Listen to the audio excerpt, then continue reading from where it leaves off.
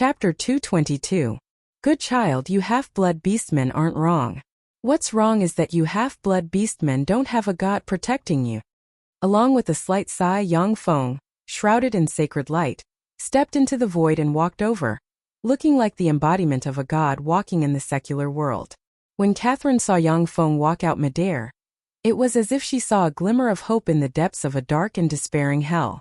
The eyes of the Wolfman warrior flashed with a glint of graveness. He grabbed Catherine and threw her aside, then faced upwards and issued a shrill howl. Enemy attack, the other party is a human wizard. The Wolfman warrior had just issued a shrill howl, when Yang Feng took a step, appeared in front of it, and a sword ray flashed at its neck. What a fast sword! The last thought flashed in the mind of the Wolfman warrior. Immediately after, its head flew high, and a mouthful of hot blood sprayed out of its body. The drops of blood sputtered towards Yang Feng, but were ricocheted after coming into contact with the life force field protecting him. Not a single drop of blood stained him. The wolf cavalrymen were battle-hardened elites. After hearing the warning of their comrade, they immediately picked up their weapons and ran towards their battle wolves. Yang Feng flicked his fingers, and the level 0 spell arcane projectiles bombarded the heads of the wolf cavalrymen like raindrops. When the wolf cavalrymen were hit in the head by the level 0 arcane projectiles, as if hit by a heavy hammer, they bled from their facial orifices and fell to the ground. The eyes of a dozen huge wolves flickered with a sinister glint. Their figures flashed, and they madly pounced at Yang Feng. When the dozen-plus wolves appeared in front of Yang Feng, he blurred into motion. Instead of retreating, he charged into the wolf pack and slashed at the wolves with the secret treasure sword forged from divine bloodsteel in his hand. After a dozen grams of divine bloodsteel were added to an ordinary fine steel sword, it could slice through iron as if it were mud. The secret treasure sword forged entirely from divine bloodsteel was extremely sharp. Wherever the sword rays passed, the hard bones of the huge wolves were easily sliced apart as if tofu. The sword rays interweaved, and the dozen huge wolves were turned into countless pieces, with blood spraying everywhere. So strong! Is he a god who has come to save us? Catherine's beautiful eyes reflected Yang Feng's figure, her heart brimming with excitement and worship. In her still slightly immature mind, a powerhouse like Yang Feng was a top powerhouse in the world, and gods were nothing more than this. When the wolf cavalrymen saw how terrifying Yang Feng's strength was, they immediately howled, mounted their giant wolves, and scattered. Yang Feng creased his eyebrows slightly when he saw the wolf cavalrymen flee in all directions. He cast spiderweb to trap 8 of the most ferocious wolf cavalrymen, and then stopped his pursuit. The biggest advantage of the wolf cavalry was their high mobility. If they couldn't beat them, they would choose to escape. It was very difficult to annihilate them. Catherine got up and stared at Yang Feng. After hesitating for a moment, she gritted her teeth and asked, "Sir Wizard, are you here to capture us?" Over the years, the people that appeared in the Kasama district were either human slave hunters or the ferocious beastmen winter hunt army. Kathleen asked with a hint of fear in her voice. Catherine knelt in front of Yang Feng. Her beautiful eyes flashed with a touch of unswerving determination, and she implored, "If you want to capture us, then capture me. I can be your slave and I can also be your test subject. I only beg you to let the other people in our village go." Yang Feng looked at the sensible half-blood beastman girl who was willing to sacrifice herself, sighed slightly, and reached out to help her up. "Good child, get up. I'm not here to capture you. I'm just a great wizard Ian who pursues the truth and walks on the path to godhood.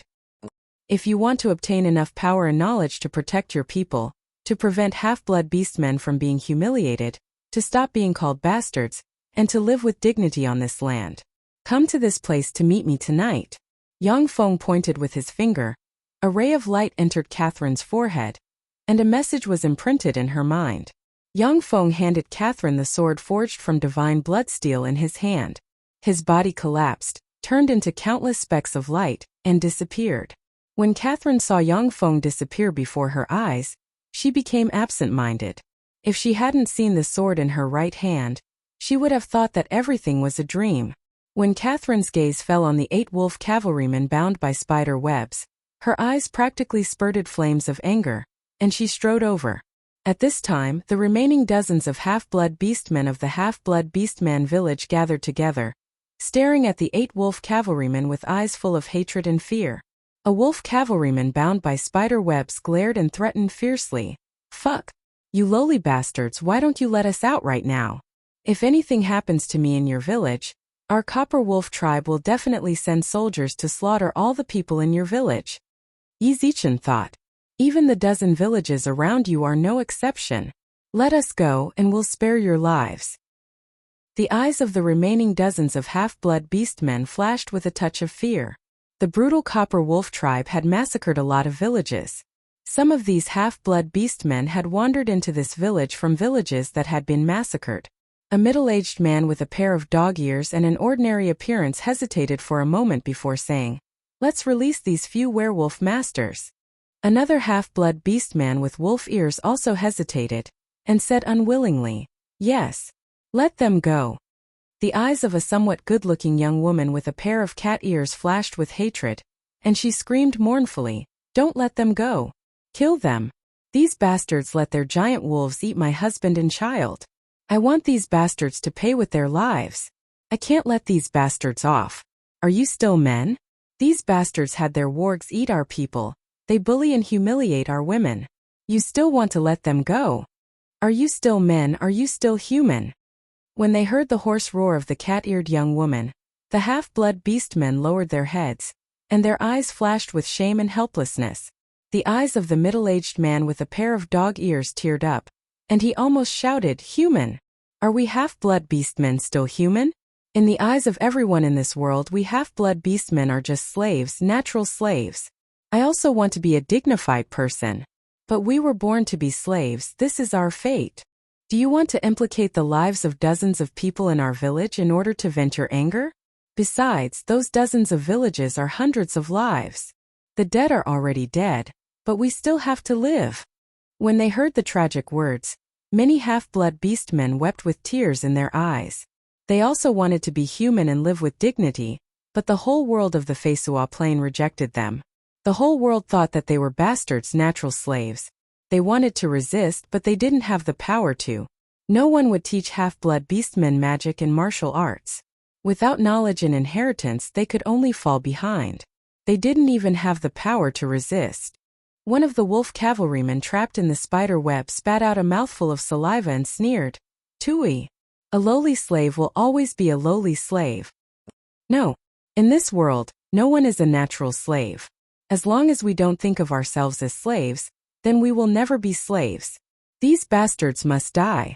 With the sword forged from divine blood steel in hand, Catherine walked over from the side, took a step forward and slashed at the wolf cavalryman.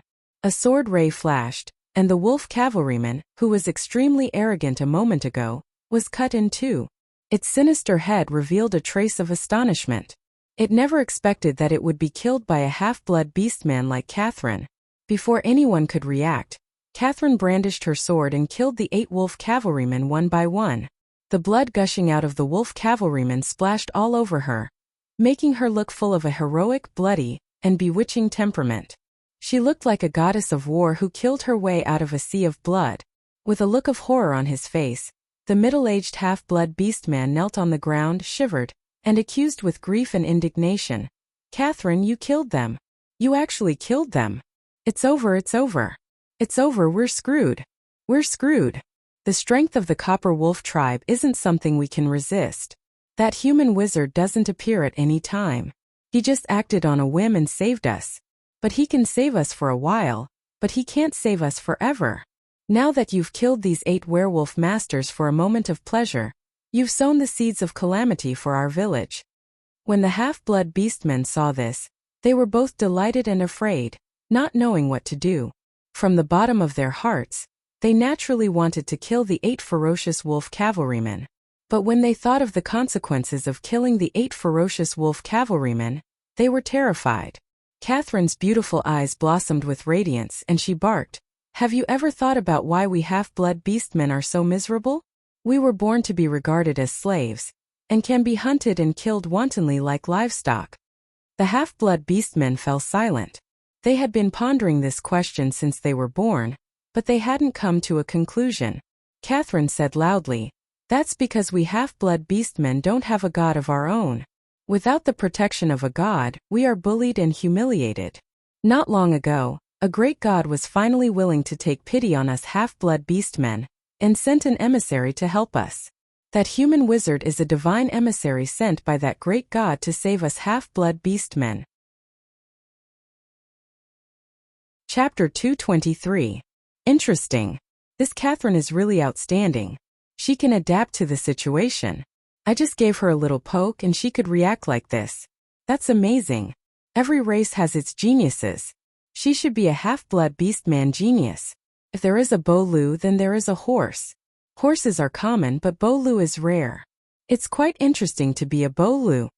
Above the clouds, sitting on the magic carpet, Yang Feng looked at the holographic scene projected by the holographic projector, and the corners of his mouth rose into a smile. The middle-aged man with dog ears was taken aback, and then whispered, "Is there really a god willing to take pity on us half-blood beastmen?" Expectant and hopeful gazes focused on Catherine at once. Catherine's thoughts revolved and she said loudly, "That's right, the name of the great god is Ian. He will send a divine emissary to guide us half-blood beastmen out of our predicament and no longer be slaves to others. We half-blood beastmen are not natural slaves." Great! That's great. Thank you, great guardian. Praise you, great guardian. The half-blood beastmen praised loudly with tears streaming down their faces. Pure faith power diffused from them, and then gradually dissipated because they couldn't find a target to attach to. In the sky, Yang Feng cast a secret method and looked at the faith power that appeared and then collapsed and dissipated from the half-blood beastmen. And he sighed slightly. What a strong faith power. I'm afraid that each of them has reached the pinnacle of shallow believers, and is infinitely close to true believers. Suffering is really the best way to harvest faith power. Believers were divided into 6 classes: non-believer, pseudo-believer, shallow believer, true believer, fanatic, and saint. In addition to non-believers, even pseudo-believers would provide a trace of faith power when they silently recited prayers. Under normal circumstances, with the same prayer time and the same soul strength, the faith power provided by 100 pseudo-believers was only comparable to that provided by one shallow believer. The faith power provided by 100 shallow believers was equivalent to that provided by one true believer. The faith power provided by 100 true believers was equivalent to that provided by one fanatic. The power of faith provided by 100 fanatics was equivalent to the power of faith provided by one saint. Of course, if a creature's soul was strong enough, then the power of faith they provided would also be stronger. Therefore, there were many species that did not have a lot of numbers but their individual souls were strong enough. Their gods were also very powerful. The half-beastmen race had suffered a lot. Without the protection of the gods, they were one of the most vulnerable races. Yang Feng chose half-blood beastmen because this race, which had suffered hardships, was more likely to give birth to devout believers who could provide large amounts of faith force. In the plain of Turandot subcontinent, those vampires were being hunted by humans. They also suffered a lot. They were full of pious hope to give birth to a god of the vampires. That kind of strong obsession made most of them existences above the level of true believers.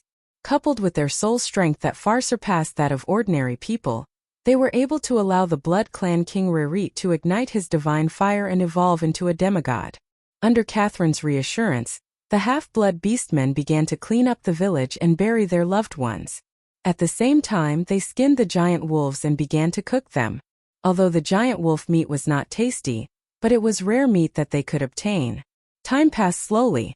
The sky had just turned slightly dark. Catherine took the sword forged from divine bloodsteel and quickly went to the place where she and Yang Feng had agreed to meet. After arriving at the place, Catherine began to practice the swordsmanship that was full of mistakes under the weak moonlight. This was the only martial art she could learn. Don't practice it. You're practicing the wrong swordsmanship. If you continue to practice it, you'll only ruin your body. Under the weak moonlight, Yang Feng, shrouded in a faint sacred radiance, slowly walked out from the side. Master Ian, thank you very much for saving the people of our village. Catherine prostrated herself on the ground, kowtowed 5 times, and expressed her thanks to Yang Feng. This was the highest form of thanks given to her by a former slave by a half-blood beastman. Yang Feng said, "Get up." "Yes. Catherine stood up at once, looked straight at Yang Feng with a clear and firm gaze, and said, I want to get enough power and knowledge to protect my people, so that half-blood beastmen will no longer be humiliated, no longer be called bastards, and can live with dignity on this land. Please teach me what to do. I'm willing to pay any price. As long as I have it, you can take it. I'm a wizard who pursues the truth and walks on the path to godhood. I need you to become the pope of my church and spread my faith among half-blood beastmen. Half-blood beastmen who are willing to believe in me and don't violate my doctrine will receive my protection. Half-blood beastmen who receive my protection will receive food that can be preserved fruits, clean water, a safe residence, and live with dignity. Anyone who tries to capture you will be my enemy. My army will tear those enemies to pieces. Catherine, are you willing to become the pope of my church and spread my faith among half-blood beastmen? This is a path full of thorns and sacrifices. I alone won't be enough. I need the entire half-blood beastmen to continuously struggle and make countless sacrifices. Only then will there be hope for success. Shrouded in sacred light, Yang Feng spoke slowly like the embodiment of a god. I'm willing, Catherine said without hesitation.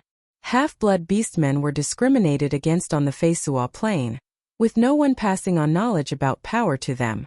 Now that someone finally got an opportunity, they naturally wouldn't let it go. Yang Feng extended his hand, and a knowledge crystal appeared in his hand, which flew towards Catherine. This is a knowledge crystal that can be practiced until the demigod rank martial art Lion King battle scripture. Crush it, and you'll master this martial art. Yang Feng didn't lack secret methods that could be practiced until the Starry Sky Warlock rank. In the Tyrannid subcontinent, the 6 great warlock groups all had secret methods that could be practiced until the Starry Sky Warlock rank, and there were even 3 secret methods that could be practiced until the Moonlight Warlock rank. However, the 3 secret methods that could be practiced until the Moonlight Warlock rank were all ancient secret methods. The requirements were too high, and he couldn't achieve them. The Lion King battle scripture was one of the 3 secret methods that could be practiced until the Moonlight Warlock rank. This was a secret method that human warlocks learned from the Feisua Plains Beastman Divine System's Lion God Arketh, and then improved upon it. This was one of the reasons why Yang Feng chose Catherine, a Lionman half-blood beastman girl. Kathleen reached out and grabbed, directly crushing the knowledge crystal of the martial technique. That was the secret technique of the Lion King battle scripture. The next moment, it entered her mind. Not long after, a huge phantom of a lion suddenly appeared behind Catherine, emitting a powerful pressure. This was the power inherited from her bloodline, and now it was finally stimulated by the Lion King battle scripture. When Yang Feng saw this, the corners of his mouth rose slightly. Not bad, the power of her bloodline is beyond my imagination. It seems that either her father or mother is a divine descendant with God's bloodline flowing through them. I've struck it big this time. Catherine let out a roar towards the sky, and a wave of war lion chi gushed out from her body. Her figure flashed, and she executed a complete set of Lion King fist technique in the open space. Boom! After Catherine executed the complete Lion King fist art, she finally slammed her fist into the ground and blasted open a small fist imprint. Catherine's figure shook slightly, and she arrived in front of Yang Feng. Her beautiful eyes were filled with adoration and gratitude. Thank you, sir, for teaching me the Lion King battle scripture. Catherine will never forget your kindness. Yang Feng smiled and flicked his finger, and another knowledge crystal flew into Catherine's hand. The Lion King battle scripture is the signature martial art of Lionmen of the Beastman Empire's royal family. Except for Lionmen, the effects of cultivating it aren't good for other people. I'll teach you the Radiant battle text. Any Beastman can cultivate this martial art. If you cultivate it to the pinnacle, you can become a legend rank warrior. Catherine alone wasn't enough to support the entire half-blood Beastman race. Most people could cultivate an inherited martial art, which was the foundation for the prosperity of the race. Although the Radiant battle text's grade wasn't as high as that of the Lion King battle scripture, but for the entire half-blood Beastman race, it was much more precious than the Lion King battle scripture.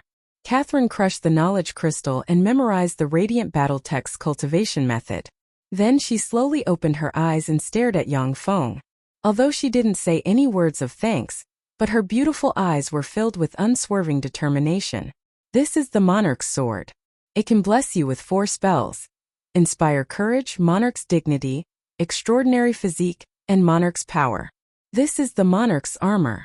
It has a formidable defensive power and is blessed with 9 spells: Warping Force Field, Fire Resistance Enhancement, Water Resistance Enhancement, Wind Resistance Enhancement, Earth Resistance Enhancement, Ice Resistance Enhancement, Light Resistance Enhancement, and Darkness Resistance Enhancement. The future of Half-Blood Beastmen needs you to use these 2 weapons to forge it. With a flick of his wrist, Yang Feng handed Catherine a secret treasure sword forged entirely from divine bloodsteel, and a secret treasure armor forged entirely from divine bloodsteel. In terms of material quality, the secret treasure sword forged entirely from divine bloodsteel already surpassed that of many legend-rank secret treasure swords. Its only shortcoming was that the magic attached to it wasn't strong enough. The same was true for the secret treasure armor forged entirely from divine bloodsteel. However, to the current Catherine, this was definitely a godly weapon-level treasure. Chapter 224.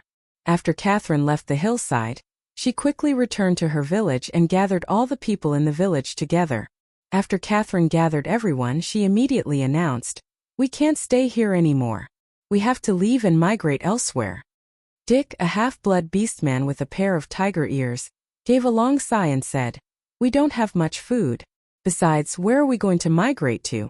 There's no place for us half-blood beastmen to survive." Bitterness welled up in the hearts of the half-blood beastmen present. Chuck, a tiger tribe half-blood beastman with a pair of tiger ears, a sturdy figure, and a 60% resemblance to Dick, suddenly pointed at a half-blood beastman with a pair of lion ears standing next to Catherine and asked, "Catherine, who is he? Why haven't I seen him before?" The half-blood beastmen also looked strangely at the lionman half-blood beastman Yang Feng standing next to Catherine. Yang Feng said with a light smile, "Hello. I am one of the divine emissaries sent by the mighty god Ian to help you. My name is Caesar." After he finished speaking, frightening Sky Knight rank chi spread from Yang Feng, making it hard for the many half-blood beastmen present to breathe. After warlocks use secret methods to condense a soul seed and establish a spirit sea, the power they obtained was named life energy by warlocks. It could simulate a variety of powers, and chi was no exception. Most of the half-blood beastmen present weren't even knights and hadn't cultivated chi. As such, they couldn't resist Yang Feng's imposing aura. Divine emissary. There really is a god who wants to help us. Thank the heavens have finally opened their eyes. When the half-blood beastmen felt the formidable aura released by Yang Feng, tears streamed down their cheeks and they muttered. When Chuck sensed the bottomless and frightening aura released by Yang Feng, he couldn't help but feel dispirited. He was well aware that with his strength, he would never be able to practice cultivation to Yang Feng's level. When Dick saw this, he no longer doubted Yang Feng's identity. The dozens of people in the half-blood beastman village weren't enough for Yang Feng to kill. If Yang Feng wanted to capture all of them and sell them as slaves, then they wouldn't have the strength to resist. These half-blood beastmen couldn't think of anything that could be plotted against them. After displaying his power, Yang Feng smiled and retreated to Catherine's side. Yang Feng needed to control half-blood beastmen through Catherine. After all, there were too many things that Yang Feng needed to do. In fact, every deity would have countless subordinates to share their burdens. Otherwise, even if they had divinity, they would be exhausted and would not have the time to train and enjoy themselves. Catherine's beautiful eyes flickered with expectation, and she said loudly, "Red Earth Wasteland." With his tremendous divine power, the great god Ian built a city for us half-blood beastmen in the Red Earth Wasteland and purified a huge piece of land. There we have food to eat, clean water, and a safe place to live. We can live with dignity there, and no longer be anyone's slave. A city that belongs to us beastmen. Wonderful. If that's the case, that would be great. The beastmen all cried tears of joy. A city that belonged to half-blood beastmen. This was the dream of half-blood beastmen for thousands of years. However, this was just a dream that no one had ever been able to realize. This was because they had no knowledge and no power. No one was willing to impart knowledge and power to these pitiful half-blood beastmen, because they were the product of tragedy and were despised by everyone. Catherine said with a solemn expression, "However, The city that belongs to half-blood beastmen can only be entered by believers of the great god Ian. If you want to enter the city with me, then you must believe in the great god Ian, the sole god of us half-blood beastmen. Those who are unwilling can leave now. I am willing to believe in the great god Ian. Me too. None of the half-blood beastmen present refused to believe in Yang Feng. In the face of the pressure of reality, they just wanted to live well. No matter which god gave them a way to live, they would believe in that god. This is an idol given to us by the god Ian. We need to pray to him every day to become his believers. At the same time, he will send divine emissaries to bless and protect us. Catherine took out an idol with a face 80% similar to Yang Feng's, yet it was shrouded in a layer of misty light, making it hard to see clearly, and placed it on the table. Now let's carry out a prayer ceremony. Learn from me. Catherine clenched her hands, closed her eyes, and silently recited a prayer. Great Lord Ian, you are the ruler of half-blood beastmen, a supreme divine being. You are the monarch of light. You are the sower of fear. Great Lord Ian, you are the invincible god of war. You are the guardian of the good and the weak. Great Lord Ian, we offer you our most pious faith. From now on, after death, we will return to your divine country. We will become your shield and resist all harm for you. We will become your sword and slash all enemies for you. Great Lord Ian, may your divine country become a star in the sky. Under Catherine's lead, the half-blood beastmen began to earnestly learn her posture and prayed earnestly and devoutly. Pure faith power diffused from the half-blood beastmen and entered the idol created by Yang Feng. Yang Feng looked at the faith power condensed on the idol, and the corners of his mouth rose slightly. I've finally taken the first step. Most of the people in the human race already had faith. In this world where gods constantly performed miracles, there were practically no non-believers among humans. Even among human slaves, many still had a god they believed in. If Yang Feng wanted to spread his faith among humans, it would be very difficult. The suffering half-blood beastmen were his best choice. After the prayer ceremony was completed, the dozens of half-blood beastmen present felt as if they had undergone a complete transformation. Their heart, spirit, and spirit were all different. Before this, these half-blood beastmen were hopeless existences that couldn't see the light. Now, however, they saw the light of hope. Dick's eyes blossomed with endless anger, and he asked, Catherine, can you contact the surrounding villages and towns and take them to the city you spoke of? Catherine smiled and said, Half-blood beastmen who are willing to believe in our Lord are our dearest compatriots and can go to that city. Dick's eyes flashed with worry, and he said, Since our Lord is so generous and great, I believe that all half-blood beastmen will believe in him. But the biggest problem now is the winter hunt. The wolf cavalrymen are just the vanguard of the winter hunt. According to convention, the large-scale winter hunt is about to begin. The winter hunt was when the beastmen of the Beastman Empire would sweep through the Kasama region from time to time during winter. They would plunder the food of half-blood beastmen and capture the beauties of half-blood beastmen for their own enjoyment or directly sell to human slave merchants in exchange for various supplies. The winter hunt wasn't just a matter of the Copper Wolf tribe, but the main force of the entire Beastman Empire. They would hunt in the Kasama region. In front of the main force of the Beastman Empire, all of the half-blood beastmen's resistance would be crushed into powder. Among the half-blood beastmen, there were also ox half-blood beastmen, tigermen half-blood beastmen, lionmen half-blood beastmen, and elephantmen half-blood beastmen. These half-blood beastmen were born with divine strength, and their battle prowess far exceeded that of ordinary humans. There were also half-blood beastmen who resisted in the Kasama region, but they lacked weapons, cultivation techniques, and various inheritances of knowledge. They simply couldn't resist the attack of the main force of the Beastman Empire. The half-blood beastmen who resisted were slaughtered by the hundreds, and then hundreds more were thrown into the Kasama area, leaving them to fend for themselves. They wouldn't let those half-blood beastmen consume the food of the Beastman Empire. The main force of the Beastman Empire was definitely the existence that all half-blood beastmen hated and feared the most during the winter hunt. When the half-blood beastmen heard this, their eyes revealed worry. Catherine said in a deep voice, I have a way. All eyes were focused on Catherine, filled with anticipation. Catherine looked around and said in a deep voice, Before the winter hunt officially starts, the only threat to us is the Copper Wolf tribe. I'll take people to assassinate the chieftain of the Copper Wolf tribe. As long as we assassinate him, the vanguard of the Copper Wolf tribe will collapse without a fight. In this way we can gain 10 days of time. 10 days is enough for us to contact many tribes. Which brother is willing to go with me to assassinate the chieftain of the Copper Wolf tribe? I'm willing. Contrary to everyone's expectations, a person took the lead and said loudly. Gazes focused on that person, revealing looks of surprise. Yang Feng was also very surprised, because that person was the dog-eared middle-aged man Kun, who had bitterly advised everyone not to kill the 8 wolf cavalrymen. Heh, I know what you're thinking. My wife and son died tragically at the hands of those beasts. Don't I hate those beasts? It was just that in the past we didn't have the strength to resist. Now that a god is willing to shelter us, I, Kun, am willing to risk my life for the sake of the half-blood beastmen. If I'm lucky enough to survive in the future and arrive at the place where my lord promised my race to rest, then I'll dedicate everything I have to my lord. This is the promise of me, a dog-eared half-blood beastman. Kun tore his tattered clothes and forcefully grabbed at them.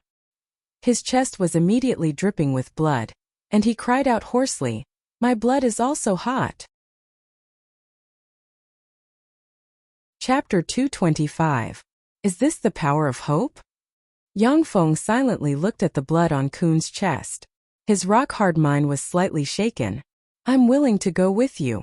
Me too. After a moment of silence, none of the 56 half-blood beastmen in the room cowered. Regardless of gender or age, they all spoke silently. Catherine made a prompt decision. The number of people needed for the assassination should be few, not many. Caesar, Khan, Chuck, and I will be going for the assassination.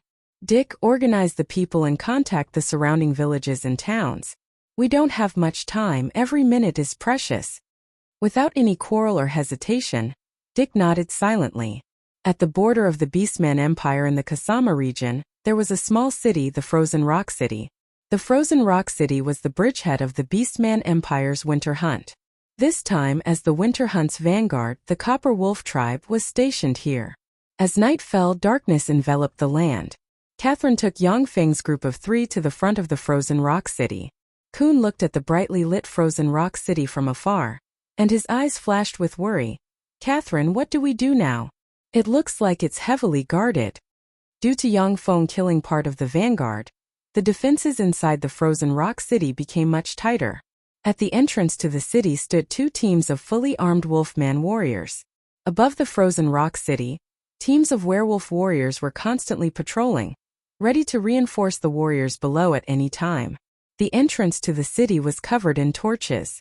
Above the city wall, there was a thick torch at regular intervals, brightly illuminating the city. Catherine's gaze congealed slightly, and she said, "Caesar, you speak." Yang Feng said with a light smile, "Everyone follow me. Let's kill our way to the headquarters, and then behead the chief of the Copper Wolf tribe." Chuck frowned and said coldly, "That's easy for you to say. We don't even know how many soldiers there are in the Frozen Rock City or where the chief of the Copper Wolf tribe is, so how can we kill them? Besides, how can the 4 of us kill our way in?" Even though he had acknowledged Yang Feng's identity as a divine emissary, Chuck was still very jealous of him. This was mainly because the beastmen were ignorant and did not know the importance of a divine envoy. If it was in the 4 great empires, no one would dare to be so rude to an oracle sent by a god. The ignorant are fearless. This was the principle. Kun also focused his gaze on Yang Feng, wanting to see what Yang Feng had to say. He didn't think that the 4 of them could break into the city and kill the chief of the Copper Wolf tribe. This is a treasure given to me by God. A long sword that could cut through any weapon and a full body armor that could block almost any weapon. And God is watching us. He will guide us to the location of the chief of the Copper Wolf tribe. Yang Feng smiled faintly and flipped his hand, and 2 copper boxes appeared in front of Chuck and Kun. On top of the 2 copper boxes, there was a magic sword forged from divine blood steel. Yang Feng said lightly, "Put your hands on the box, and you'll get the divine warrior armor bestowed upon you by God." Without hesitation, Kun put his hand on the groove on top of the copper box. Bronze-colored magic radiance flickered, and pieces of armor flew out of the copper box and landed on Kun's body, covering every vital part of his body. Only some of his joints were exposed. There were 16 energy grooves on the divine warrior armor, each of which was inlaid with a superior magic stone. An incomparably powerful life mana emanated from the divine warrior armor and entered Kun's body, stimulating his body's potential and causing him to burst forth with aura. Qi. This is the power of Qi. Kun was slightly taken aback, and then his eyes flashed with ecstasy and he praised, "Great God, Ian, praise you." Upon seeing this, Chuck also put his hand on the copper box, put on the divine warrior armor, and was stimulated to give birth to Qi. The divine warrior armor looked like it had a lot of components, but in fact it was extremely light. Each divine warrior armor weighed only 2.5 kilograms and was forged from divine blood steel. Because it was enchanted with lighten, brute strength, inspire courage, and several other spells, it wasn't heavy at all. On the contrary, the wearer would feel as light as a swallow and extremely nimble. These two divine warrior armors were the original versions of battle armor that Yang Feng had developed by combining warlock knowledge and Shizu technology. As long as the wearer had a strong enough body, they would possess formidable offensive and defensive power. On the battlefield, they would be just like a humanoid tank. Yang Feng waved his hand, and 2 gold boxes appeared in front of him and Catherine. Catherine reached out and pressed her hand on the groove of the golden chest. Countless golden armor plates flew out of the golden chest and surrounded her, forming a female warrior covered in golden armor. She wore a mask, and her facial features could not be seen clearly. "Follow me." Yang Feng took the lead and stealthily moved towards the section of the frozen rock city's city wall. Catherine's group of 3 followed behind Yang Feng. When they reached the edge of the city wall, Yang Feng took a deep breath, tapped his foot on the ground, flew up, and easily landed on top of the city wall. The frozen rock city's city wall was only 6 meters tall. It couldn't stop an expert like Yang Feng. Yang Feng shook his hand, and a rope extended from the top of the city wall. Catherine's group of 3 quickly reached out and grabbed the rope. Yang Feng shook the rope slightly and erupted with Sky Knight rank power in a flash, sending Catherine's group of 3 flying towards the top of the city wall. In midair, Catherine didn't panic. She operated her Qi, twisted her tender body slightly, turned her feet to the ground, and stomped on the ground, stopping her forward momentum. Yang Feng's eyes flashed with admiration. He took a step forward and pressed his palms on the abdomen of Chuck and Kun. A gentle force gushed out of his palms and caught the 2 of them. During his time on the Feisua Plain, Yang Feng could only rely on himself most of the time without the terrifying battle prowess of his mechanical legion. He forced out his potential. If Yang Feng had just left the Tyrannid subcontinent, it wouldn't have been an issue to slap Chuck and Kun into mincemeat. However, he definitely wouldn't have been able to use his strength so effortlessly. Originally, Yang Feng was just an ordinary warlock who had accumulated all kinds of rare resources and elixirs. But now, after his tempering on the Feisua Plain, he could feel himself constantly transforming, becoming stronger, and grasping various knowledge more flexibly. When Chuck and Kun landed, they heaved a long sigh of relief. Yang Feng reached out with his hand, lifted Chuck and Kun, and jumped down from the top of the city wall. Catherine also jumped down from the top of the city wall. Once they entered the frozen rock city, the 4 people formed a battle formation. Yang Feng was at the forefront of the formation, Chuck and Kun protected his flanks, and Catherine was in the rear, bringing up the rear. Without hesitation, Yang Feng took the 3 people and plunged into the frozen rock city. Inside the frozen rock city, Yang Feng, as if aided by a god, avoided one squad of Beastman patrol warriors after another, leaving Chuck and Kun full of admiration. They truly believed that Yang Feng had the guidance of a god. There was a small castle in the center of the frozen rock city, which was the city master's mansion. Since the frozen rock city was the bridgehead for attacking the Kasama region, half-blood beastmen would from time to time find ways to attack the frozen rock city and assassinate its high-ranking officers. Therefore, the city master's mansion was transformed into a small castle. The small castle's city wall was 7 meters tall. The city wall was brightly lit, and teams of wolfman warriors exuding an iron-blooded temperament were patrolling. The small castle was guarded by the trusted subordinates of the chief of the Copper Wolf tribe. They were valiant warriors who had gone through countless battles, and each of them possessed formidable battle prowess not weaker than human knights. Follow me. Yang Feng's eyes flashed with a scorching glint. His figure shook, and he took the lead, rushing towards the entrance of the small castle like a humanoid tank. Charge! Catherine ordered. Kun and Chuck looked at each other, then gritted their teeth and followed behind Yang Feng, rushing towards the small castle. Enemy attack! Enemy attack! Atop the city wall, a wolfman warrior saw Yang Feng dressed in a golden armor at a glance, and he faced upwards and issued a shrill howl. As expected of elites, the werewolf warriors on the castle quickly made their preparations. 20 archers of the Copper Wolf tribe immediately stepped out and shot at Yang Feng. The 20 arrows turned into a rain of arrows and shot towards Yang Feng. Bang! Bang! Amid crisp sounds, the 3 arrows that hit Yang Feng's gold armor were ricocheted away. Braving the rain of arrows, Yang Feng rushed to in front of the gate of the castle. The magic sword forged from divine blood steel in his hand flickered with sword light, and he slashed the castle a dozen times in a row. Break! Yang Feng gave a furious roar and punched the gate of the castle. Boom! With a loud bang, the city gate was instantly torn into pieces, and countless fragments flew in all directions. The gate is broken. The gate is broken just like that. Kun and Chuck were dumbstruck, hardly daring to believe their eyes. Yes.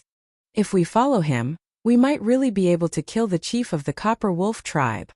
Next, hot blood welled up in the hearts of Kun and Chuck, and they were filled with hope. Catherine's beautiful eyes flickered with an extraordinary splendor, and she looked at Yang Feng's back full of worship, as expected of Master Ian. Chapter 226. Breached. The gate was breached. Fuck. How could the gate be breached just like that? When the Wolfman warriors saw the gate breached, they were dumbstruck, not daring to believe their eyes. Yang Feng's group of 4 took the opportunity to rush into the castle and madly rush towards the chief of the Copper Wolf tribe. Block them! Block them! A guard leader roared loudly and rushed towards Yang Feng's group of 4 with 50 Wolfman warriors. Yang Feng rushed towards the guard leader and slashed at him with a resplendent sword ray. The guard leader bellowed. An Earth Knight rank chi erupted from him in a flash. The fine steel sword infused with chi flicked at Yang Feng's sword. Ding! Under the horrified gaze of the guard leader, the fine steel sword in his hand broke into 2. The sword ray slashed down and instantly sliced the guard leader in 2. After slaying the guard leader, sword rays flashed around Yang Feng, and the Wolfman warriors near him were sliced in 2 along with their armor. Kun and Chuck, who were responsible for guarding Yang Feng's flanks, although they didn't know martial arts, but relying on the sharp magic swords and the divine warrior armor with astonishing defensive strength, they withstood the attacks of the Wolfman warriors and killed the Wolfman warriors one after another. Catherine also madly brandished the ruler's sword, and killed the Wolfman warriors one after another. Blood spattered all over her, yet she didn't waver. Amidst the frantic fighting, she gained a deeper understanding of the Lion King battle scripture that Yang Feng imparted to her. As if a sharp knife cutting through tofu, Yang Feng led the 3 people to easily cut through the 50 Wolfman elite warriors, and then rushed towards the room where the chief of the Copper Wolf tribe was located. Along the way, there were no more organized troops blocking in front of Yang Feng. After killing a dozen guards in a row, Yang Feng's group of 4 rushed into a room. Inside the room on the carpet, there were 4 naked corpses of half-blood beastman girls. Each of the 4 half-blood beastman girls was very beautiful, and they were only 15 or 16 years old. In the room stood a middle-aged wolfman with a pair of wolf ears, a furry wolf tail on his butt, a medium build, a face as if carved by a knife, and a cold and cruel temperament. Standing in the middle of the room with a blood-stained scimitar in his hand, the middle-aged wolfman stared coldly at Yang Feng's group of 4. That wolfman raceman did not panic in the face of danger and said very calmly, "The 4 of you, how dare you? Do you know who I am? I am Ahriman, the chief of the Copper Wolf tribe, a hereditary baron of the Orc Empire. If you dare to kill me, the Orc Empire will never stop hunting you down. Who sent you to assassinate me? I can pay you double the amount you paid. No, I'll pay you 3 times the amount, and then go kill the person who sent you. Kill him, and I can promote you in the Orc Empire, make you aristocratic barons of the Orc Empire, and give you hereditary fiefs and great wealth. On the Feisua plain, aristocratic titles and hereditary fiefs were things that many people yearned to obtain. Many martial path powerhouses and formidable wizards would serve human empires for aristocratic titles and hereditary fiefs. Martial path powerhouses had tyrannical strength and didn't have to worry about food and clothing. However, their next generation might not be able to learn their martial arts. Aristocratic titles and hereditary fiefs were the foundation of a family's inheritance and wealth. Unfortunately, I only want your head. Yang Feng's gaze swept past the naked corpses of the half-blood beastman girls, and his gaze became extremely frigid. His figure shook, and he strangely appeared in front of Ahriman and slashed at him with his sword. A bunch of clowns, I just don't want to waste my strength. Since you're courting death, then I'll send you on your way. Ahriman snorted coldly. In a flash, frightening firmament night rank chi erupted from him, and he took a step forward and slashed at Yang Feng with a tyrannical blade. In the Orc Empire, the law of the jungle prevailed. For Ahriman, who respected the strong, to be able to become the chief of the Copper Wolf tribe, he was extremely powerful. Otherwise, he wouldn't be able to suppress the pack of wolf cubs in the tribe. Ding! The blade and sword collided, and the fine steel blade in Ahriman's hand broke into two. Yang Feng's magic sword slashed down, and Ahriman's head was sent flying. The moment Ahriman's head was sent flying, his eyes flickered with incredulity, as if he couldn't believe that he was insta-killed by a sword. Your martial path strength might be good, but unfortunately, your weapon is too poor. Yang Feng grabbed Ahriman's head, who died with everlasting regret, and said faintly. Extremely hot blood spurted out of Ahriman's chest. Before it came into contact with Yang Feng, it was bounced off by the life force field protecting him. In real combat, weapons and equipment were extremely important, and could even play a decisive role. Ahriman's martial path strength might be even stronger than Yang Feng's, but he was insta-killed by Yang Feng, because he didn't know that the magic sword forged from divine bloodsteel in Yang Feng's hand was actually so sharp. A powerful weapon could instantly increase a martial artist's battle prowess by several times. This was also the reason why Yang Feng's 5 magic swords could be auctioned at sky-high prices. Kun's eyes flowed with tears, and he sobbed uncontrollably. Formidable faith power diffused from him. We actually did it. We actually assassinated the chief of the Copper Wolf tribe. This is a miracle bestowed upon us by the gods. Praise you, mighty guardian. Praise you. Yang Feng felt the faith power coming from Kun, and was slightly surprised. True believer. Not bad, I really couldn't tell that this Kun was a good seedling. Yang Feng took out a spear, inserted Ahriman's severed head on it, and strode outside. Ahriman is dead. The frozen rock city has been captured. Yang Feng had Kun carry Ahriman's severed head, and shouted when he saw people. When the Wolfman warriors saw Ahriman's severed head, their morale began to collapse, and they became polarized. Eyes bloodshot, some Wolfman warriors madly rushed at Yang Feng and company, before being killed by Yang Feng and Catherine. Even more werewolf soldiers broke down and fled the city lord's manor. Yang Feng and company killed their way to the city master's mansion's prison. Catherine took the lead. After killing a dozen-plus Wolfman warriors, she broke into the prison.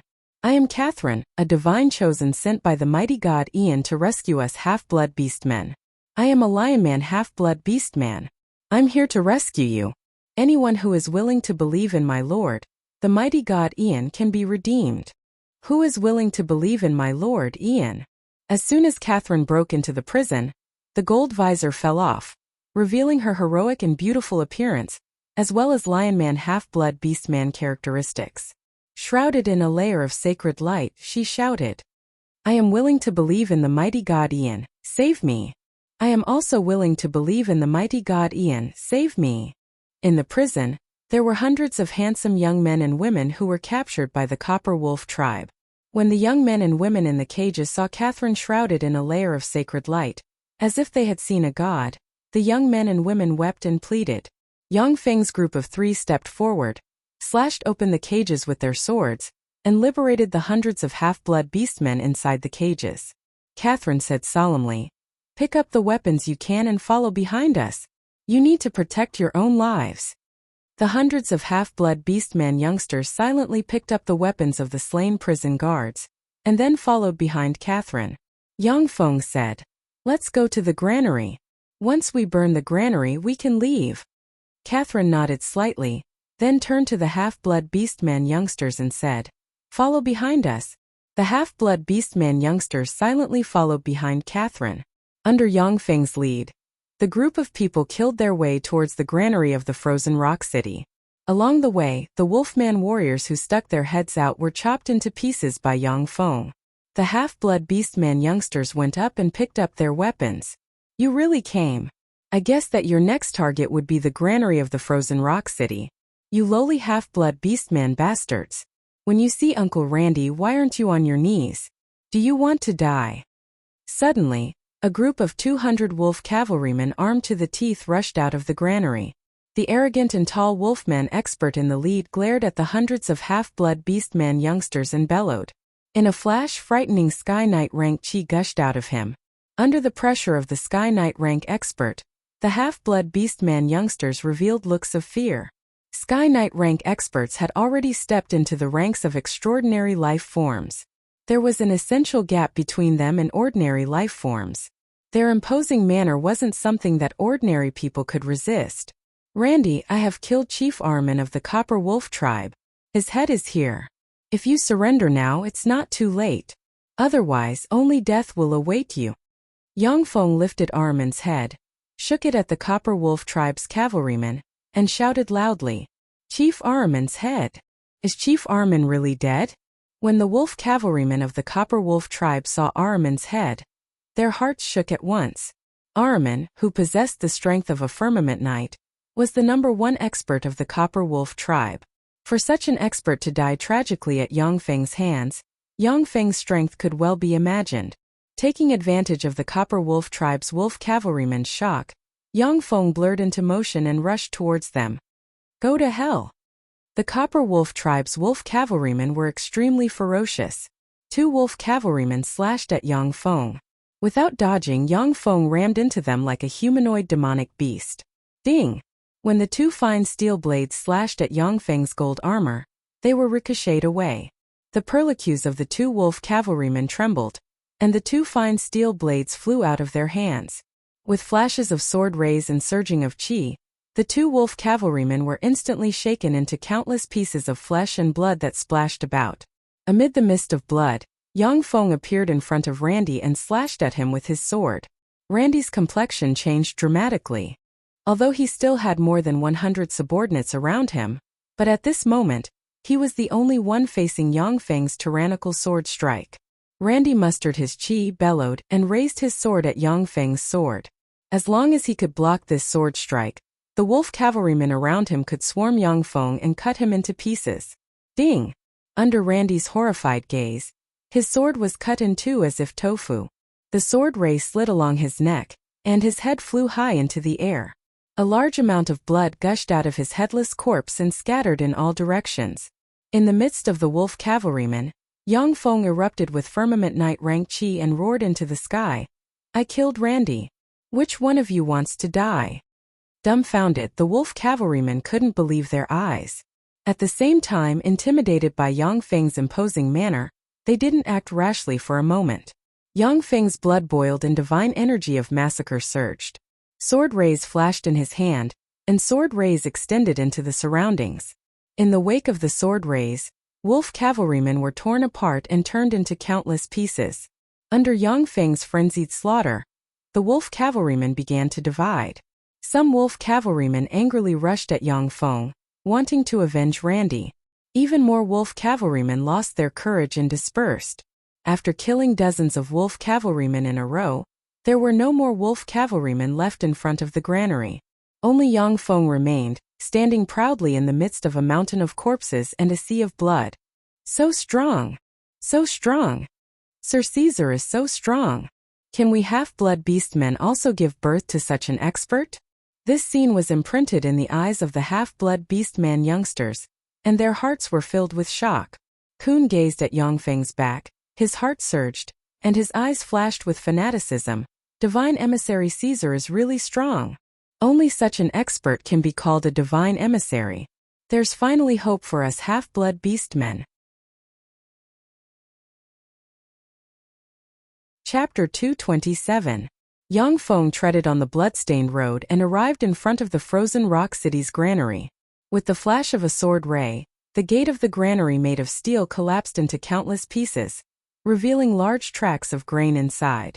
When the half-blood beastman youngsters saw the large tracts of grain inside the granary, their eyes practically glowed green, and they swallowed their saliva several times. The living environment in the Kasama region was extremely harsh. The half-blood beastman youngsters basically only had some sour berries, wild vegetables, and some edible roots to barely fill their stomachs. It was the first time they had seen so much grain. Kun said with some reluctance, somewhat respectful, "Sir Caesar, can't we find a way to transport this grain back?" Catherine's big, expressive eyes also stared straight at Yang Feng. "Yes. Take it back." The half-blood beastman youngsters also spoke one after another. Yang Feng said faintly, "No, we don't have that much time. Let me tell you another piece of bad news. According to the oracle of the mighty god Ian, the Bloody Lion monarch Lawrence is already on his way here with 20,000 elites of the Bloody Lion slave hunting group." Kun's complexion changed greatly, his eyes flashed with fear, and he said in a trembling voice, "Lawrence, it's that fiend." Catherine's beautiful eyes were filled with endless anger. At the same time, fear shrouded the abyss of her beautiful eyes. "Lawrence, that bastard. He's here. Lawrence. That fiend is here. It's actually that fiend." The faces of the half-blood beastman youngsters were drained of blood. Their bodies trembled, and their eyes were filled with fear. The Blood Lion monarch Lawrence was the uncle of the current emperor of the Beastman Empire, and he was conferred the title of Grand Prince. He was extremely cruel and had presided over winter hunts against half-blood beastmen several times. Others presided over winter hunts and would release water to raise fish, so they wouldn't kill people indiscriminately in the Kasama region. As for the Blood Lion monarch Lawrence, he was extremely cruel and vicious. At that time, he slaughtered all the resistance forces in the Kasama district, including those who surrendered, and massacred the villages where the half-blood beastman resistance forces had been active. Even the beastman villages that did not participate in the rebellion were massacred indiscriminately, making the people of the Kasama district tremble in fear and hate them endlessly. Yang Feng said solemnly, "Only by burning the food can we stop their advance. Otherwise, they will only continue to hunt us down for food." Kathleen nodded silently. Yang Feng took out an oil can, poured kerosene on the grain in the granary, lit a torch and threw it into the granary. The flames immediately rose up in the granary, and the tongue of fire quickly spread across the granary. "The granary is on fire. It's over. What should we do? Lord Ahriman seems to have been killed. What should we do now?" Within the frozen rock city, the werewolf troops fell into chaos. After Ahriman was killed, there was no one else in the Copper Wolf tribe who could convince the masses. When some ambitious experts of the Copper Wolf tribe saw the flames rising in the granary, they knew that they couldn't continue. They immediately led their troops to escape from the frozen rock city and fled towards the Copper Wolf tribe. Whoever could escape to the Copper Wolf tribe first would gain a huge advantage. Yang Feng took the hundreds of half-blood beastman youngsters to the armory and opened the door. After everyone picked up a few weapons, they swaggered out of the frozen rock city. In front of the nameless village where Catherine lived. Standing at the gate of the village, Dick looked in the direction of the frozen rock city from time to time, his eyes filled with anxiety. Was I too impulsive? For people want to go to the frozen rock city to assassinate the chief of the Copper Wolf tribe. This is simply an impossible miracle. Just the position of the chief of the Copper Wolf tribe is hard to determine.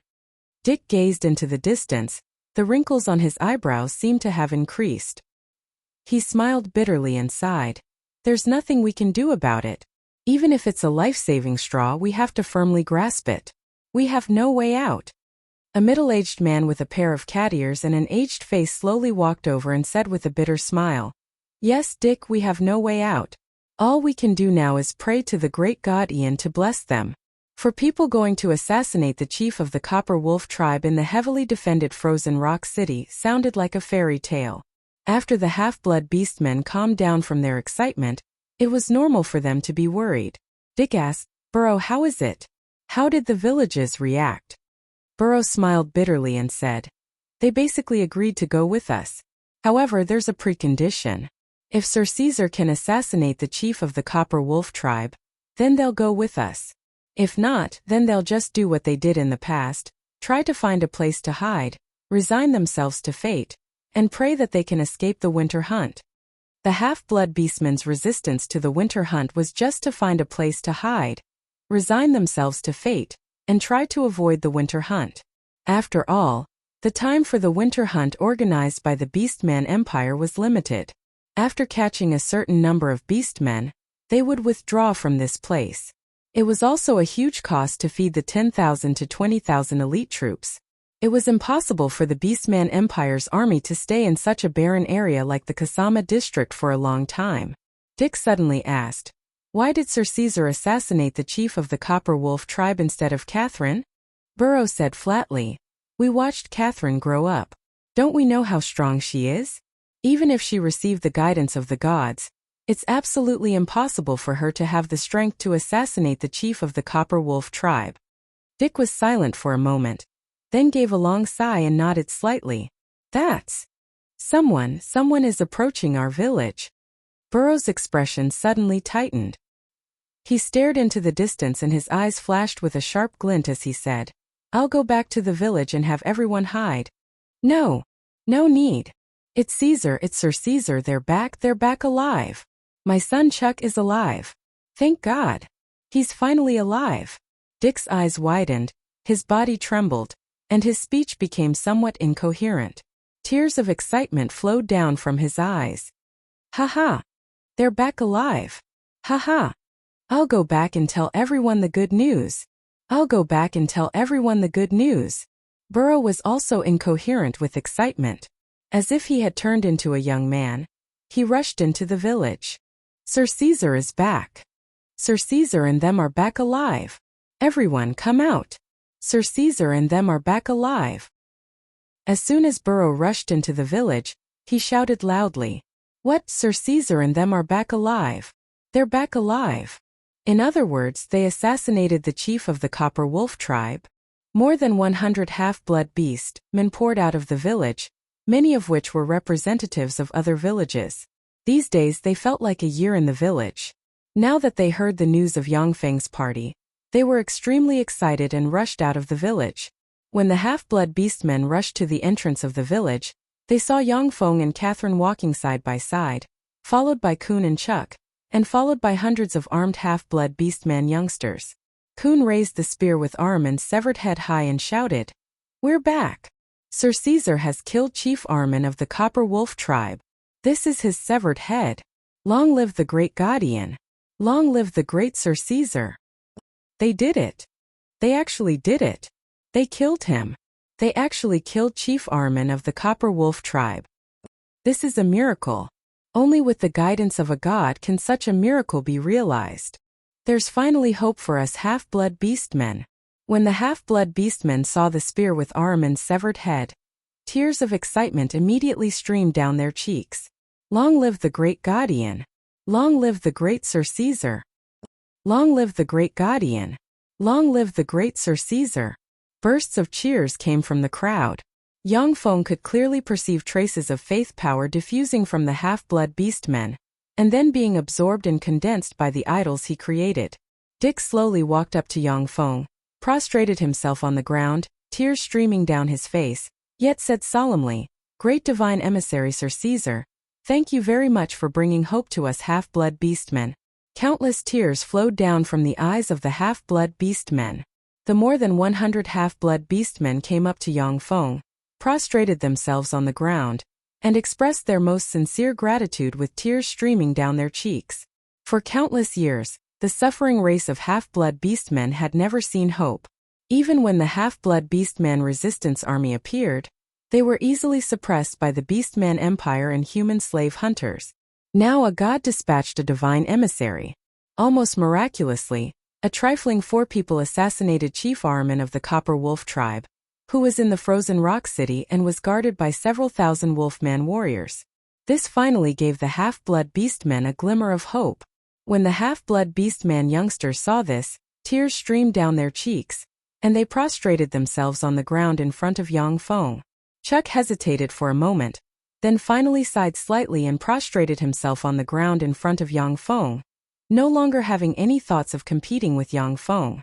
In the battle to assassinate Ahriman, he had already witnessed Yang Feng's mystical abilities and formidable strength. Such a person was not someone he could compare to. He was also a half-blood beastman, and he longed for the freedom and dignity of half-blood beastmen. Chapter 228.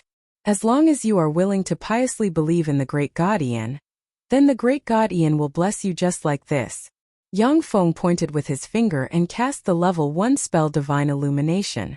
A heartwarming sacred light suddenly appeared and enveloped everyone present, warming them up slightly. Yang Feng then flicked his finger, and a large amount of super recovery elixirs made from a combination of alchemy and Shizu technology turned into a fine mist that mixed with the sacred light.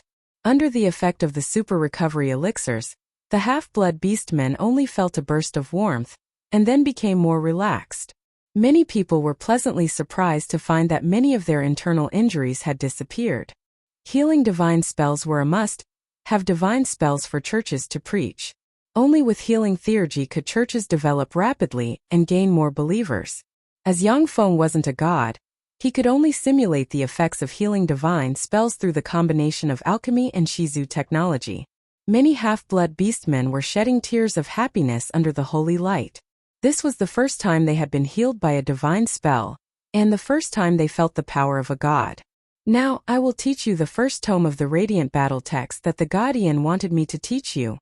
Shrouded in sacred light, Yang Feng began to explain the first tome of the radiant battle text to the half-blood beastmen. Originally, Yang Feng intended to have Catherine teach him this martial art. But now that the opportunity was right, he naturally wouldn't let it slip by. The scene was silent. Apart from Yang Feng's voice, there was no other sound. Every half-blood beastman eagerly listened to Yang Feng's every word, full of piety. All half-blood beastmen knew how precious martial art knowledge was. Any martial art was a secret of the major races, and the foundation of their foothold. No one would teach martial arts to half-blood beastmen. The error-ridden swordsmanship that Catherine practiced was something that a half-blood beastman slave paid a great price to secretly learn. Half-blood beastmen, who had suffered countless hardships, had a thirst for knowledge that far surpassed that of other races. Yang Feng looked around and his gaze fell on Kun. Okay, I'll stop here for today.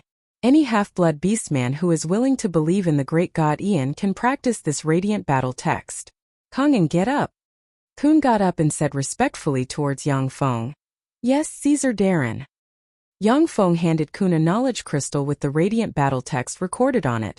This is a knowledge crystal. It contains the next few levels of the radiant battle text. Crush it. Kun crushed the crystal, and the knowledge regarding the radiant battle grimoire entered his mind. After Kun opened his eyes, he became even more respectful and said, Thank you, Sir Oracle, for teaching me this martial technique. Yang Feng said, From now on, you and Catherine will master the complete radiant battle text cultivation method. As long as one's strength reaches a certain level and is willing to worship my lord, you can teach them the continuation of this martial skill. Kun's eyes flashed with unswerving determination as he said respectfully, Yes, Sir Oracle. Yang Feng's eyes flashed with a touch of graveness, and he said solemnly, Okay, get up. Right now, the most important thing was to immediately contact all the half-blood beastmen to carry out the Great Migration. The Great God Ian has issued a divine decree. The Bloody Lion Monarch Lawrence is already rushing over with 20,000 elite troops of the Bloody Lion Slave Hunting Group. The Bloody Lion Monarch Lawrence. It's that fiend. Fuck. Go inform everyone, the fiend is here again. When they heard the name of the Bloody Lion Monarch, the complexions of the half-blood beastmen changed, their bodies trembled, and their eyes flashed with fear and anger. Under Dick's arrangements, the half-blood beastmen from the nearby villages quickly returned to their villages and began to mobilize the half-blood beastmen in the villages. The story of Yang Feng's embodiment of Caesar leading 3 people into the frozen rock city, and then assassinating Chief Ahriman of the Copper Wolf tribe quickly spread in the Kasama district along with the half-blood beastmen from the villages and the half-blood beastmen youngsters he rescued. As if a plague, a large number of half-blood beastmen rushed over from all directions, gathered into a torrent, and dragged their children towards the bloody wasteland.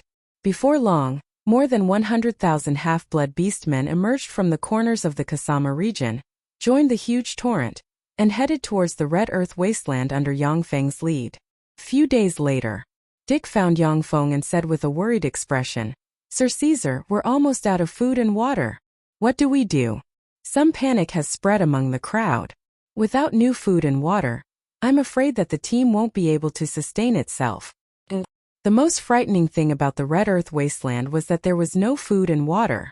Although the Kasama region was barren, but there were still some berries and water. In the Red Earth wasteland, shrubs were very scarce. As for water, it was even more scarce. With a confident look on his face, Yang Feng got up and said faintly, "I see, let's go. We want food. We want water. Give us some food. I want to drink water." In the huge half-blood beastmen migration team, many half-blood beastmen squeezed in front of Dick's army of half-blood beastman men and pleaded. Due to the haste, many half-blood beastmen only brought some food and water.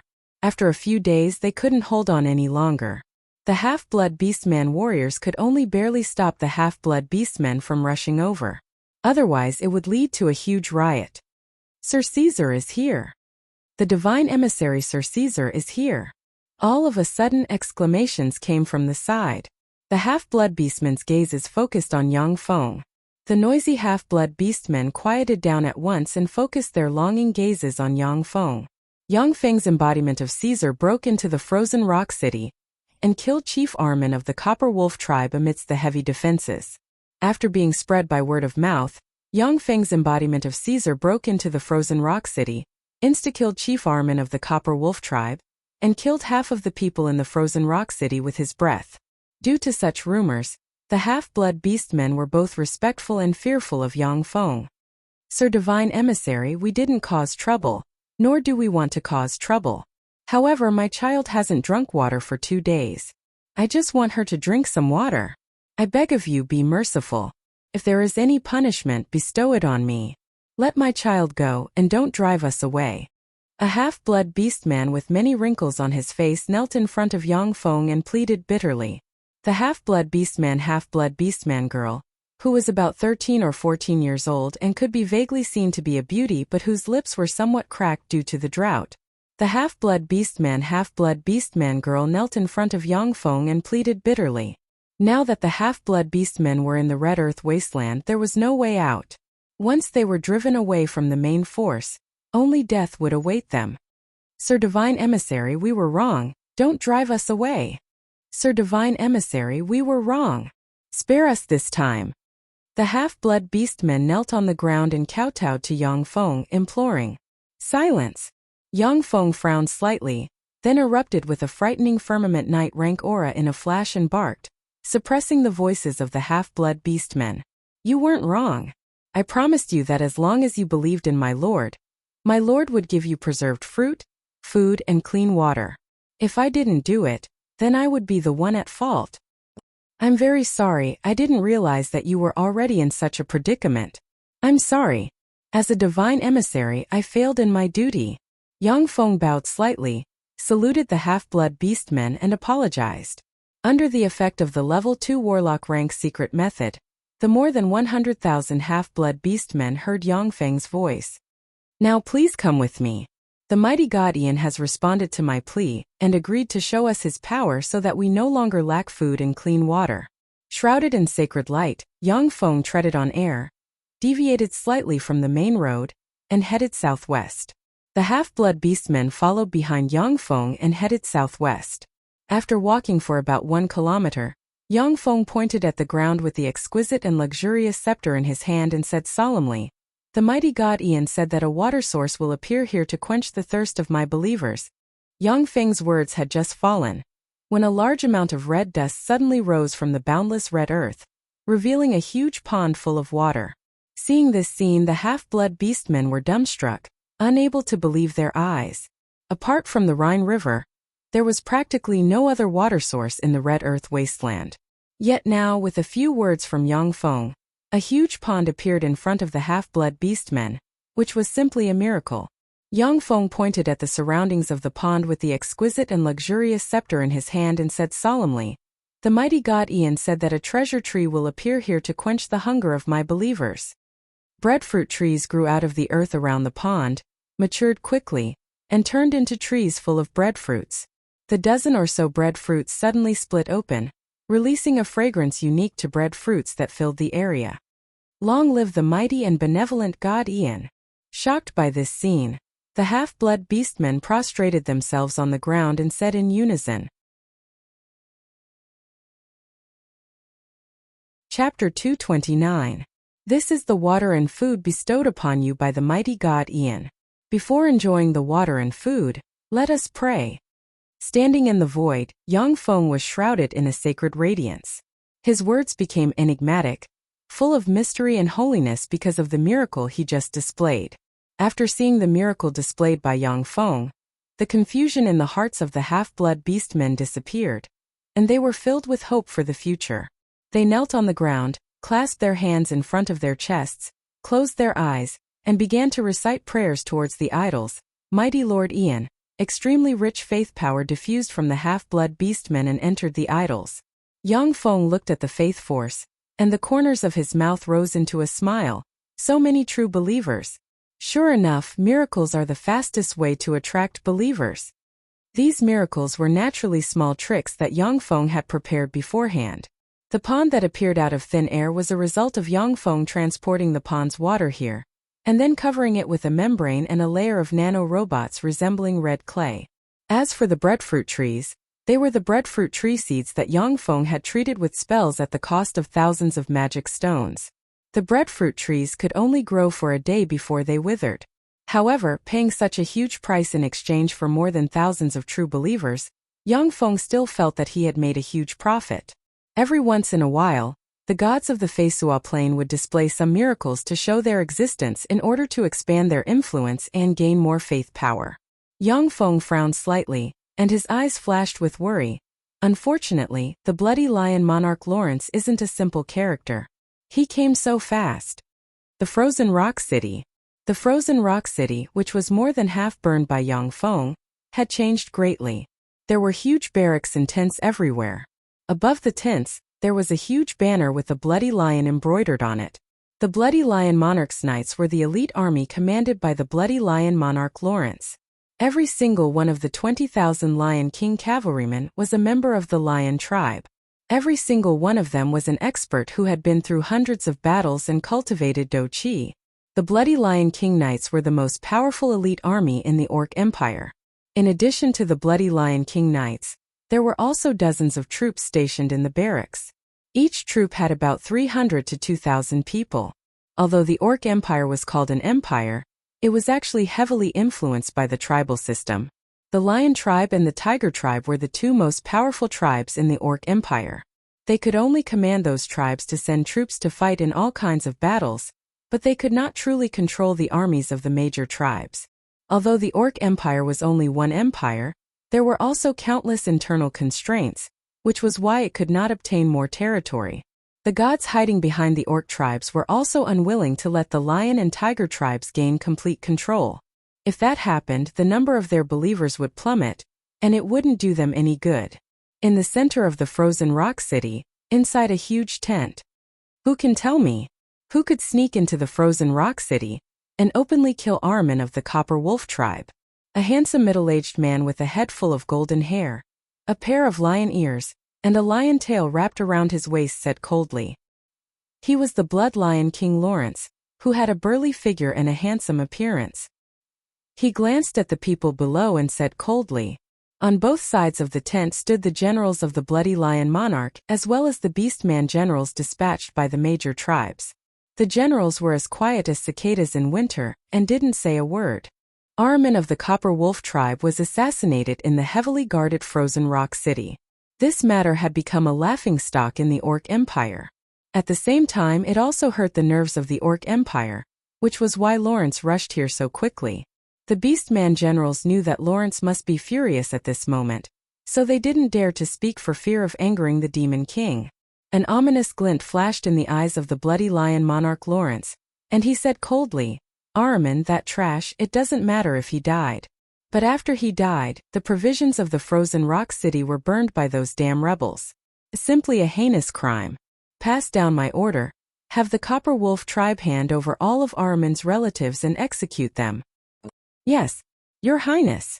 An expressionless bloody lion knight responded coldly, and then quickly retreated. The many generals of the Orc Empire below immediately shuddered, and they became even more fearful of Lawrence. The depths of their eyes showed a trace of sympathy for the death of a rabbit. After an empire's aristocrat died in battle, his relatives couldn't be protected. Many of the Beastman Empire's generals were full of dissatisfaction with Lawrence. But Lawrence was the Empire's Grand Prince, cruel and bloodthirsty. He had a high status in the Beastman Empire, so naturally, no one dared to rashly offend him. Lawrence coldly swept a fat foxman Beastman with a glance and said coldly, "Zaku, what's the current situation of the provisions?" Zaku replied with some trepidation, "Your Highness, the provisions we currently have are only enough for us for 5 days. The subsequent provisions are being transported from the Empire. In about 10 days or so, all the provisions will be in place." The effects of Yangfeng's fire, which burned the provisions the vanguard of the frozen rock city had prepared for the slave hunters' army, finally showed. Lawrence said with a cold smile, 10 days. I can't even wait a day. Pass down my order. The Silver Lion tribe will guard the frozen rock city. The rest of the tribes will follow me into the Red Earth wasteland to hunt those half-blood beastman beasts. Zaku's complexion changed greatly, and he hurriedly advised, "Your Highness, you mustn't. The half-blood beastmen have been in the Red Earth wasteland for several days now. We don't have enough provisions. Even if we catch up and defeat them, we won't have any provisions to return." A Wolfman general frowned slightly and stepped forward to advise, "Your Highness, I think what Zaku said makes sense. If we pursue them now, it will be considered a victory. We won't have any provisions to return. Besides, we still have to support the more than 100,000 half-blood beastman slaves. Our current provisions are just a drop in the bucket. Besides, there's also the issue of water. The Red Earth wasteland is arid and lacks water. It's too dangerous to rashly go there without preparations." Lawrence's eyes flashed coldly, and he said frigidly, "Do you want to disobey a military order? Didn't you hear that this is my order?" The Wolfman general lowered his head and said slowly, "This subordinate wouldn't dare. However, it's too dangerous to rashly break into the Red Earth wasteland. If we're not careful, our main forces will be wiped out in the Red Earth wasteland. Your Highness, please reconsider." Lawrence's eyelids didn't twitch, and he said coldly, "Those who disobey orders will be executed. Kill him." A Lionman guard standing next to Lawrence instantly erupted with frightening chi comparable to a sky knight. He took a step forward and slashed at the Wolfman general like a meteor. A blade ray flashed. Before the Wolfman general could react, his head, which was full of astonishment, flew high into the air, and a large amount of blood sprayed out of his chest and splashed throughout the camp. When the generals of the Beastman Empire saw this, their eyes flashed with grief and indignation, but they lowered their heads. In front of the Empire's Grand Prince, Lawrence, even if they wanted to resist, they were powerless. Lawrence's eyes flashed with a cruel glint, and he sneered, "Listen up, with the strength of our army, we can stop those half-blood beastman hybrids before they enter the depths of the Red Earth wasteland. As for provisions and water, you don't have to worry. Since those half-blood beastman hybrids can enter the depths of the Red Earth wasteland, they must have water and food. Even without water and food, we can drink their blood and eat their flesh. Then we'll capture those hybrids that dared to provoke the Beastman Empire. Let them know that they were born to be our slaves." When the generals of the Beastman Empire heard that, they felt a chill in their hearts. Although Lawrence's words were very reasonable, but the generals of the Beastman Empire, who considered themselves civilized people, were quite resistant to eating intelligent life forms like half-blood beastmen. But being in the Beastman Empire, they had no choice. Lawrence said coldly, "Do you understand?" The generals of the Beastman Empire responded in unison, "Understood." Lawrence waved his hand and said, "Understood, go execute the order." The generals of the Beastman Empire left and began to assemble their orders. "By the way, my good nephew Garrix, do you have anything else to add?" After seeing the generals of the Beastman Empire leave, Lawrence looked at the blonde, blue-eyed, handsome, and imposing young man beside him with a smile that wasn't a smile and provoked. Garrick said with a smile, "My dear uncle, you are the commander of this army. I have no objections." Lawrence said with a smile, "The Frozen Rock City is our path of retreat. Guarding the Frozen Rock City is also a great achievement. Don't worry, I'll leave a few little beauties for you from the half-blood beastman slaves we catch." Garrick was the commander of the Silver Lion tribe. Lawrence deliberately left the Silver Lion tribe in the Frozen Rock City in order to prevent Garrick from making a great achievement. The Beastman Empire valued military merit the most. If Garrick didn't have enough military merit, he wouldn't be able to convince the masses. The reason why Lawrence wanted to personally lead the main force to pursue the half-blood beastmen was to obtain enough military merit and improve his reputation in the Beastman Empire. No generals of the Beastman Empire believed that they couldn't defeat the half-blood beastmen, who had no knowledge, no military force, and no equipment. Pursuing the half-blood beastmen was a feast for dividing wealth and military merit, while guarding the Frozen Rock City was a thankless task. This was the consensus of the generals of the Beastman Empire. Garrick had a smile on his face as if he didn't notice Lawrence's hidden malice. "Thank you for your good intentions," Lawrence said with a satisfied smile. "Garrick, you're getting more and more sensible." Garrick said, "Dear uncle, I still remember that I have something to do. I'll take my leave first." Lawrence didn't care at all. "Then you can leave first." Garrick got up and slowly walked out of the tent. Lawrence stared at his back and sneered, "If you want to share my merit, wait another 20 years. Dear Uncle Lawrence, these half-blood beastmen aren't as simple as you think." After Garrick walked out of the tent, the bright smile on his face faded, and a chill flashed in the abyss of his eyes. You might get a surprise in this hasty pursuit. However, half-blood beastmen are really too weak. It's still too difficult to resist his bloody lion knights. After pondering for a while, Garrick suddenly sighed deeply, looked in the direction of the Red Earth wasteland, and said inwardly, "Caesar, I hope you can give me a surprise. Don't get killed by my uncle so quickly." All the warriors in Lawrence's bloody lion knights were knight-rank powerhouses and above. Great knights were only small leaders. There were also a lot of Earth Knights and Sky Knights, 8 Firmament Knights, and even 2 Star Knights, level 3 warlocks. The Bloody Lion Knights were simply too powerful. No matter how Lawrence tried to go against the flow, they wouldn't be able to escape. No matter how Lawrence acted, the Bloody Lion Knights could crush everything and suppress any resistance. Under Lawrence's order, 20,000 Bloody Lion Knights and 20,000 plus high-ranking officers of the Beastman Empire from various tribes, a total of 40,000 troops, carrying countless provisions and supplies, advanced towards the Red Earth wasteland in a stretch of more than 10 kilometers. As the vanguard, 2,000 elite Bloody Knights riding extraordinary life-form demonic horned lions separated from the main force and chased towards the depths of the Red Earth wasteland. Although Lawrence was cruel, but he was also very proficient in the art of war. The 2,000 elite Bloody Knights riding demonic horned lions were enough to easily defeat the more than 100,000 half-blood beastmen. With his main force following behind, he could easily capture the more than 100,000 half-blood beastmen. In the Red Earth wasteland, Yang Feng's embodiment of Caesar suddenly frowned slightly and said with a cold smile, 2,000 Bloody Lion Knights as the vanguard? Without me, these half-blood beastmen really wouldn't be able to resist. However, it's different now. Yang Feng thought for a while, and then had Catherine summoned. Catherine raised her eyebrows and asked, "Sir Caesar, what's the matter?" The pressure of the more than 100,000 half-blood beastmen on Catherine and the upper echelon of the half-blood beastmen allowed them to grow rapidly. Catherine was well aware that Yang Feng wouldn't look for her for no reason at this juncture. Yang Feng said solemnly, "That mad dog Lawrence has caught up. I'm going to deal with him, so I'll leave this place to you."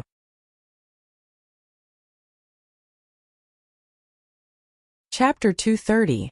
Lawrence is here. Catherine's delicate body trembled slightly, and then her beautiful eyes flashed with a touch of determination and confidence, saying, "Sir Caesar, don't worry, leave this to me." Catherine was like a beautiful raw stone that had become resplendent after being polished by the pressure of reality.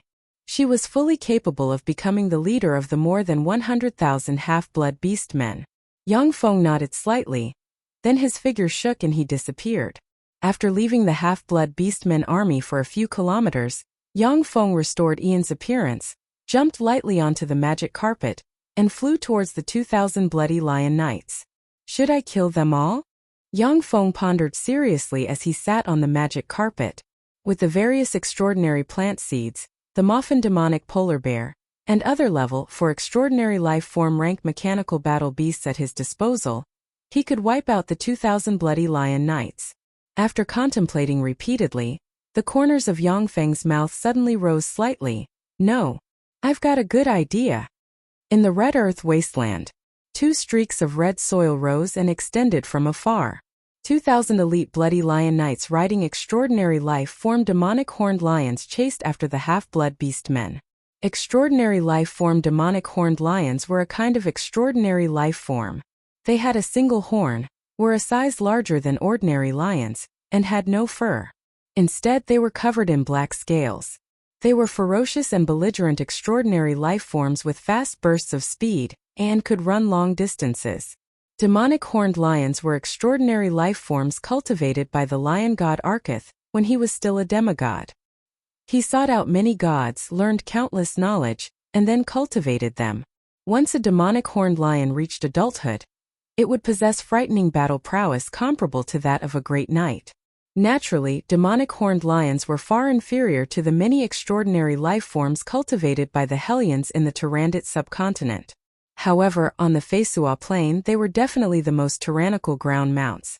Many human cavalrymen would be timid when they saw the ferocious demonic horned lions.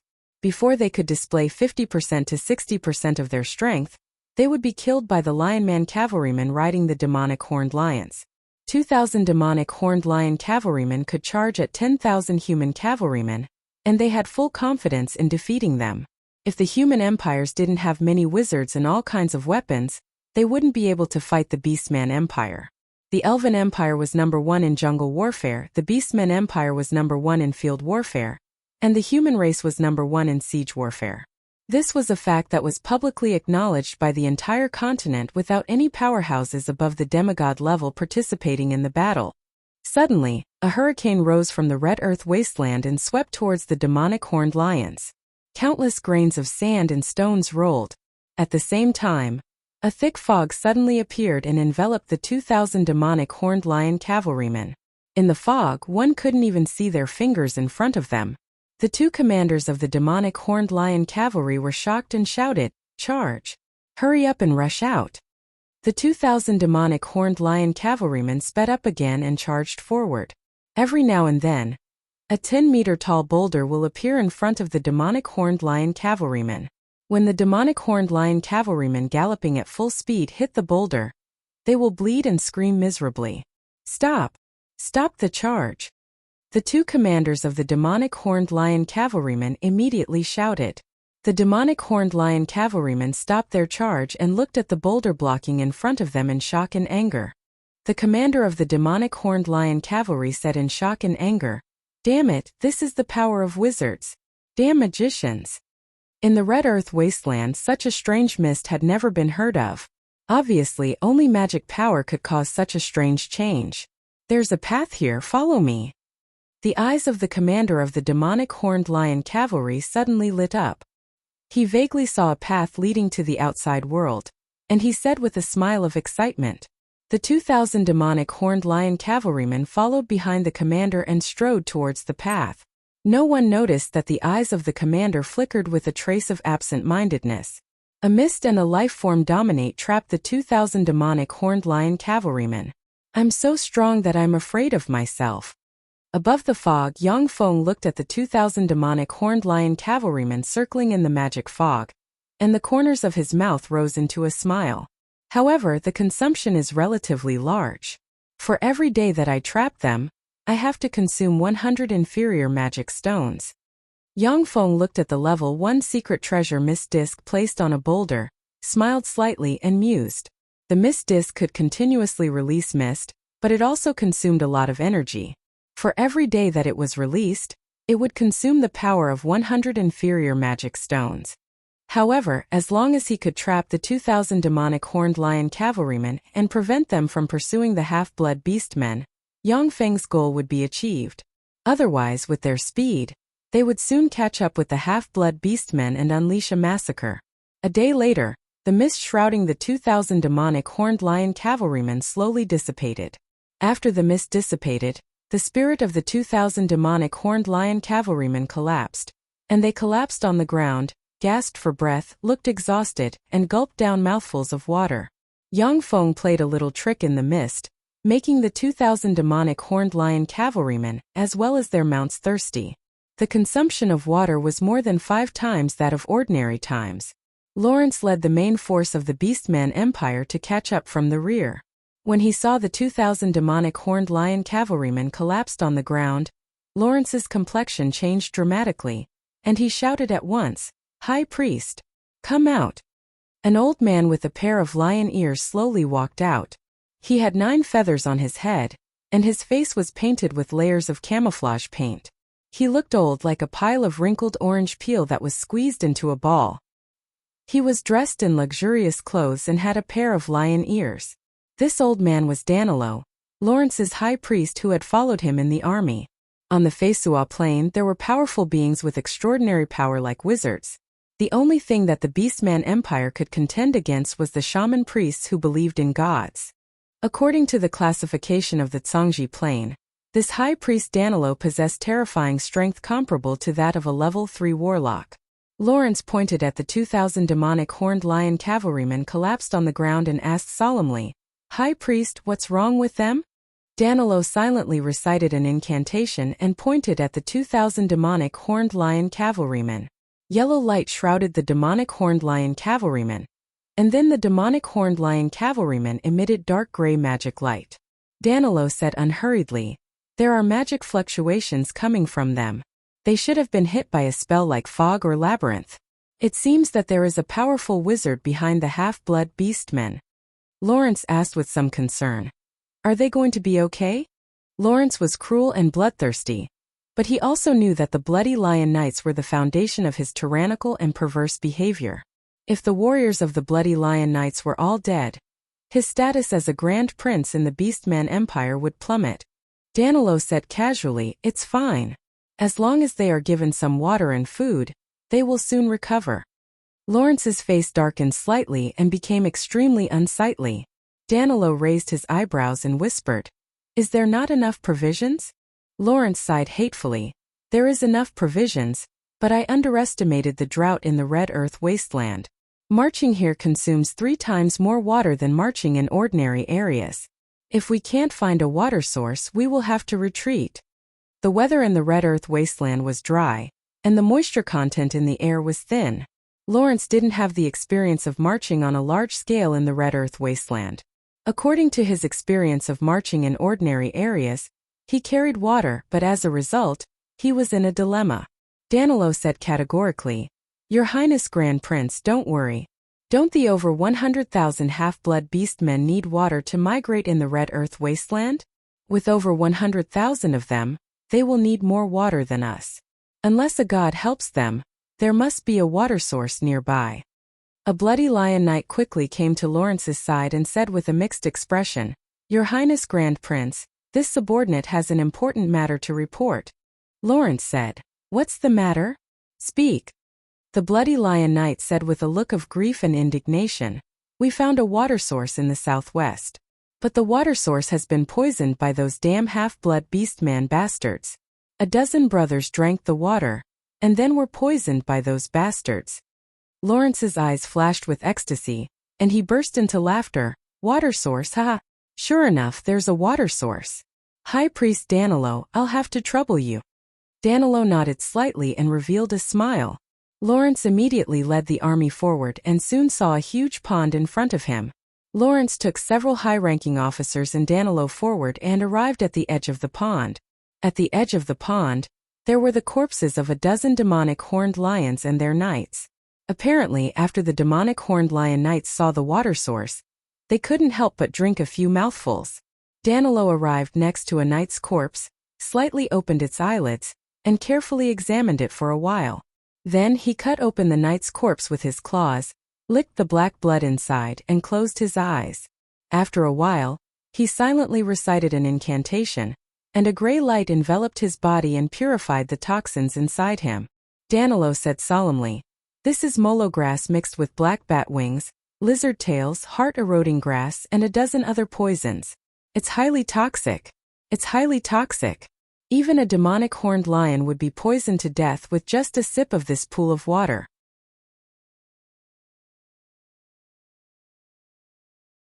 Chapter 231. Lawrence asked anxiously, "Can the priests purify it?" If the priests couldn't purify the toxins in the water, then no matter how unwilling Lawrence was, he could only choose to return home. Otherwise, he would be risking his life and that of tens of thousands of elites of the Beastman Empire. Danilo said lightly, "Yes. However, it will take the power of the entire priests to purify the toxins as soon as possible. Also, no external forces are allowed to disturb us while we are purifying it." Lawrence said solemnly, "All right. High Priest, don't worry, we won't let anyone disturb you while you are casting the spell." 200 apprentice priests, 30 priests, level 1 warlocks, and 5 shaman priests, level 2 warlocks, slowly walked out of the huge army. Under the leadership of the High Priest Danilo, the apprentice priests and official priests began to recite prayers. This was a necessary ritual to cast a large-scale divine spell. Around the pond, 40,000 Beastman Empire's troops stood in front of the priests, guarding them. Just as the attention of the Beastman Empire's troops was focused on the priests, mechanical flying ants that looked almost identical to the red soil stealthily flew out of the red soil, flew to the buckets of clean water, bit through them and drilled into them. When the mechanical flying ants drilled into the buckets, part of their bodies turned into wood, completely blocking the buckets. No abnormalities could be seen. The great lion god Arkith said that he will purify the water with his divine power, dispel the toxins in the water, and let us be nourished by the water of life. Then we can move forward and kill all rebels. Danilo pointed at the pond with the scepter in his hand, and a stream of divine power flew out of the scepter and entered the pond. Countless strands of black gas rose from the pond, and under the effect of the divine power, they turned to ashes. Danilo heaved a slight sigh of relief.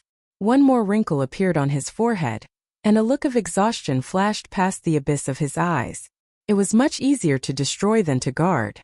Danilo could also easily poison a pond, but if he wanted to purify it, it would consume a lot of his energy if he did not have the right medicine. Priests could use divine spells to purify all kinds of curses and poisons. Of course, this kind of universal divine spell also consumed a lot of power. If a warlock came to purify the water in this pond, they would look for extraordinary life forms and extraordinary plants that could absorb toxins, or use neutralizing potions to neutralize the toxins. This way it would not consume much of his strength.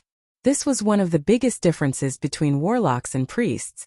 Of course, if a warlock's knowledge wasn't profound enough, they might not be able to find a way to purify this pond. Lawrence stepped forward and asked, "High Priest, is it done?" Danilo said indifferently, "We've already purified the water in this pond, so there shouldn't be any problems. But for safety's sake, he had to boil it before drinking it. Then let the others drink." Lawrence nodded and immediately began to arrange for his subordinates to test the water source of the pond. After a series of tests showed no abnormalities, he had the people boil the water and then drink the water in the pond. As for himself and the 20,000 elite Blood Lion Knights, they drank the water brought from the frozen rock city. After the water source problem was solved, Lawrence arranged for the army to continue the pursuit of the half-blood beastmen. A few days later in the Red Earth wasteland, the half-blood beastman migration army stretched for more than a dozen kilometers. Every half-blood beastman moved somewhat numbly and mechanically. Along the way, Yangfeng performed miracles one after another, and provided them with enough water and food. However, the dry climate of the Red Earth wasteland, the unchanging scenery, the pressure from the pursuers of the Beastman Empire, and the unfamiliar environment still left the half-blood beastmen breathless. If it wasn't for the successive miracles and the fact that there was no place to escape in the Red Earth wasteland, the half-blood beastman migration army might have already collapsed. A city appeared. And trees. And trees. There are trees. There are really trees. Suddenly, screams of surprise came from the half-blood beastman migration army. The half-blood beastmen, who were hurrying on with their heads lowered and eyes numb, were startled. They raised their heads and looked ahead. They saw a city wall more than a dozen meters tall with no end in sight appear in front of them. Purification trees were planted around the city. As if an oasis had appeared in the desert, it was a moving sight. There's really a city. That's our half-blood beastman city. That's our half-blood beastman city. Long live the great guardian. Great guardian, praise you. When the half-blood beastmen saw the huge city that appeared in front of them, they were moved to tears. They called out and praised the guardian. Extremely rich faith power gushed out of them and entered the idol made by Yang Feng.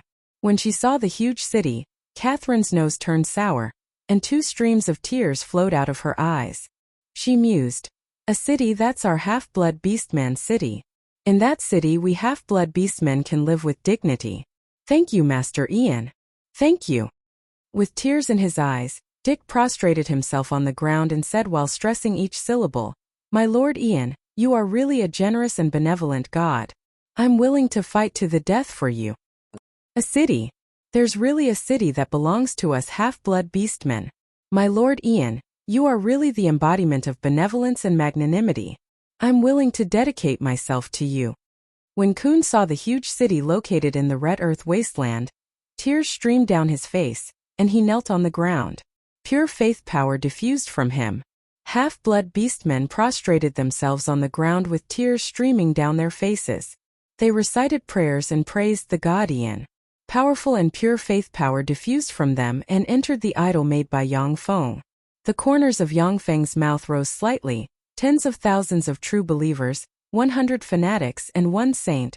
Among the more than 100,000 half-blood beastmen, Kun, the former cowardly and cowardly dog half-blood beastman, surprised Yang Feng a little. As for Catherine, she already knew the true face of the guardian. Although she still worshipped and was grateful to Yang Feng, but she was still just a shallow believer. One of the important reasons why gods lived high above the stars was to maintain a mysterious and powerful image. Otherwise, the faith of mortals would weaken. Tens of thousands of true believers, 100 fanatics, 1 saint, and about 100,000 shallow believers. The quality of these believers was already much higher than that of believers of some small churches. In the Turandot subcontinent, the reason why the kindred monarch could ascend to godhood was that hundreds of thousands of kindred fanatically worshipped him and prayed for nearly 100 years, gathering a tremendous amount of faith power. With such accumulation, he ignited his divine fire in one fell swoop and promoted to a demigod. While the half-blood beastman believers prayed devoutly, a banner with a bloody lion pattern appeared behind them. The bloody lion King Lawrence had finally caught up with them from the rear with 40,000 elite soldiers. When Lawrence saw the huge city, his eyes congealed slightly, a cold glint flashed in his eyes, and he said frigidly, "A city? I'm really surprised that there's such a city in a place like the Red Earth wasteland. These half-blood beastman bastards really have someone supporting them. No wonder they dare to resist us." Lawrence barked. "Cuddy." A beastman general with the cultivation base of a firmament knight took a step forward and responded loudly, "This subordinate is here." Lawrence pointed at the half-blood beastman prostrating on the ground with his horsewhip and ordered coldly, "Take your troops and disperse those bastards." Cuddy opened his mouth and said with a malevolent smile, "Yes, Your Highness Grand Prince, I will crush the resistance of those bastards." The Bloody Lion Slave Hunting Group. "Lawrence, that fiend Lawrence is here. It's the Bloody Lion Slave Hunting Group." Shortly after Lawrence appeared with the Beastman Empire's army, screams of horror came from the half-blood beastmen. Panic spread among the half-blood beastmen like a plague. "I'm Caesar. I'm here." Yang Feng stepped out of the crowd, rode his horse, and arrived among the half-blood beastmen. He raised his voice and suppressed the screams of the half-blood beastmen. Seeing Yang Feng arrive, the half-blood beastmen automatically parted and stared at him, as if he was the embodiment of a god walking in the secular world. These days, the miracles performed by the legendary guardian were performed by the divine emissary Yang Feng, which gave Yang Feng a respected status second only to the guardian among the half-blood beastmen. Yang Feng raised his sword, a sacred radiance shone on him and barked, "I will take people to attack the damn beastman army. Who is willing to go with me to attack the damn beastmen?" cut off their ugly heads, and uphold the glory of the mighty god Ian. I am willing to go with you. Catherine spurred her horse to Yang Feng's side. She put on the gold armor, and her beautiful eyes flickered with determination. Kun spurred his horse over with a solemn expression. I am willing to go with you. Chuck, who was also dressed in a bronze armor and holding a large blade, came to Yang Feng's side and said, I am willing to go with you. Chapter 232. I'm willing to go with you. I'm willing to go with you. One after another, half-blood beastmen stepped forward and looked at Yang Feng with solemn expressions. They were half-blood beastmen who had just become true believers not long ago. Even some half-blood beastmen who were just shallow believers silently walked out of the crowd and came to Yang Feng's side. Dick, stay behind and preside over the situation. Now everyone charge with me. For the glory of the mighty god Ian. For the future of us half-blood beastmen. Charge with me. Yang Feng pointed at the headquarters of Lawrence's army with his sword and barked. Catherine brandished the ruler's sword in her hand, and the spell-inspire courage enveloped the thousands of half-blood beastmen. The thousands of half-blood beastmen suddenly felt their blood boil. As if there was nothing they couldn't overcome. They were filled with courage. Then, together with Yang Feng, they madly rushed towards Lawrence's main army. A bunch of mobs. They're just throwing away their lives. I thought that they had some skill, but I overestimated them. In the end, they're just a bunch of ignorant bastards.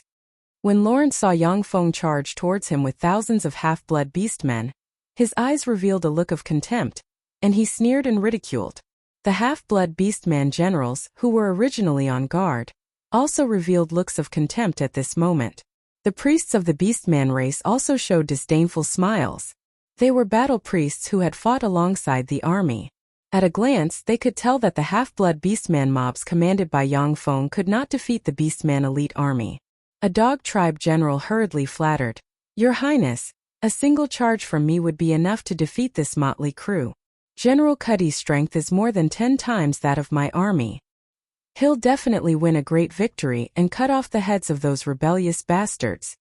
Lawrence laughed heartily and said, Ha ha, well said. If Cuddy can't even get rid of these good-for-nothings, then I'll twist off his head myself. When the entire Beastman Empire saw Yang Feng lead the half-blood beastmen to charge, they thought that victory was in their grasp. Cuddy's eyes flickered with a bloodthirsty glint, and he said with a smile of excitement, A bunch of mobs came to throw away their lives. Let me chop off your heads and earn my military merit. The Orc Empire placed great importance on military achievements. That was why the Orc generals were scrambling to find opportunities for war. In this way, the Orc Empire would naturally have as many experts as there are clouds in the sky. If it weren't for the fact that the human race had powerful mages and that they were extremely strong in defending their cities, they would have long been pressured to the point of suffocation by the orcs. Yang Feng looked at the 5,000 Lionman cavalrymen riding demonic horned lions coming at him, smiled coldly, took out a magic pouch and pulled on a rope, and a copious amount of purple powder sprayed from the magic pouch, which drifted with the wind and entered the Lionman cavalrymen. When the Lionman cavalrymen came into contact with the purple powder, they felt dizzy and fell from the demonic horned lion's body, as if they were drunk with several hundred kilograms of alcohol. The demonic horned lions also swayed slightly and fell limply to the ground. What is this? How could this be? I'm a heavenly knight. How is this possible? Cuddy also felt dizzy. His vision blurred and he could no longer see anything clearly. Enemy general, die! Yang Feng gave a fierce roar, took a step forward, and beheaded Cuddy with a sword strike. When the thousands of half-blood beastmen rushed into the midst of the Lionman cavalrymen, their eyes shot with blood, they brandished their swords and killed the Lionman cavalrymen one after another. An incredulous look on his face, Lawrence cried out, How could this be? That was the 5,000 elite warriors of the Bloody Lion Knights. They were all elites of the Empire, and every one of them was at least a knight. Even in the Orc Empire they were considered the most elite corps. For such powerhouses to be routed in a single clash, it was simply unbelievable. Impossible. How is this possible? The Orc Empire's generals were also dumbstruck, unable to believe their eyes. The 5,000 bloody lion knights could easily wipe out a small human principality. Such a formidable cavalry unit was actually routed in front of Yang Feng's motley crew. It was simply unbelievable. Yang Feng led the thousands of half-blood beastmen to kill their way through the 5,000 bloody lion knights, and then charged towards Lawrence's headquarters with an indomitable momentum. Seeing Yang Feng so valiant, and then recalling the inexplicable collapse of the beastman warriors, the eyes of the Orc Empire's generals flashed with panic. Danilo stepped forward and said slowly, "Don't panic. This is just the magic of the half-blood beastmen. With our priests here, those half-blood beastmen are just a bunch of clowns." "That's right. With the high priest here, it's impossible for us to lose." "Yes. With the high priest here, they're dead for sure. Those bastards are dead for sure." The expressions of the Orc Empire's generals relaxed slightly, and they revealed smiles. Danilo was a great warlock with formidable power. Once he cast a level 3 divine spell, its might was comparable to that of a level 3 warlock cast by a level 3 warlock. Even if his fleshly body and soul were far inferior to that of a level 3 warlock, but with the heavy protection, he could definitely display level 3 warlock rank destructive power in battle. Over the years, the Bloody Lion Knights had fought everywhere and won almost every battle. Danilo and his group of priests could be said to have made great contributions.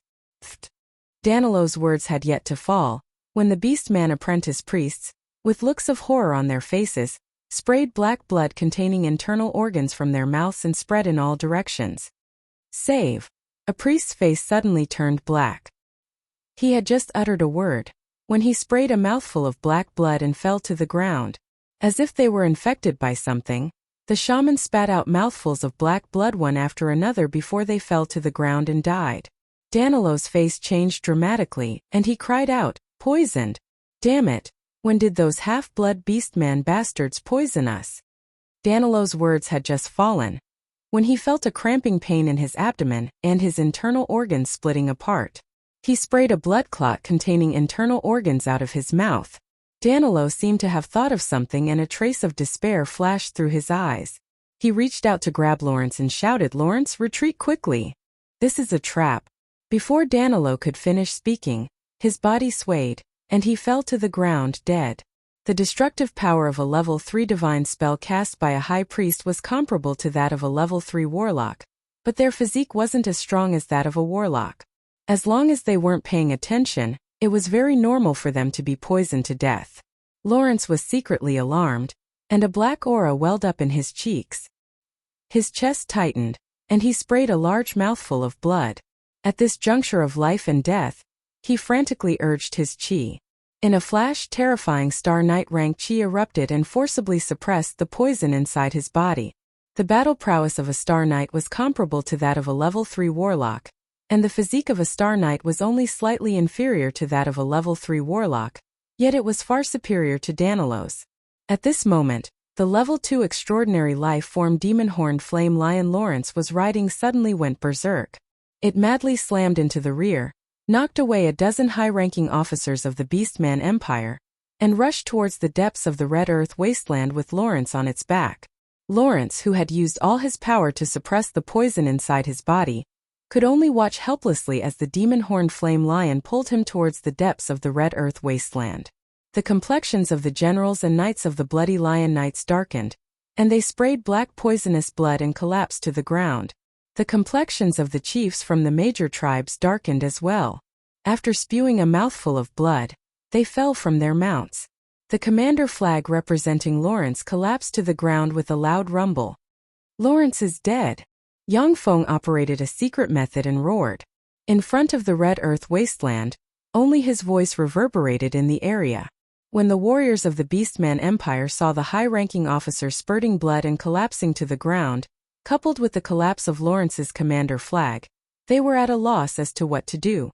Yang Feng led the thousands of half-blood beastmen into the midst of the Beastman Empire's warriors. As if a god of death, he unscrupulously killed all the warriors in front of him. The commanders of the Beastman Empire's warriors were basically poisoned. They were either dead or disabled, unable to command the battle. The Beastman warriors who bravely tried to resist Yang Feng were chopped in two by him in a face-off. Countless Beastman warriors died miserably.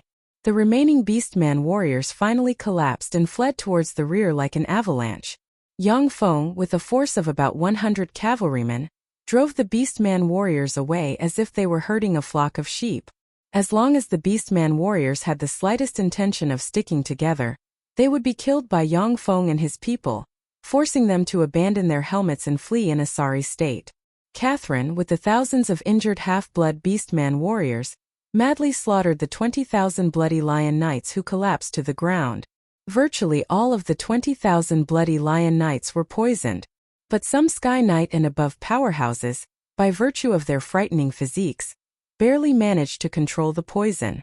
Catherine led the thousands of half-blood beastman warriors, and didn't show the slightest bit of mercy. With boundless hatred, they crazily slaughtered the 20,000 blood lion knights.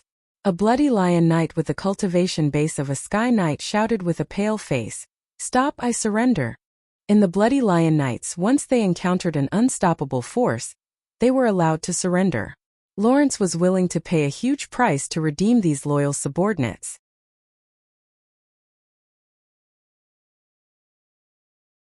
Chapter 233. I surrender. Stay your hand, I surrender. The warriors of the Blood Lion Cavalry Regiment turned pale as they shouted in humiliation. If it was a head-on battle, they wouldn't fear any enemy. But now that they were poisoned, they could only wait to be slaughtered. They were very unwilling to die like this. When many half-blood beastmen heard the bloody lion knights beg for mercy, they hesitated and looked at Catherine. On the Feisua plain there was an unspoken rule. On the battlefield, if the enemy gave up resistance and was willing to surrender, generally, the other side would take them captive, and then demand a large ransom from the other side. Catherine's eyes flashed with killing intent, and she said coldly, "Kill them all, don't leave a single one alive. These bastards, when killing our compatriots, have they ever listened to the pleas of our compatriots? These bastards will only torture our compatriots more cruelly, and take pleasure in it. These bastards don't deserve to live in this world." When the half-blood beastmen thought of their miserable past, their eyes turned bloodshot, and they continued to brandish their blades and slashed at the bloody lion knights. "You bastards, you'll die a horrible death. You lowly bastards, I curse you."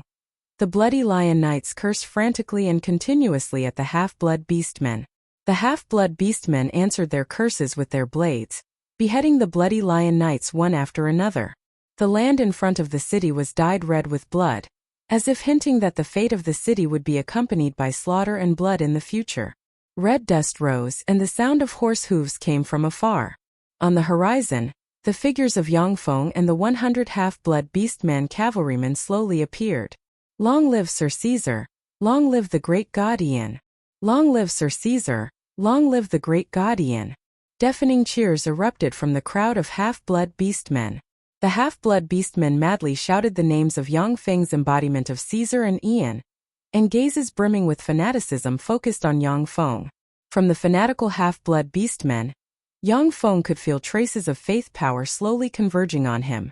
That was the power of faith he had obtained when he transformed into Caesar. It's a pity that the education level of these beastmen is still a bit low. Calling a god long live was like cursing a god. Looks like I have to teach them a lesson. Shrouded in sacred light, Yang Feng waved at the half-blood beastmen with a kind smile on his face. Every time he waved his hand, the crowd of half-beastmen would erupt into cheers. The 100 half-blood beastman cavalrymen following behind Yang Feng held their heads high and accepted the cheers of the crowd with proud expressions on their faces. With a sword in hand, Yang Feng pointed at the city and said loudly, "This city is a miracle created by the mighty god Ian. This is a city that belongs to us half-blood beastmen. Let's call it Guando City." In the ancient divine language of the Feisua plain, Guandu meant half-blood beastman. Guando City was actually called the Orc City. Guando City. Guando City, from today onwards, it will be the city of us half-blood beastmen.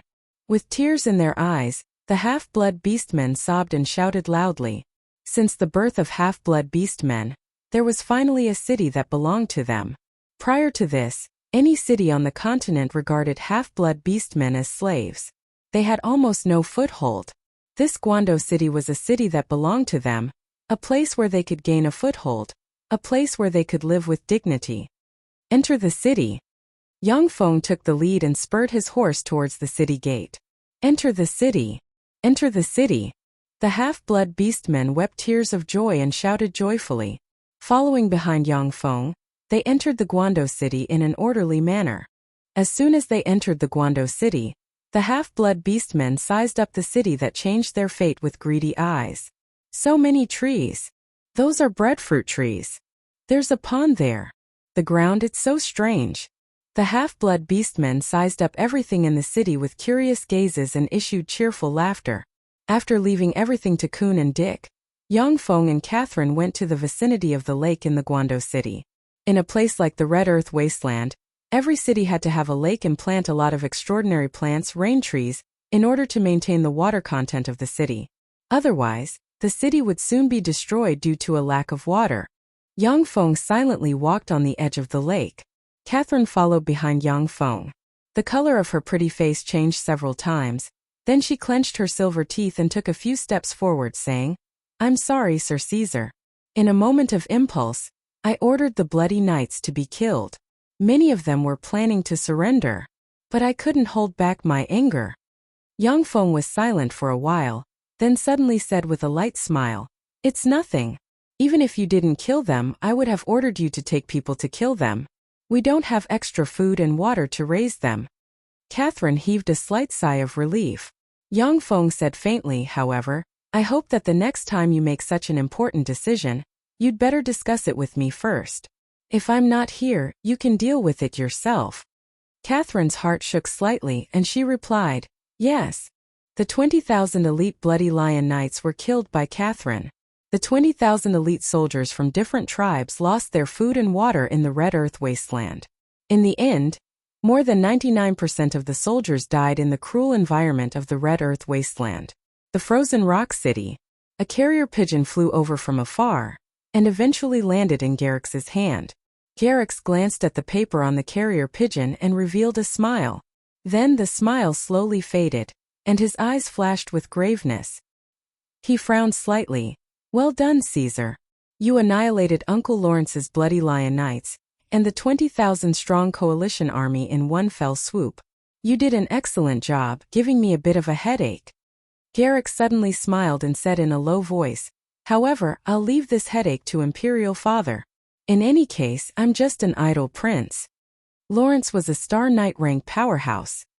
He forcibly dispelled the toxins inside him with his frightening chi, and fled from the Red Earth Wasteland back to the Beastman Empire in a sorry state. Lawrence's crushing defeat couldn't be concealed, and the entire Beastman Empire was shaken. 40,000 elite troops were left in the Red Earth Wasteland. In particular, the 20,000 Bloody Lion Knights were one of the strongest legions among the Lion Men. Such an army was completely annihilated. Even though Lawrence was a prince of the Empire, he was immediately locked up and thrown into the prison. The Beastman Empire's capital, the Glory City. The Glory City's city wall was 100 meters tall, and huge statues of gods were built at intervals along the city wall. Moreover, there were exquisite murals engraved below the huge statues. The city wall stretched as far as the eye could see. The entire city covered an extremely vast area, not losing out to large cities like St. Colin's City in the Turandot subcontinent. In the center of the Glory City, there was a magnificent imperial palace. The imperial palace was the Beastman Empire's Glory Imperial Court. In order to enter the Glory Imperial Court, the Lion Men and the Tiger Men, the two major Beastman races, fought endlessly. In this generation, however, the Lion Men won the honor of entering the Glory Imperial Court and wielding the imperial power of the Beastman Empire. In the center of the Glory Imperial Court, inside the Hall of Glory where the various races discussed official business, a burly middle-aged lion race expert with a pair of lion ears and a lion tail wrapped around his waist sat on a golden throne, looking down at the experts below. He had a pair of lion ears and a lion tail wrapped around his waist. He had a square face and big ears, and he wore an imperial robe. He exuded a majestic aura even without being angry.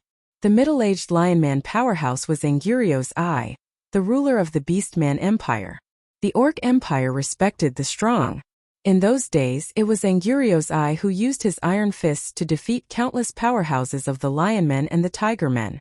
Moreover, he made great contributions and led the Lionmen to enter the Imperial Court of Glory, becoming the real royalty of the Orc Empire.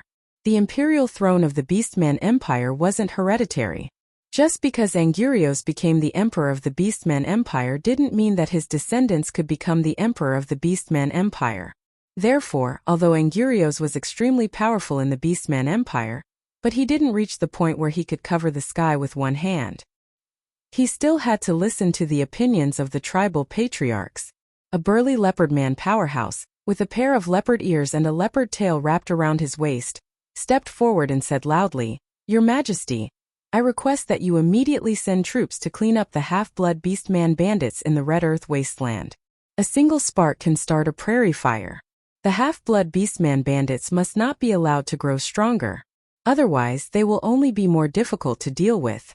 I'm willing to be the vanguard and behead the traitor Caesar for your Majesty."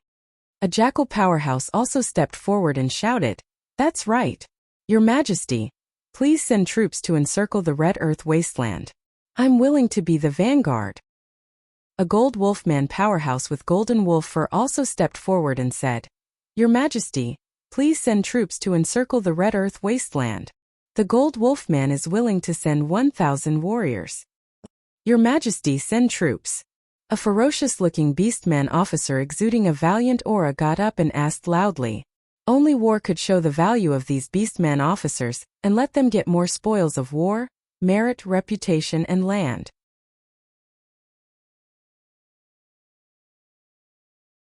Chapter 234. Angurios I slightly frowned and looked at Foxman Race's Prime Minister, Faulkner, who was standing motionless like a puppet. His gaze was like a knife that nearly pierced Faulkner's body. Seeing that he couldn't avoid it, Faulkner sighed slowly, walked to the center of the hall, and said unhurriedly, "Your Majesty, I don't think we should send troops now." The complexion of the leopardman general changed, and he barked, "Faulkner, you coward, what do you mean? Don't tell me the 40,000 warriors of the Beastman Empire died in vain." The generals of the Beastman Empire also glared at Faulkner. Although Faulkner was the Prime Minister of the Beastman Empire, but he wasn't strong. He only had a knight-rank cultivation base. Therefore, in the Beastman Empire where the strong were respected, the military powerhouses looked down on Faulkner, the Foxman Prime Minister. Faulkner, the Prime Minister of the Beastman Empire, didn't have a high status and power like human prime ministers. Some powerful prime ministers could even control the court. If it wasn't for the tradition of Foxman prime ministers in the Beastman Empire and Angurios I's strong promotion, Faulkner wouldn't have been able to sit firmly in the position of prime minister. Faulkner said faintly, "Our grain harvest this year is very poor. Besides, the grain that should have been smuggled into our country has been purchased by the miracle city built by the human wizard Ian in the Red Earth wasteland. Coupled with Armin's loss, the frozen rock city has led to the burning of a large amount of grain. Unless we use our strategic grain reserves or have the major tribes donate some grain, we don't have enough grain to carry out a war. General Tiger, do you want our soldiers to go into the Red Earth wasteland to fight the half-blood beastmen with empty stomachs?" Tiger couldn't help but be taken aback. "Is our grain so tight?" The Beastman generals also fell silent. They were all from tribes of the Beastman Empire, large and small. This year's harvest wasn't good to begin with. If the tribes continued to contribute grain, it would undoubtedly force the old and weak of many tribes to death. Faulkner said faintly, "Besides, the geographical location of the Red Earth wasteland determines that it is a place that is easy to defend and difficult to attack. Once we fail, it will be an extravagant hope to come back alive." The Beastman generals also had unsightly expressions on their faces. In the Red Earth wasteland there was a shortage of water, drought, little rain, and no food. More than 99% of the 20,000-strong tribal coalition army, defeated by Yang Feng, died of thirst or starvation in the Red Earth wasteland. Even the surviving orcs had gloomy and murderous expressions on their faces. No one dared to ask them how they managed to return alive. Taiga asked with some annoyance, "Then the 40,000 warriors of our orc empire died in vain?"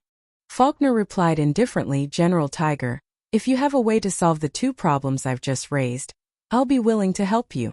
In that case, I completely agree with your opinion. We should immediately dispatch troops to exterminate those half-blood beastmen. Tiger snorted coldly and said coldly, "The matter of provisions is the business of you civil officials. If we were the ones to solve everything, what would we need you civil officials for?" The generals of the Beastman Empire shouted, "That's right, the problem of provisions is the problem of you civil officials. It should be solved by you." The Orc Empire worshipped strength, and only the strong were respected. Many generals looked down on those civil officials. Unmoved, Faulkner said indifferently, "I'm sorry, but my ability is limited. This is the only thing I can do. If I don't apportion supplies like the major tribes, I really can't conjure up provisions." Taiga pestered endlessly, "I don't care. Since you're the prime minister, you have to come up with a solution. Our 40,000 warriors can't die in vain." The generals of the Beastman Empire supported Taiga one after another. The civil officials supported Faulkner one after another. People on both sides quarreled in the reception hall. In the Beastman Empire, the strong were respected, and the generals were the object of envy. As for the civil officials, they were firmly suppressed by the generals. Under Faulkner's leadership, the civil officials had a bit of a better life, so they naturally weren't willing to concede even a little bit. A short werewolf minister walked to the center of the reception hall and proposed, "Your Majesty, how about we invite the Empire's sacred warriors to take action? As long as we invite a sacred warrior to kill the few leading half-blood beastmen, such as Caesar, the half-blood beastmen force will naturally collapse on its own. We can also take advantage of their chaos to take the opportunity to make a promise. After they disintegrate, we can annihilate these rebels in one fell swoop." Faulkner raised his eyebrows and remained silent. Taiga's eyes flashed with joy, and he loudly praised, "Good. If we invite the Empire's sacred warriors to take action, they will definitely be able to kill those rebels." The other generals of the Beastman Empire also voiced their agreement. Sacred warriors were peerless experts of the Beastman Empire, who had cultivated to the legend rank. Each sacred warrior was extremely powerful, and had the terrifying strength to take the head of a general in the midst of an army of 10,000. Anguriozai glanced at Faulkner and slightly frowned. His gaze swept past Tiger and the other Beastman generals before falling on a middle-aged man with a tall and sturdy figure, a pair of tiger ears, and a tiger's tail coiled around his waist. The middle-aged man emitted a dignified aura without being angry, and was full of the aura of a king.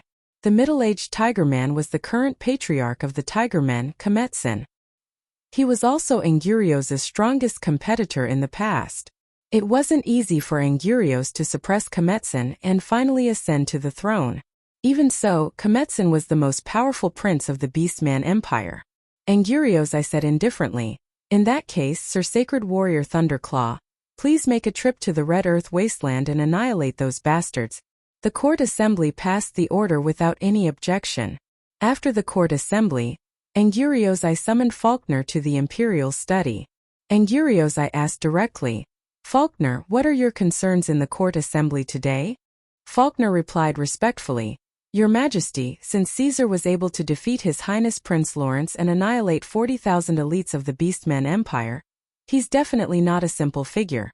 He was definitely not a simple character. The martial sage Lord Thunderclaw might not be able to kill this mysterious Caesar.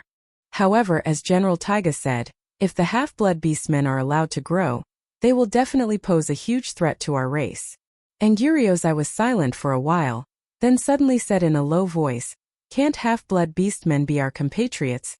Faulkner's complexion changed greatly. He hurriedly lowered his voice and said anxiously, "Your Majesty, you must not mention this in front of others. Half-blood beastman slaves are one of the cornerstones of the Beastman Empire. Once you show a hint of intention, that person will never let go of this opportunity." The Beastman Empire was full of half-blood beastman slaves. Almost many families had half-blood beastman slaves. The entire beastman class enjoyed the benefits of half-blood beastman slaves. Even though Angurios was the emperor of the Beastman Empire and had a lofty status, but once he touched this volcanic crater, he might be overturned and blown to pieces. Anguriozai was silent for a while, then nodded slightly. His eyes flickered with a bright light. There was no longer a trace of confusion, but a domineering expression. I understand. All existences that pose a threat to our race must be eradicated. Since Caesar is very mysterious, then send Thunderclaw, Tyrannical Blade, and King Kong, the 3 sacred warriors, to the Red Earth Wasteland. With 3 sacred warriors joining forces, even if Caesar is also a sacred warrior, he will still die. Faulkner said with a gratified smile, Your Majesty is wise. In the territory of the Beastman Empire, under a huge waterfall sat a burly man with a head full of blonde hair, a pair of lion ears, and a lion tail wrapped around his waist. Suddenly, the blonde lion man opened his eyes in an instant.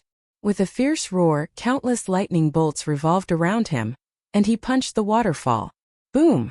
Surrounded by lightning bolts, the 100-meter-tall waterfall instantly flowed in reverse.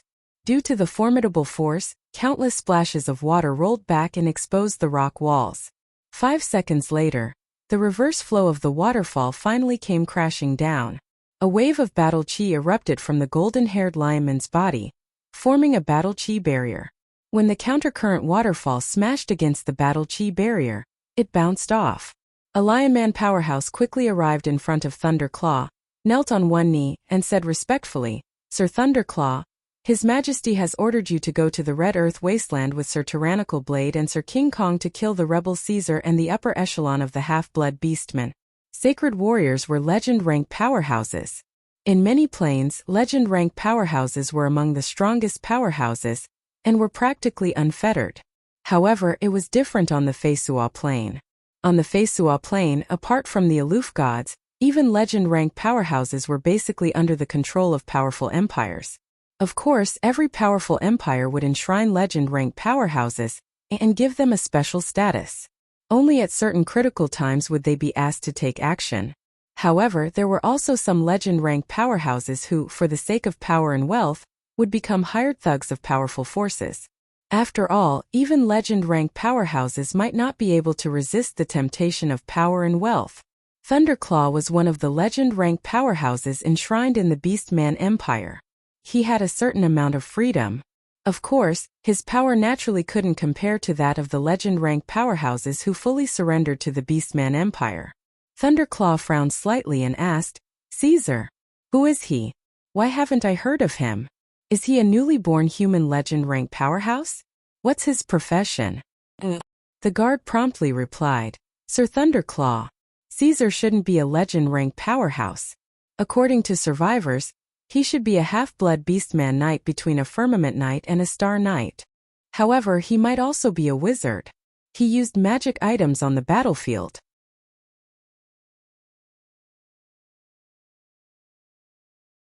Chapter 235.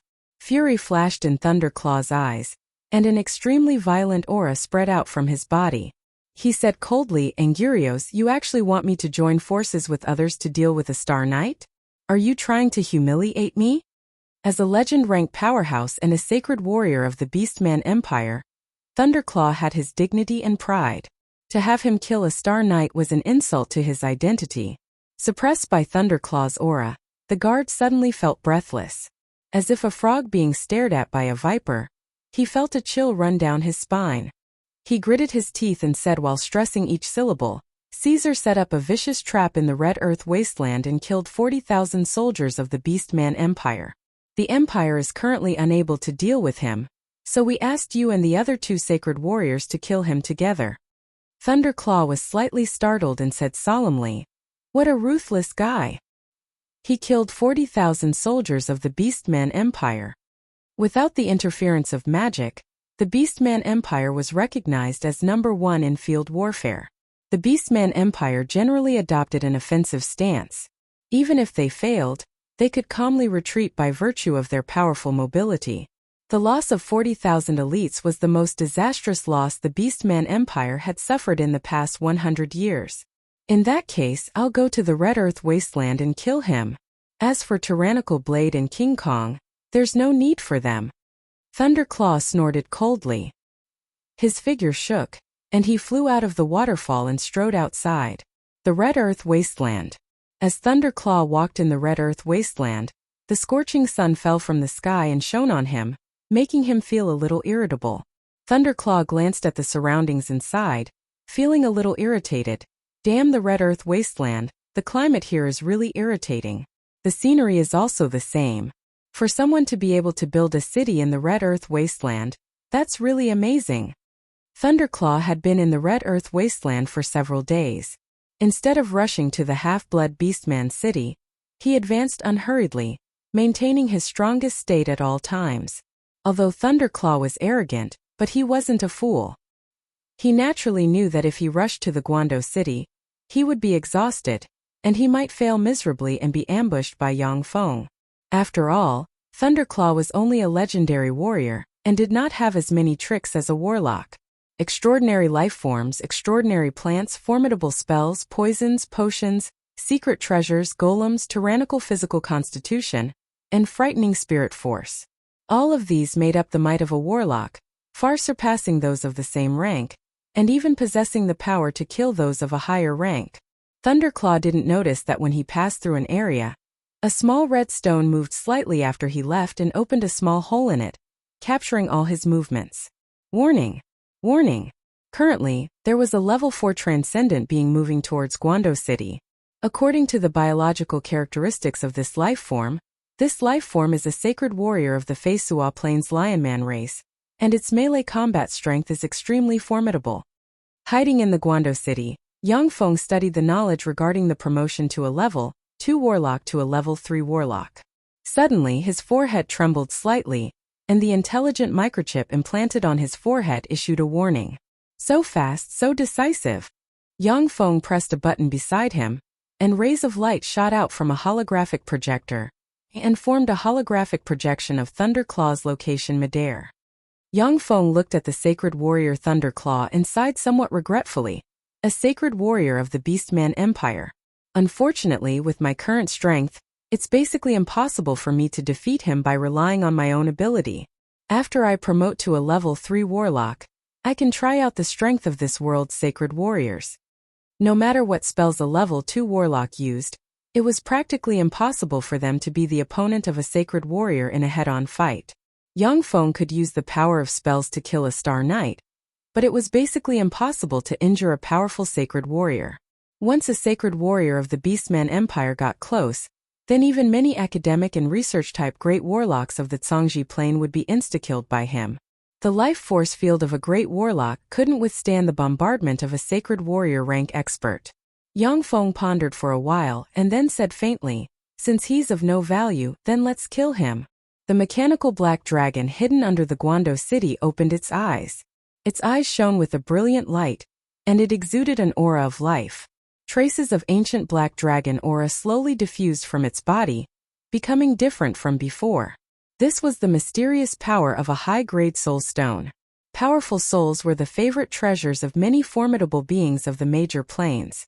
Only with a soul could there be unlimited evolution possibilities. A copious amount of red soil sputtered. The mechanical black dragon flapped its wings, rode a gust of wind, flew out of the ground, turned into a black ray, and flew in the direction of the sacred warrior Thunderclaw. "There's a powerful being flying this way." Thunderclaw suddenly looked up at the sky, and his eyes flashed with a dignified glint. Sacred warrior rank powerhouses were equivalent to human great warlock rank powerhouses. Their perception far surpassed that of ordinary people, and was extremely terrifying. When Thunderclaw looked up and saw the mechanical black dragon in the sky, his complexion suddenly changed dramatically, and he exclaimed, "Black dragon! How come there's a black dragon in the red earth wasteland?" Dragons also existed on the Feisua Plain. They established a country of dragons. The ones who ruled the dragon country were the giant dragons. In the country of dragons, in addition to dragons, there were countless descendants of dragons in various life forms, such as dragonborn, dragon beasts, dragon demons, and other formidable beings. The dragon divine system was an extremely powerful divine system on the Feisua Plain. Although the number of gods in the dragon divine system was relatively small, but each of them possessed astonishing battle prowess.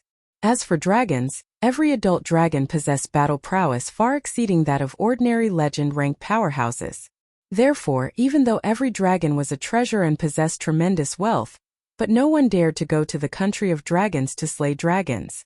However, on the continent, The country of dragons didn't care if the evil dragons expelled by the country of dragons were slaughtered.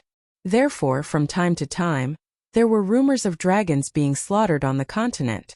Thunderclaw looked at the mechanical black dragon flying in the sky. His eyes flashed with a scorching glint, and he licked his lips excitedly. It seems that the fellow behind the half-blood beastman isn't simple. He can even command a black dragon. However, since I promoted to a sacred warrior, I haven't met an opponent for a long time. This big fellow is just right for me to hone my martial arts. As soon as the mechanical black dragon appeared on the battlefield, it didn't utter any nonsense. It dropped from the sky and pounced towards Thunderclaw.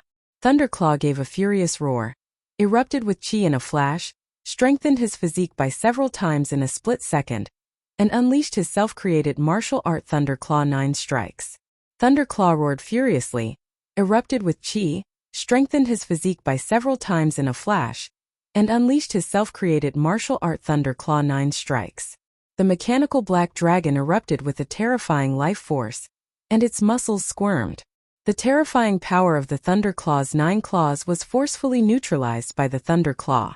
Thunderclaw was dumbstruck, unable to believe his eyes. How could this be? Is a black dragon actually such a powerful existence?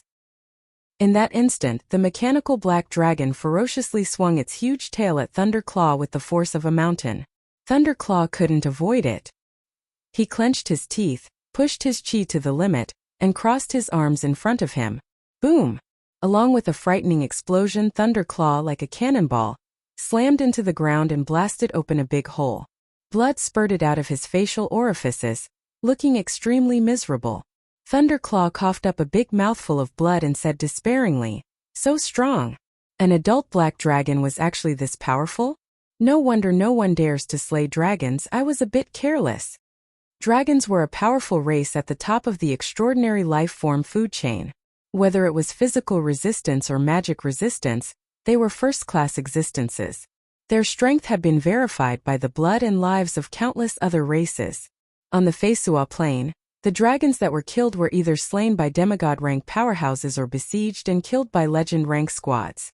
There were very few legend-rank powerhouses that could kill dragons one-on-one.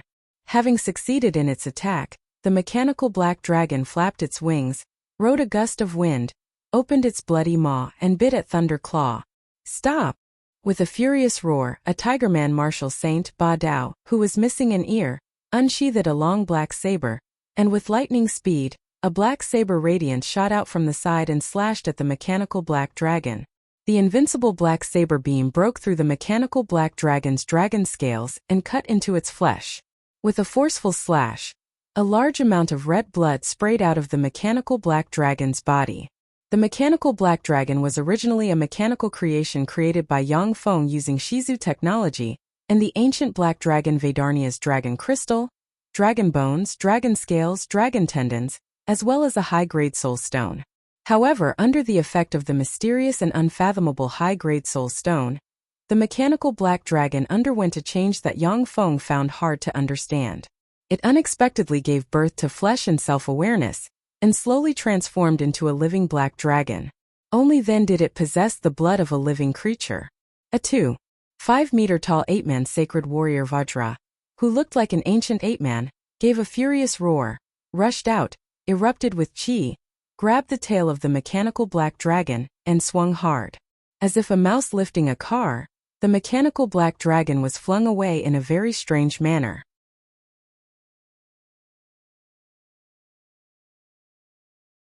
Chapter 236.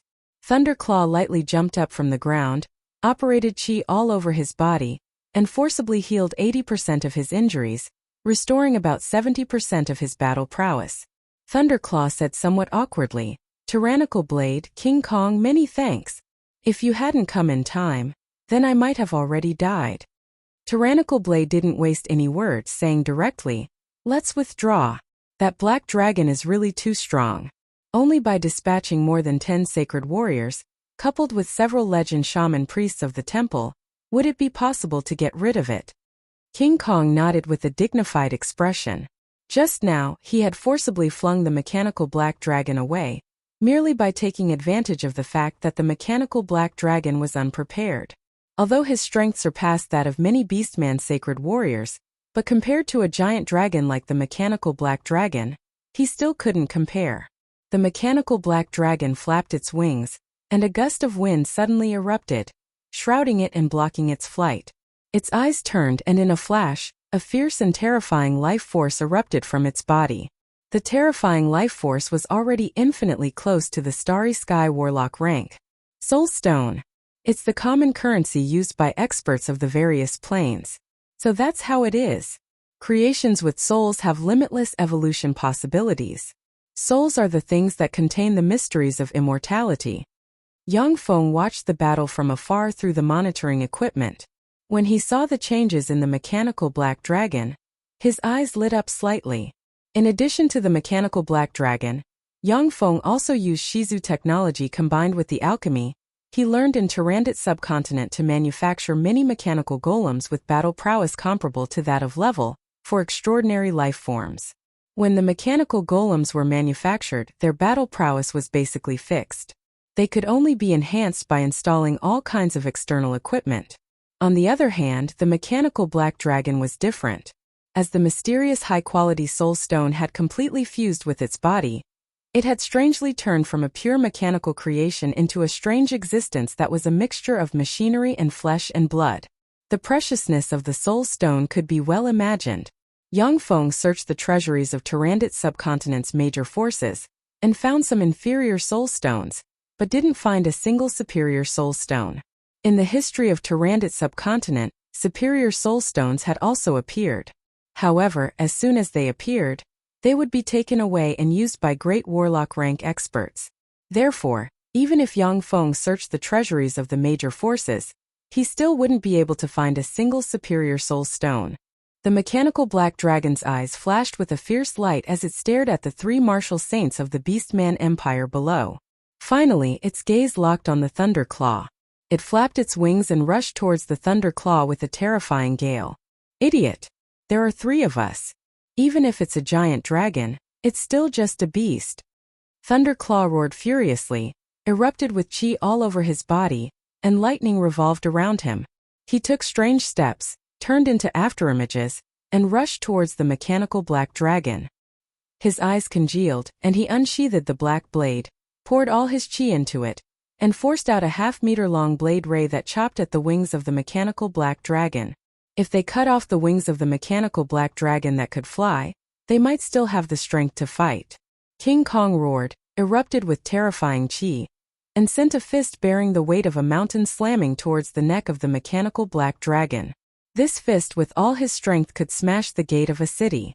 The mechanical black dragon didn't evade in the slightest. It opened its ferocious maw and bit Thunderclaw lightning fast. Countless sharp teeth pierced Thunderclaw's body, and Thunderclaw was turned into minced meat. At that moment, Tyrant Blade chopped at the wings of the mechanical black dragon, forcibly cutting open a huge gash on the wings, and blood gushed out. At the same time, King Kong's fist slammed into the neck of the mechanical black dragon, causing its neck to tilt slightly. After withstanding the all-out blows of the two sacred warriors, the mechanical black dragon flapped its other wing and slammed into Tyrant Blade, breaking his bones and knocking him into the ground. He spat out a large mouthful of blood, seriously injured. Vajra break.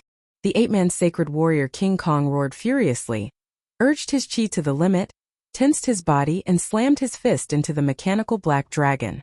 Boom! King Kong's fist smashed the scales of the mechanical black dragon, and blasted open a 30-centimeter-long bloody hole on the mechanical black dragon. The mechanical black dragon didn't pay any attention to Vajra. It opened its ferocious maw and bit down on the Tiger Man's sacred warrior Ba Dao. With a slap, a copious amount of blood sputtered out of its ferocious maw. A sacred warrior of the Beastman Empire died just like that. After the mechanical black dragon swallowed the sacred warrior Tyrant Blade, its eyes swiveled and shimmered with ridicule. In a flash, a formidable life force erupted, and the wound caused by King Kong's attack healed at a speed visible to the naked eye. Freak! You freak! Damn dragons, you freaks! Face deathly pale, King Kong's figure shook, and he fled frantically. Although his attack could injure the mechanical black dragon, but that was all. It couldn't seriously injure the mechanical black dragon with its freakish recovery ability. The mechanical black dragon flapped its wings, a gust of wind enveloped it, and turned into a gust of wind. It pounced on King Kong, bit down with its ferocious maw, and swallowed King Kong in one gulp. With a slap, the Beastman Empire's third sacred warrior King Kong was bitten to pieces by the mechanical black dragon, and a copious amount of blood splashed about. Dragons are indeed formidable existences at the top of the food chain. Each of the Beastman Empire's 3 sacred warriors is a legend-rank powerhouse. Unfortunately, in front of dragons they are still somewhat vulnerable. If it wasn't for the low reproductive ability of dragons, then the Feisua Plain might have already become a plain dominated by dragons. Yang Feng mused as he watched the mechanical black dragon easily devour the 3 sacred warriors of the Beastman Empire. Each of the Beastman Empire's 3 sacred warriors was a peerless powerhouse. With Yang Feng's current strength, he could only choose to flee or else die. Yet the mechanical black dragon easily devoured the 3 sacred warriors of the Beastman Empire. The strength of dragons could be well imagined. Of course, this was also greatly related to the fact that the mechanical black dragon was infinitely close to the Starry Sky Warlock rank. Ordinary dragons definitely weren't as powerful as the mechanical black dragon. After the mechanical black dragon devoured the 3 sacred warriors, its soul suddenly throbbed, and an extremely terrifying life force erupted from its body. Its scales shattered inch by inch, and drops of red blood dripped down from its body. Yang Feng was slightly startled when he saw this. Is it going to evolve into a real ancient dragon? The greater part of the mechanical black dragon was manufactured by Yang Feng, using the corpse of the ancient dragon Vedarnia. The ancient dragon Vedarnia was originally a terrifying existence comparable to the Starry Sky Warlock rank, and could fight with demigod rank powerhouses. However, it had been sealed for too long, and its strength had weakened to the Great Warlock rank. After the mechanical black dragon integrated with a high-grade soul stone, its evolution potential was boundless. Yang Feng didn't think that it would promote to the demigod rank so quickly. Yang Feng mused for a moment, then his figure shook and he disappeared. Not long after, a magic carpet flew over from the horizon. Yang Feng sat on the magic carpet, looked at the mechanical black dragon struggling in pain, and sank into contemplation. Massacre, blood energy, fear. These 3 divinities have the least effect on me. Blood energy has the least effect on me, so I'll give it to you. I hope you can go further. Yang Feng mused for a moment, then silently recited an incantation, operated a secret method, and touched his forehead with a finger. The divinity of blood energy in his spirit sea trembled slightly, moved slowly, and slowly flew out of his spirit sea. With a dignified look in his eyes, Yang Feng slowly pulled out the divinity of blood energy, then flicked his finger, and a golden radiance immediately dropped from the sky and entered the mechanical black dragon. When the divinity of blood energy entered the mechanical black dragon, its body trembled, and a copious amount of power converged with the divinity of blood energy, then broke through a certain limit, and directly transformed into a terrifying Starry Sky Warlock rank divine life form. The so-called demigod referred to beings that had ignited their divine fire, yet still hadn't condensed their godhead. On the Feisua Plain, apart from dragons and some extremely powerful extraordinary life forms, other life forms had to rely on faith power to ignite their divine fire, in order to break through the limits of their bodies and become demigods, possessing terrifying strength beyond the ordinary, and their battle prowess comparable to that of the Zhangji Plain's Starry Sky Warlocks. As for dragons, giants, ancient fiends, ancient devils, and some other innately powerful extraordinary life forms, even if they didn't gather faith power, they could still continue to evolve, possessing terrifying strength comparable to that of demigods, or even gods. At present, the mechanical black dragon was just a terrifying divine life form with demigod battle prowess, but it wasn't a true demigod of the Feisua Plain. Yang Feng looked at the mechanical black dragon with kindred fangs, and the corners of his mouth rose slightly. It should be a vampire black dragon now. Interesting. I'm looking forward to seeing what you can evolve into in the future. Suddenly, the mechanical black dragon turned its eyes, locked on Yang Feng in the sky, and whispered, "Master, I want to have a name. Please bestow me a name."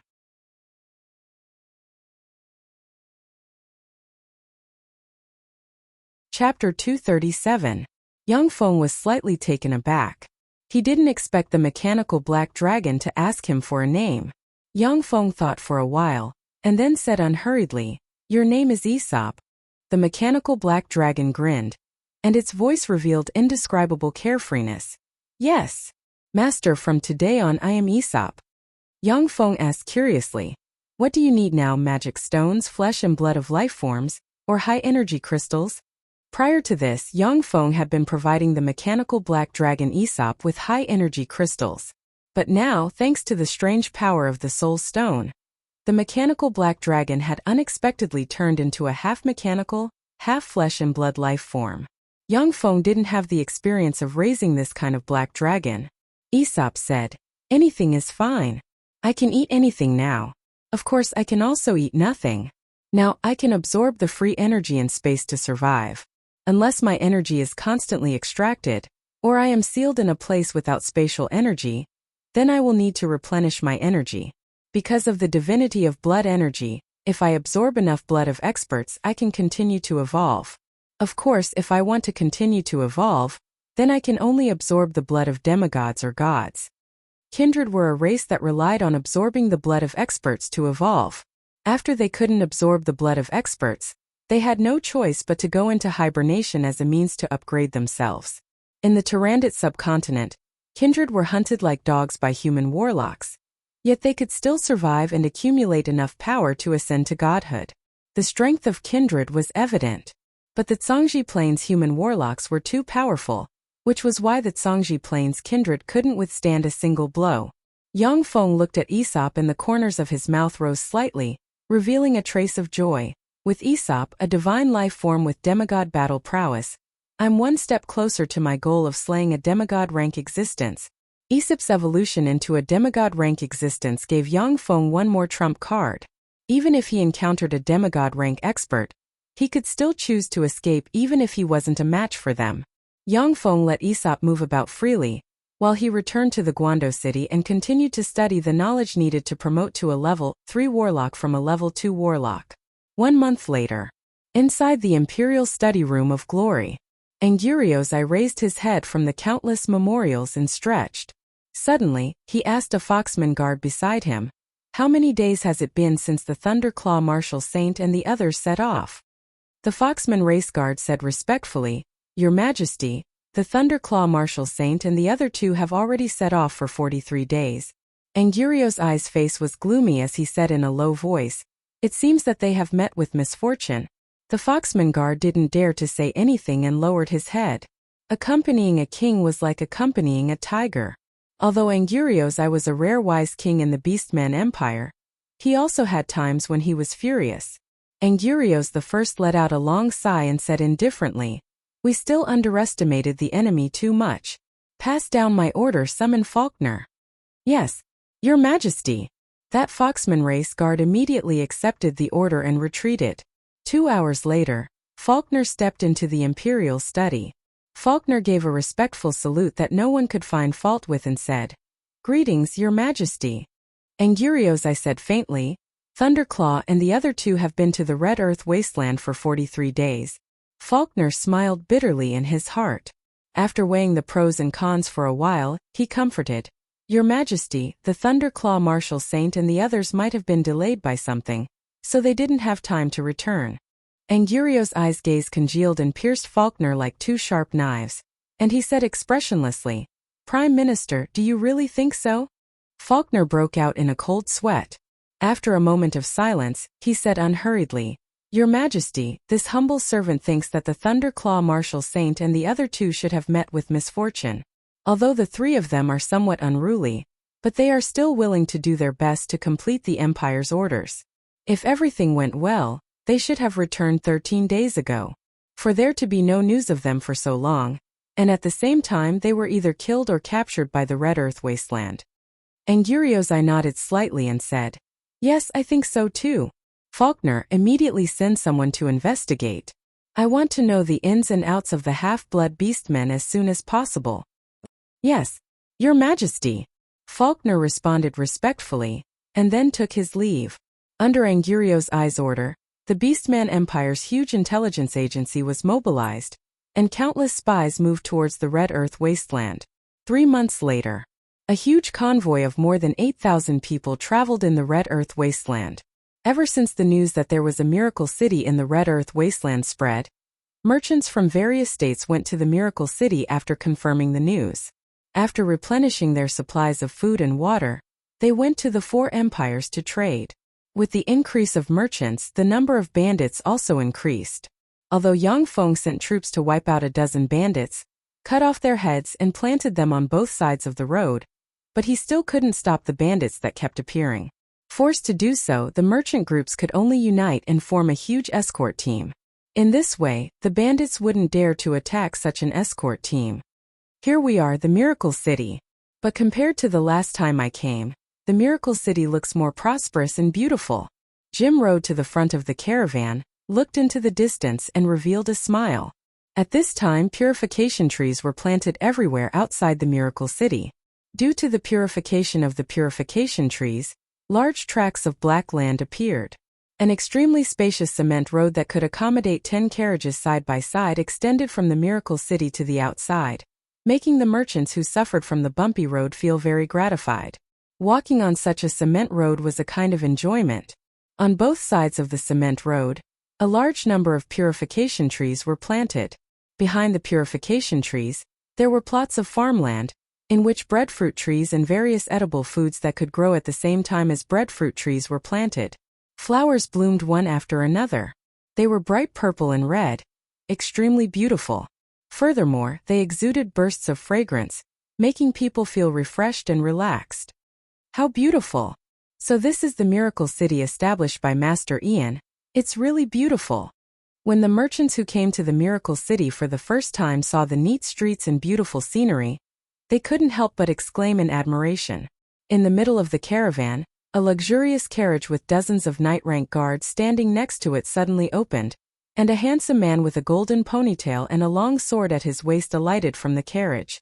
He was so handsome that people couldn't take their eyes off him.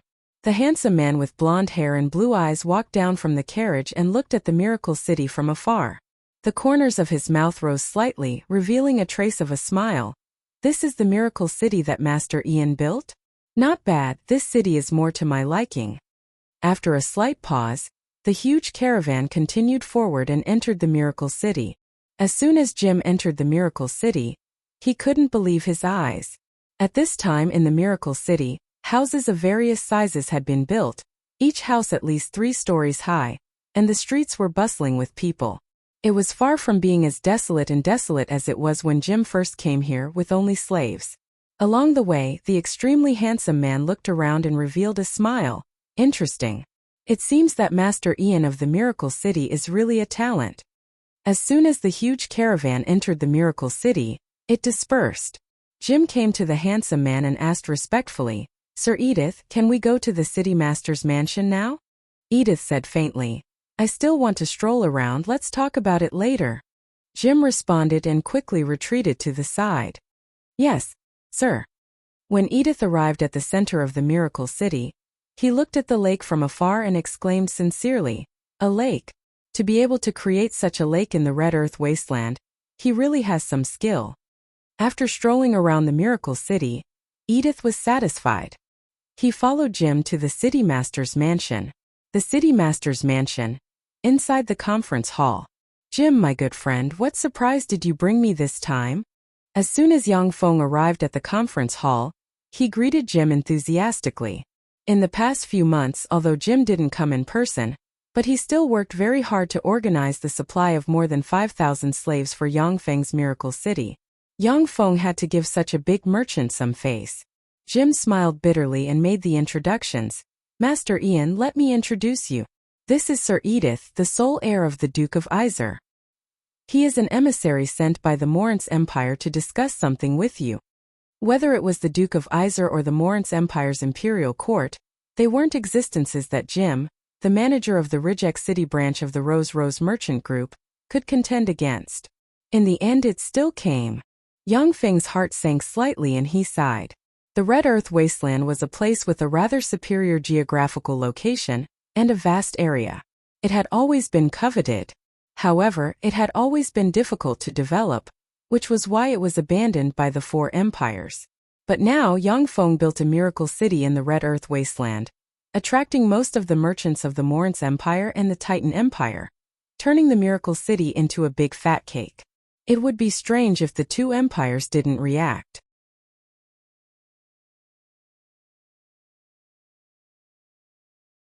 Chapter 238.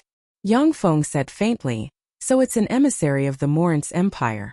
What brings you to my miracle city?"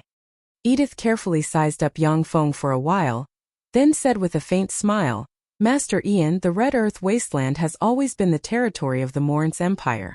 You established this city on the territory of the Morin's Empire, so you must return it to the Morin's Empire. Of course, in order to commend your contribution in establishing a city on the Red Earth wasteland, the Empire will give you a hereditary aristocratic title of a chevalier, grant you a chevalier, and make you a hereditary aristocrat of the Morin's Empire." Yang Feng sneered and said frigidly, "A trifling chevalier wants to swallow my miracle city. The Morin's Empire really has a big appetite." Under Yang Feng's continuous management, the miracle city had broken away from desertification and become a beautiful and rich city. The number of slaves in the city was as high as tens of thousands. Yang Feng spent a huge price to buy them from many slave merchants. A trifling chevalier and an aristocratic title of the Morin's Empire weren't even 1/10,000th of the value of the miracle city. In fact, you have no choice. The Morin's Empire has millions of regular troops and hundreds of main divisions. There are tens of thousands of firmament knights and over 1,000 star knights. There are more than 300 great wizards and over 30 archwizards serving the Morin's Empire. How much power does the miracle city have? According to the intelligence, there are only 2,000 human warriors and 800 half-blood beastman warriors in the miracle city. Among the 2,800 warriors, only the 200 imperial guards of the Amon Principality can be considered elites. Only the core of the Amon Principality's 200 imperial guards can be regarded as elites. The rest are just a motley crew. Master Ian, you're a trifling great wizard. However, do you, a trifling great wizard, want to contend against the 300 great wizards and 30 archwizards of the Morin's Empire? Now join the Morin's Empire, serve the Empire, and become a respectable aristocrat, and a hereditary great wizard is your best option. Otherwise, once the army of the Morin's Empire arrives, you'll only have two choices: flee for your life or become a prisoner." Edith smiled gracefully and threatened Yang Feng flatly. The powerful Morin's Empire was Edith's backer. There were millions of regular troops, tens of thousands of firmament knights, over 1,000 star knights, 300 great wizards, and over 30 archwizards. This was the underlying strength of the Morin's Empire. Additionally, what Edith didn't say was that there were many powerhouses in the temples of the Morin's Empire, both large and small. If the guardian knights, archbishops, cardinals, and popes were included, then the number of experts would be more than double. Besides, there were countless greater aristocrats in the Morin's Empire, who had their own private armies and supported numerous experts. If the forces of the greater aristocrats were counted in the Morin's Empire, then the Morin's Empire would only be stronger. The Morin's Empire has millions of regular troops and hundreds of main divisions. There were tens of thousands of heavenly knights and thousands of star knights. There were more than 300 great wizards and more than 30 archwizards serving the Morin's Empire. However, how many of them could really be mobilized to the Red Earth wasteland? The Morin's Empire has a vast territory. The main divisions are scattered all over the place to deter other races and the small fries. I'm afraid that there are less than 30,000 mobile troops that can be mobilized here. As for wizards, I'm from the Temple of the Weave Goddess. I think that legend rank wizards shouldn't make a move against me. Most of the other wizards aren't willing to fight me either. Although the Morin's Empire is extremely powerful, but as long as your warriors enter the Red Earth wasteland, they won't be able to return. After a few defeats and the deaths of more than 100,000 soldiers, the Morin's Empire will no longer have any ideas about my miracle city," said Yang Feng with a faint smile. Edith asked curiously, "More than 100,000 soldiers? Are you sure that your miracle city can withstand the offensive of the Morin's Empire?" "Why?" Yang Feng said with a smile. "With me here, unless the gods personally take action, the miracle city can't be breached." Although the gods of the Feisua plain didn't often take action, however, There were also cases of forces that angered the gods and were destroyed by divine punishment. Yang Feng had already built the temple of the Weave Goddess in the Miracle City. Under the protection of the Weave Goddess, as long as he didn't do anything that angered the gods or blasphemed against them, it was basically impossible for the gods to directly send divine punishment and destroy the Miracle City. Of course, if the Morin's Empire sent an army to attack the Miracle City, the Weave Goddess wouldn't intervene to save Yang Feng. Secular matters were left to the secular world and churches. This was one of the covenants of the gods signed by the gods of the Feisua Plain, more than 100,000 years ago. More than 100,000 years ago, during the War of the Gods, the true bodies and avatars of the gods took action and wantonly slaughtered the believers of their enemies. Practically most of the races of the Feisua Plain were massacred. Ordinary life forms couldn't withstand a blow from the gods. Even legend-ranked powerhouses were just slightly more powerful cannon fodder in a war of gods. Seeing the tragic state of the Feisua Plain, the gods, who were already weakened from the fighting, reached a series of covenants, restraining the gods from taking action at will. After the gods stopped taking action, although the Feisua Plain was still in a state of war, but the population of the races recovered quickly. Because of the Treaty of the Gods, very few gods perished. This made the covenant of the gods even more secure. Yang Feng knew that the gods generally wouldn't take action in person, so he boldly established the Miracle City in the Red Earth Wasteland. Edith said with a smile, "Interesting. Master Ian, I'll be looking forward to your performance.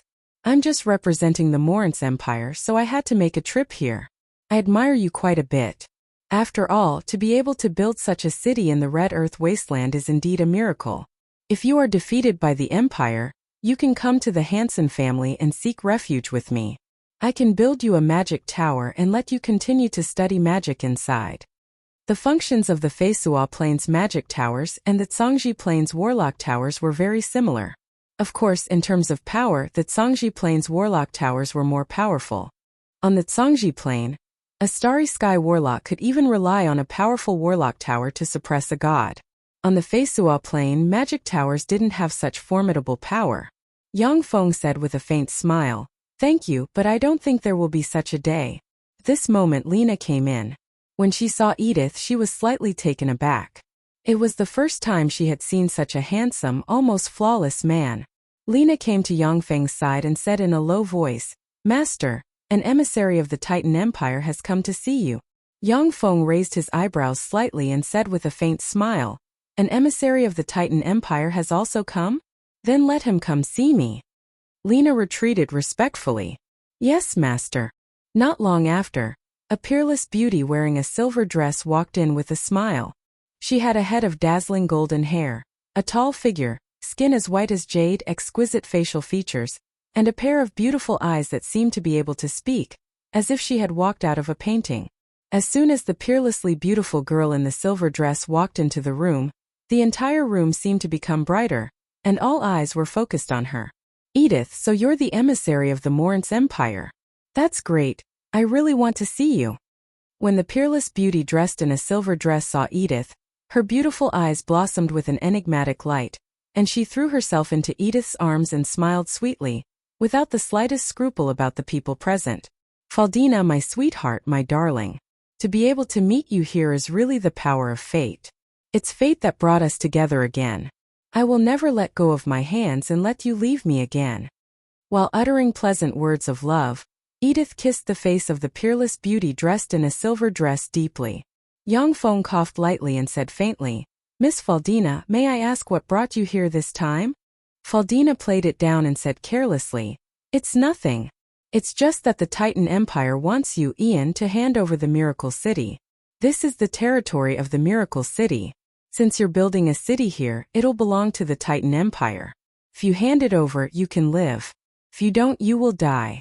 I've told you what I want to say. Whatever decision you want to make, it's up to you." Yang Feng secretly sighed. This is the arrogance of a great state. The Titan Empire was even more overbearing than the Morin's Empire. Without giving Yang Feng any benefits, it wanted to annex the Miracle City. In the end, it was still because Yang Feng was too weak and his background was too weak. Whether it was the Titan Empire or the Morin's Empire, they didn't care about Yang Feng's small force. Edith put his arm around Faldina and said with a chuckle, "It seems that the Morance Empire's offer is higher. Master Ian, won't you consider it?"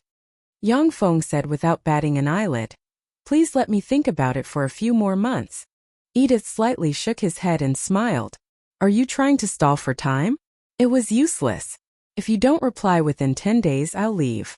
The Hunting Fong Corps of the Morance Empire will enter the Red Earth Wasteland and attack your miracle city."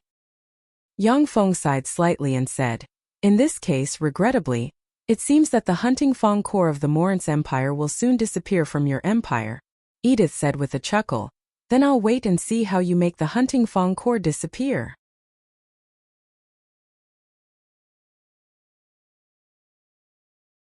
Chapter 239. After receiving the ultimatum from the Morance Empire, Yang Feng immediately carried out a general mobilization of troops in the Miracle City. In the Miracle City there were 2,800 standing troops. Among them, the most elite troops were the 1,000 human cavalrymen formed from the Amon Principality's royal guards.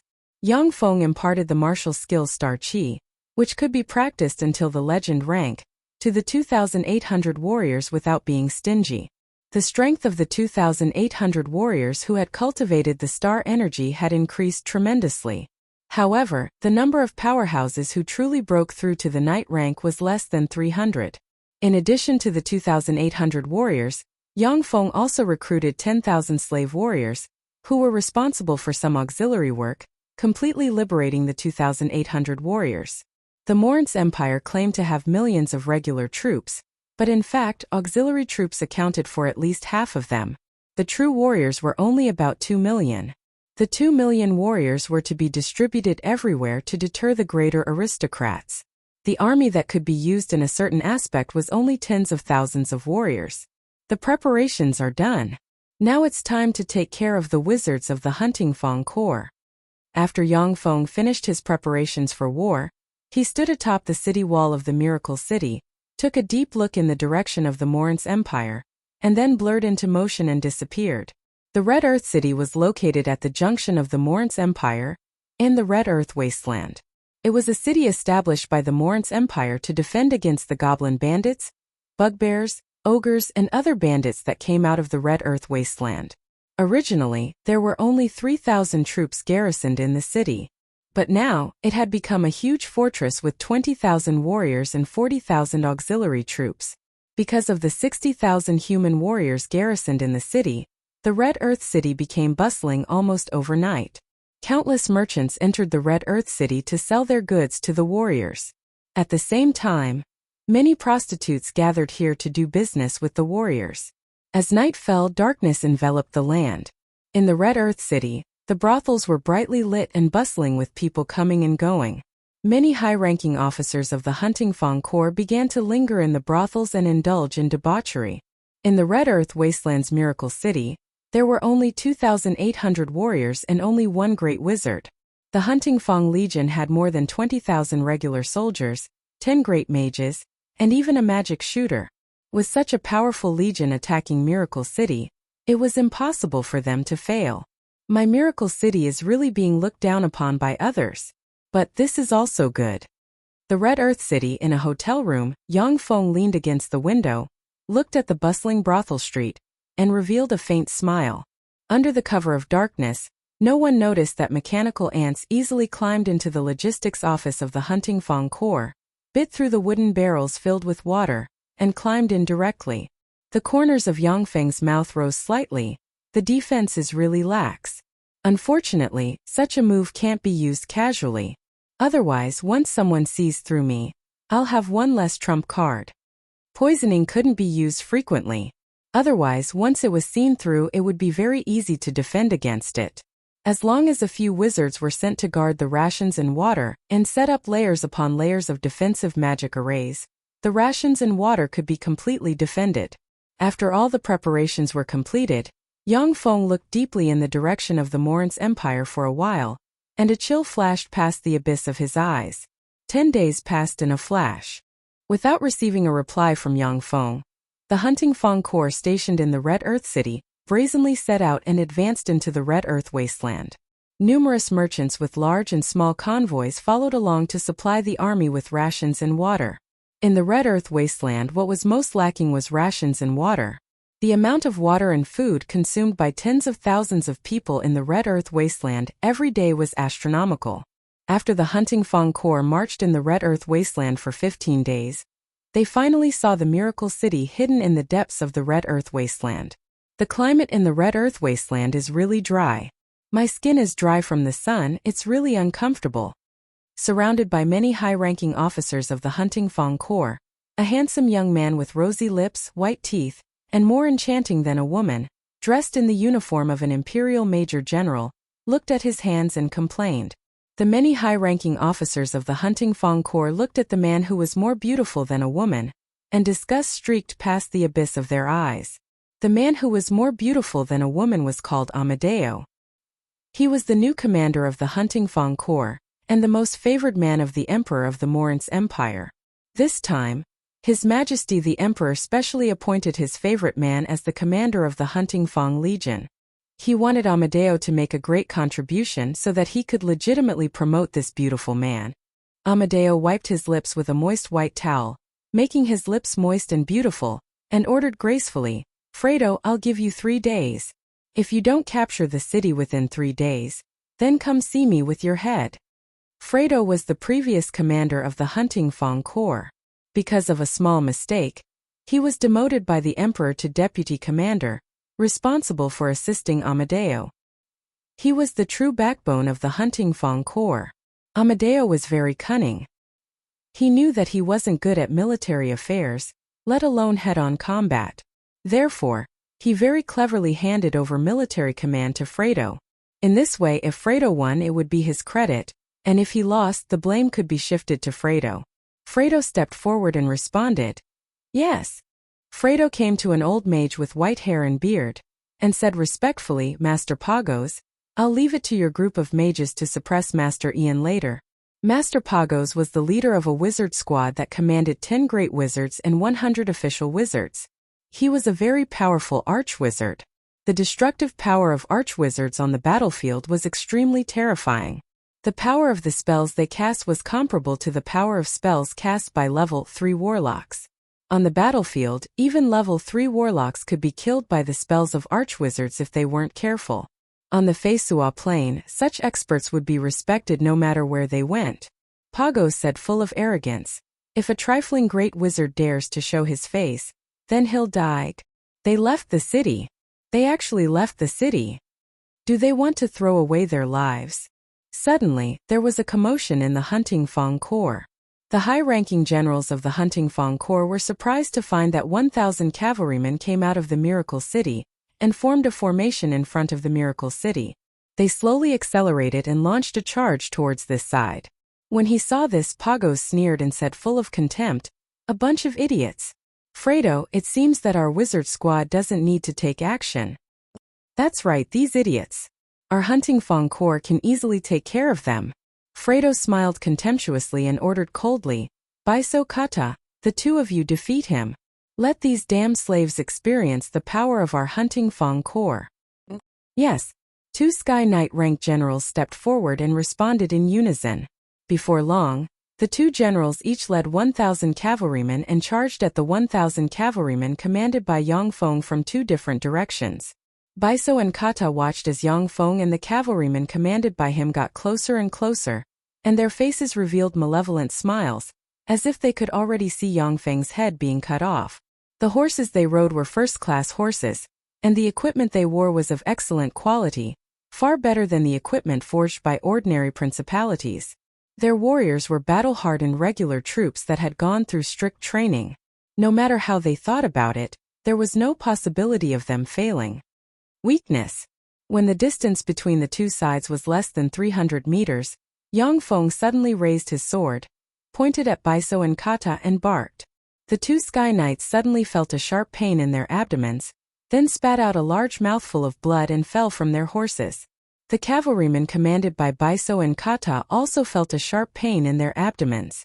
Black gas attacked their hearts, and they screamed and fell from their horses. With just one sword strike, The 2,000 cavalrymen of the Hunting Fong Corps fell to the ground like wheat being cut down, wailing mournfully. Dumbstruck, the generals of the Hunting Fong Corps couldn't believe their eyes. What sorcery is this? Master Pagos, you have to protect me. You have to protect me well. Amadeo trembled and his eyes filled with fear when he saw this scene. He hid behind Archwizard Pagos and screamed like a woman. The generals of the Hunting Fong Corps swept Amadeo with a glance, and their eyes revealed contempt. As if assisted by the gods, Yang Feng commanded the 1,000 cavalrymen to charge straight towards the Hunting Fang's corps. Fredo mobilized troops to block in front of Yang Feng. As long as Yang Feng pointed with his sword, the troops would spit out blood and fall to the ground, unable to stop him. Pagos looked carefully for a while, then his face turned ashen and he said coldly, "This is poison. These lowly slaves are very despicable. They poisoned our warriors." Amadeo trembled and shouted with an ashen face, "Poison! Damn it, am I poisoned? Master Pagos, you have to save me. I don't want to die, I really don't want to die." Pagos silently recited an incantation and cast the spell Detect Poison, and a gray magic light enveloped the many generals of the Hunting Fong Corps.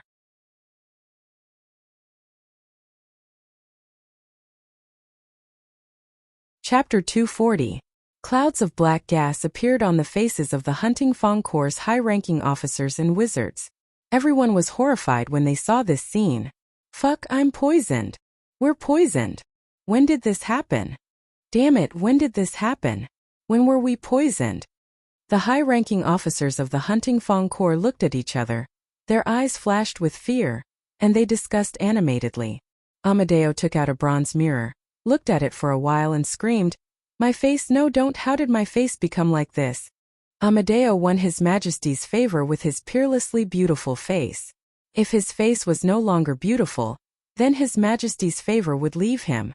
Amadeo grabbed one of Grandmaster Pagos's arms and implored loudly, "Grandmaster Pagos, save me! Save me! When I return to the imperial capital, I'll have His Majesty give you a lot of rewards. Don't panic. This poison was not an incurable poison." Before Pagos finished speaking, he vaguely felt Yang Feng look at him with an enigmatic smile. A sharp pain welled up inside Pagos, and he couldn't help but spit out a big mouthful of blood and collapse to the ground, unable to budge. Although wizards had strong spirits, but their fleshly bodies were too frail. After being poisoned by Yang Feng, as long as Yang Feng didn't give them time to cast a spell, they had no way to resist. The high-ranking officers of the Hunting Fong Corps spat out blood and collapsed to the ground. The flag representing the marshal's flag also fell to the ground with a loud rumble. The Hunting Fong Corps collapsed, and tens of thousands of warriors fled in all directions. Many warriors spat out blood and collapsed to the ground, unable to budge. 8,000 slave warriors poured out of the Miracle City and rushed towards the remnants of the Hunting Fong Corps. Although the 8,000 slave warriors weren't good at fighting head-on battles, but they were good at capturing prisoners. Except for some warriors who desperately escaped into the depths of the Red Earth wasteland, the rest of the Hunting Fong Corps warriors were captured by the slave warriors. A few hours later, Yang Feng led the 1,000 cavalrymen into the Miracle City. On both sides of the road of the Miracle City stood the slaves Yang Feng bought. "Justice shall prevail. Miracle City will win." As soon as Yang Feng entered the Miracle City, he raised his sword and shouted, "Justice shall prevail. Miracle City will win. Long live Master Ian. Long live Master Ian." Earth-shaking cheers came from the Miracle City. The slaves looked at Yang Feng with adoration in their eyes. With the strength of 1,000 cavalrymen, they directly pierced through the tens of thousands of soldiers of the Hunting Fong Legion, causing the Hunting Fong Legion to collapse. This kind of thing could only be done by legendary heroes who were blessed by the gods and possessed peerless bravery. From the fanatical cheers, Yang Feng sensed traces of faith power converging on him. It was obvious that after this battle, his reputation in Miracle City had increased by a large margin. At night, inside the prison of Miracle City, in a huge prison there were more than 100 magicians. These 100 or so magicians were a terrifying force. Just by using magic, they could easily destroy an army of 2,000 people. Unfortunately, because they were poisoned by Yang Feng, They couldn't display any of their strength and were captured alive. Yang Feng slowly walked into the prison, followed by Babu and 10 Oxman half-blood beastman experts. When they saw Yang Feng walk in, the more than 100 wizards showed looks of hatred. Yang Feng swept the more than 100 wizards with a glance and said indifferently, "I am Master Ian, the city master of the Miracle City. I'm here to recruit you. Those who are willing to serve me stand on the left. Those who aren't willing can stay or stand on the right." The more than 100 wizards stared at Yang Feng with ridicule in their eyes. They were noble wizards. How could they be willing to be loyal to Yang Feng? A wandering wizard with no background, an unstable foundation, and even offended the Morin's empire. Yang Feng waited for a while. When he saw that no wizard moved, he clapped his hands. Babu stepped forward, drew his sword, pointed at a wizard, and asked in a low, muffled voice, "Are you willing to serve my master?" The magician spat on the ground and said coldly and arrogantly, "Tui, a bunch of lowly slaves. Since you're unwilling, then go to hell." A cold look in his eyes, Babu stepped forward and beheaded the wizard. Blood sprayed out of the cell and sprinkled on the ground. When the more than 100 wizards saw this, they were slightly taken aback, and then their eyes surged with endless fear. They were noble wizards. No matter where they went, they would be respected by countless people. Even if they became captives, many people would entertain them with good food and drink, and wait for their master to ransom them. But now, a noble wizard was beheaded by a lowly half-blood beastman slave. This was simply inconceivable. The complexion of a wizard changed dramatically and he roared, "Ian, are you crazy? We are noble wizards, yet you let a half-blood beastman slave kill Camacho. If word of this gets out, there will definitely be no magicians who will come to you. All the wizards of the Feisua Plain will be your enemy." Yang Feng said lightly, "If you all die here, won't this matter not spread?" When the more than 100 wizards heard that, they felt a chill in their hearts. A wizard suddenly said loudly, "I'm willing to pay the ransom. 100,000 gold coins, no 1,000,000 gold coins. I'm willing to pay the ransom. Please spare my life and return me my freedom." Wizards were far richer than ordinary people. But even so, 1,000,000 gold coins was not a small sum for a wizard. Generally, 1,000,000 gold coins was enough to redeem a wizard. Yang Feng shook his head somewhat regretfully, saying, "Unfortunately, I don't lack money, but I lack wizards. Since you've delivered yourself to me, then you only have two choices, death or serving me." Babu pointed at another wizard with his blade and said in a low, muffled voice, Are you willing to serve my master?" The wizard fell into a state of hesitation. Without hesitation, Babu chopped off the wizard's head with his blade. "Since you don't want to, then go to hell." Seeing the decapitated corpse of the wizards felt a chill in their hearts and were filled with fear. Babu pointed at another wizard with his blade and said in a low, muffled voice, Are you willing to serve my master?" The wizard's complexion changed greatly. He got up, stood to the left and shouted, "I'm willing, don't kill me."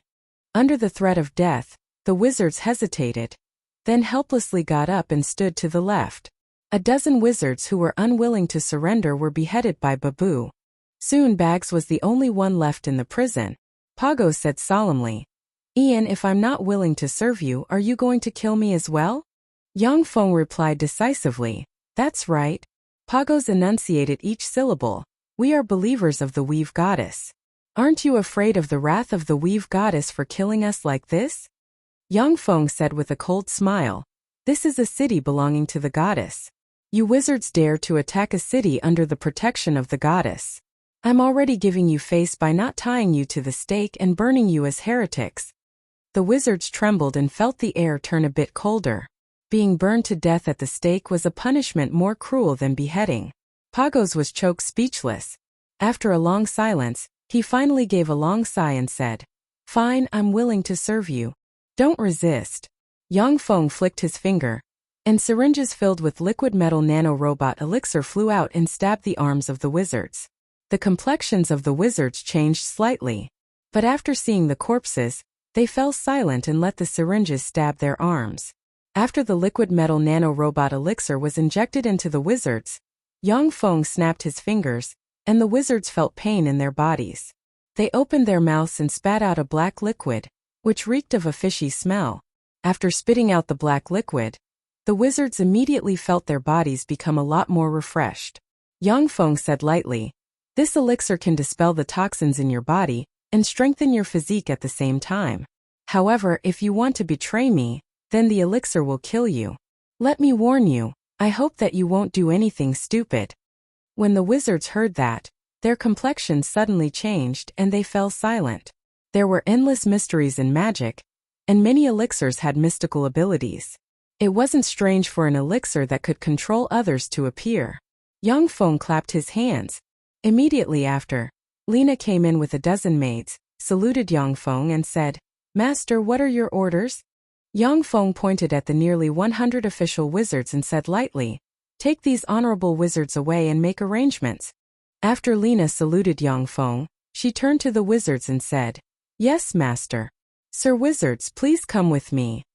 The wizards looked at each other, sighed helplessly, got up and followed Lina outside.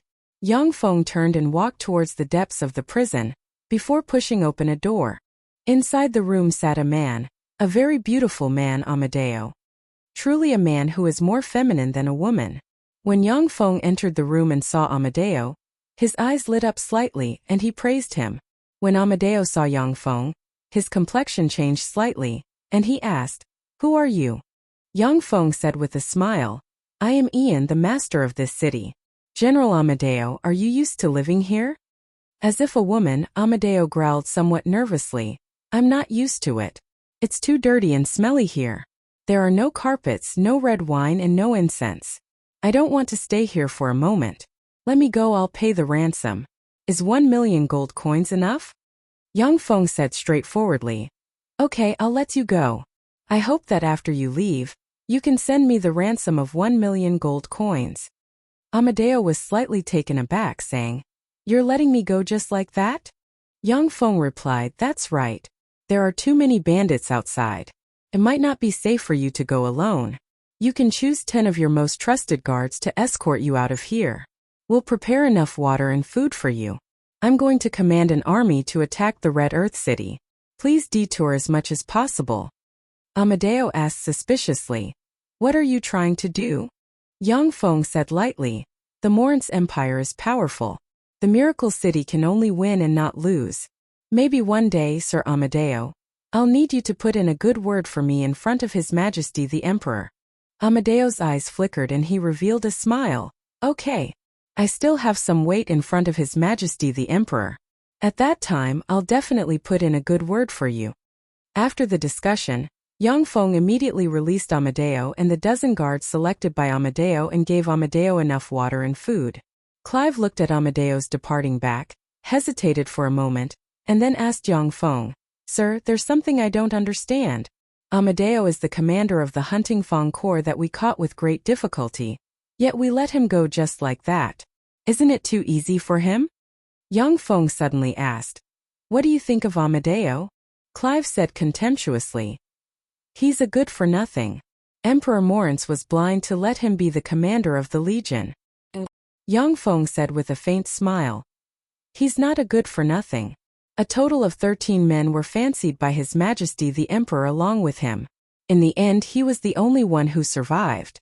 Within 5 years, the courtiers who attacked him fell one by one. Only the Prime Minister of the Morince Empire, Casimiro, was left alive. Don't you think he's amazing?" Clive suddenly inhaled a breath of cold air. His eyes filled with shock. In his eyes, Amadeo was a rabbit that sold its butt. For such a rabbit to defeat the courtiers of the Morince Empire one by one, Amadeo's ability in court struggles could be imagined. Yang Feng said meaningfully, "We can't kill such a person. We have to protect them as much as possible. The Morince Empire is a towering tree. Without these vermin, it would be difficult for us to contend against it." Clive was silent for a while before nodding firmly.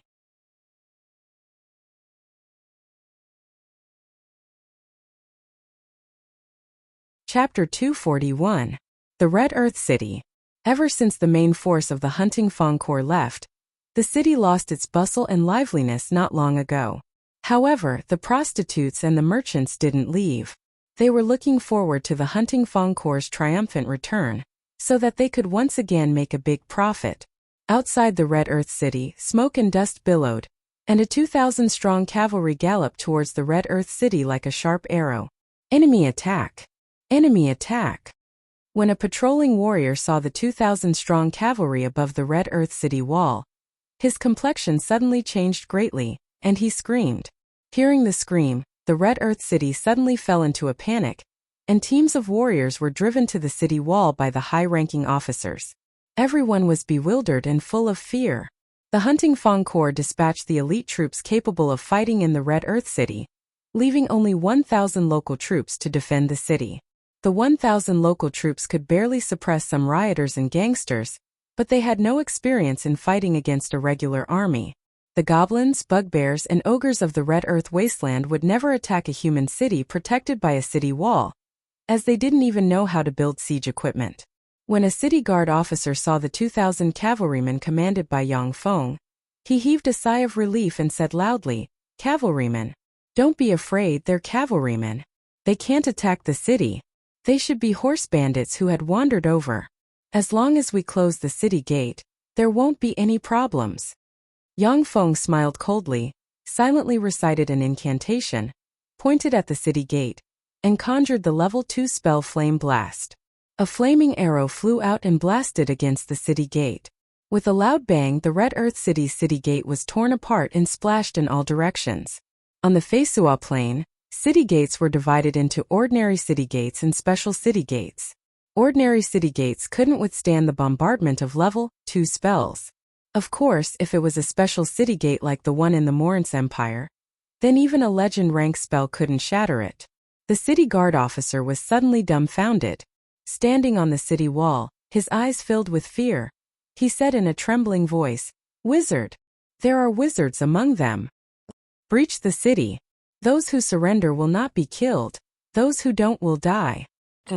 Yang Feng pointed at the Red Earth City with his sword and barked, "Breach the city. Those who surrender will not be killed. Those who don't will die. Breach the city. Those who surrender will not be killed. Those who don't will die." Behind Yang Feng, the uniform roars of the 2,000 cavalrymen soared into the sky, frightening the Red Earth City's city guards. "Follow me." Yang Feng pulled the reins, barked, and took the lead to rush towards the Red Earth City. The 2,000 cavalrymen surged towards Red Soil City like a torrent. Awed by the momentum of Yang Feng and his party, the defenders atop the Red Earth City didn't react at all. They watched helplessly as Yang Feng led the 2,000 cavalrymen into the city. Once Yang Feng's 2,000 cavalrymen broke into the city, they quickly took over everything in the city. Not long after, 3,000 Miracle City infantry who had barely learned how to ride finally arrived from the rear and quickly took over the city. When the follow-up troops arrived, Yang Feng continued to command the 2,000 cavalrymen to stab straight into the hinterland of the Morin's Empire. The Hunting Fong Corps was the most powerful corps of the Morin's Empire in this region. Now that it was completely wiped out, a huge hole was torn in the Red Earth Wasteland. Yang Feng led the 2,000 cavalrymen to charge through the huge hole. Within 13 days, they breached 10 cities in succession and looted a large amount of people, goods, and wealth, which were then transported to the Miracle City. The Malinsan province had a total of 44 cities. After the 10 cities were captured, nearly a quarter of the Malinsan province fell into Yang Feng's hands. The entire Morin's Empire was shaken. The governor of the Malinsan province sent 10 letters in blood in a row, asking for help from the center of the empire. The Malinsan province wasn't a border city to begin with. The strongest force in the province was the Hunting Fong Corps. Now that the Hunting Fong Corps was wiped out, the Malinsan province was very empty, with only 100,000 local troops scattered in various cities. The 100,000 local troops were specially used to maintain law and order and suppress rebellions in the Malinsan province. Their fighting strength couldn't be mentioned in the same breath as that of a field corps like the Hunting Fong Corps. Coupled with the fact that the Malinsan province had been at peace for a long time, the 100,000 local troops were completely rotten. In fact, there were less than 60,000 local troops. Besides, most of them were relatives and friends of military officers, so they had no fighting strength to speak of. Under such circumstances, the Malinsan province was like an undefended cake. With a light poke, Yang Feng poked a huge hole in it and took a big bite out of it. The only thing the governor of the Malinsan province could do was to shrink his forces and frantically recruit soldiers. He holed up in the Barroman city, the capital of the Malinsan province. The Silver Sword Corps stationed in the Zaro province near the Malinsan province also received a transfer order from the Maurance Empire and set off for the Malinsan province. The Hunting Fong Corps was defeated by Ian. That's amazing. Amadito is one thing, but Fredo is a battle-hardened veteran. How could he be defeated so easily? Dressed in the uniform of a major general of the Maurance Empire, a rather handsome 35 to 36-year-old Silver Sword Corps commander, Magana, muttered to himself. The Hunting Fong Corps was the strongest corps in the Malinsan province. Furthermore, the Maurance Empire had mobilized an archwizard, 10 great wizards, over 100 wizards, and over 1,000 apprentice wizards to form a huge wizard group, which was assigned to the Hunting Fong Corps. No matter how one thought about it, the Hunting Fong Corps couldn't lose to a small force like the Miracle City that was established not long ago and had less than 10,000 soldiers. A scout quickly came to report, "Sir Commander, we found the cavalry of the Miracle City." Magana frowned and asked solemnly, "Where are they?" The scout hurriedly said, "They are about 10 kilometers southwest of us. They seem to have just looted a city and are heading towards the anchor city with countless treasures." Magana's gaze congealed and he said coldly, "That direction is the Rabaka city. These damn bandits must have just looted the Rabaka city. Pass down my order. Everyone advance at once. Our target is the anchor city. Let's go fuck those damn bandits' retreat route." The 20,000 warriors of the Silver Sword Corps suddenly sped up and moved towards the anchor city. When they were halfway to the anchor city, the Silver Sword Corps' main force saw the 2,000 cavalrymen dressed in gold and silver and carrying large and small bags on their backs. At the same time, the 2,000 cavalrymen were followed by thousands of horses, each of which carried a huge bag. The tremendous wealth pressured the 2,000 cavalrymen, who were originally moving as fast as the wind, to the point that they were even slower than infantrymen. When the Silver Sword Corps' main force saw the 2,000 cavalrymen commanded by Yang Feng, their eyes turned bloodshot and revealed greed.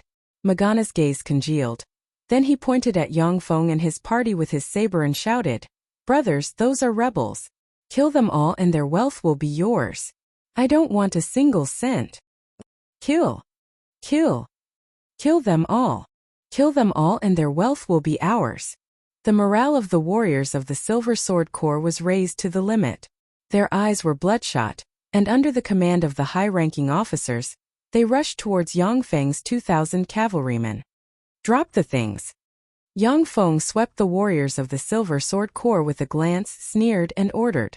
The 2,000 cavalrymen tore off the bags and threw them on the ground. Countless gold, silver, and jewelry scattered on the ground from the bags, dazzling everyone. When the 2,000 cavalrymen pulled the ropes, the gold, silver, and jewelry tied to the horses also scattered on the ground, making the area look as if it was covered in gold, silver, and jewelry. "Retreat." After discarding all the treasures, Yang Feng smiled coldly, turned around, and retreated towards the anchor city with the 2,000 cavalrymen. "Mine! These treasures are mine. Fuck, I'll kill anyone who dares to rob me of my gold." When the warriors of the Silver Sword Corps rushed to the area full of gold, silver, and jewelry, they no longer moved. Instead, they scrambled for the jewelry, their eyes bloodshot.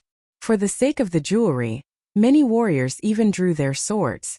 The monthly salary of the warriors of the Maurance Empire was only 1 gold coin. Many of the gems on the ground could be sold for hundreds of gold coins, or even 1,000 gold coins. As long as they grabbed a gem, it was equivalent to decades or even 100 years of their salary. Naturally, it made them crazy.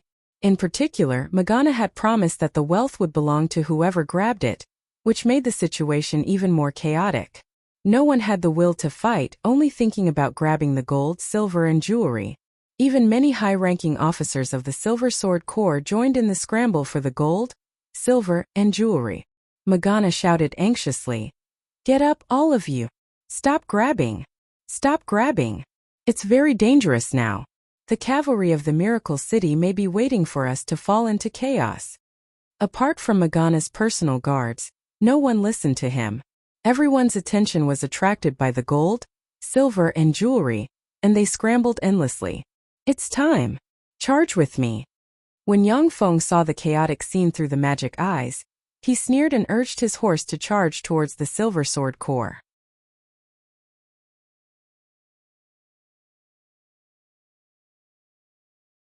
Chapter 242. When Morgana saw the dust raised by the cavalryman, his complexion changed dramatically, and he roared wildly, "Get into formation! Get into formation! The cavalrymen of the Miracle City are here!" The warriors of the Silver Sword Corps were already in disarray, scrambling for the jewels scattered on the ground. There were only a few officers who responded to Morgana's orders, but they were unable to organize an organized army. The 2,000 cavalrymen under Yang Feng's command quickly arrived. As if a sharp sword piercing through tofu, they split the Silver Sword's warriors in two and pierced through each other. Unable to resist, the warriors of the Silver Sword Corps were chased by the 2,000 cavalrymen commanded by Yang Feng like pigs and dogs. The brave warriors of the Silver Sword Corps had just gathered, when Yang Feng and the 2,000 cavalrymen slaughtered them.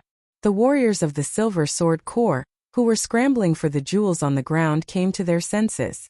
By the time they came back to their senses, they were no longer surrounded by their comrades and officers, but by strangers who had been scrambling for gold, silver, and jewels with them not long ago. The warriors of the Silver Sword Corps collapsed and scrambled to escape in all directions, no longer able to organize themselves. "Damn bastard! Go to hell!" Along with a furious roar, Morgana erupted with Star Knight rank chi, man and mount united, charged towards Yang Feng in a tyrannical manner, and slashed at Yang Feng with his sword with the force of a mountain. Under such circumstances, the only way to reverse the situation was to kill Yang Feng with a sword strike. Morgana was a martial arts genius of the Morin's Empire. At the age of 45, he had already cultivated Star Knight rank chi. With his frightening Star Knight rank chi, he had slain countless powerhouses and assessed numerous rebellions. In desperate situations, Morgana relied on his peerless courage to slay the enemy's generals and reverse the situation. Step by step, he climbed to the high position of a legion commander. Yang Feng raised his eyebrows. Without dodging, he slashed at Morgana with the magic sword forged from divine blood steel. Ding! The two swords clashed, and under Morgana's horrified gaze, his sword was directly cut in two. The incomparably sharp magic sword had directly cut him in two. Virtually at the same time, Yang Feng was also sent flying by Morgana's frightening chi, fell from his horse, rolled aside, and coughed up a large mouthful of blood. "It's a pity that your strength isn't weak. It's just that your weapon is too weak." Yang Feng glanced at Morgana and left a sentence, then jumped onto another horse and continued to chase after the Silver Sword's main force. If their weapons were equal, then Morgana would be able to send Yang Feng flying from his horse, while he himself wouldn't suffer any injuries. Now that Morgana was killed by Yang Feng, this was the huge gap between the weapons of the two sides. A good weapon was equally important to an expert. It was precisely because of this that the 5 magic swords in the Miracle City would cause countless merchants to fight over them. Yang Feng took the 2,000 cavalrymen to pursue the Silver Sword's main force for 20 kilometers. After killing about 7,000 Silver Sword warriors, he turned back and returned to the Anchor City.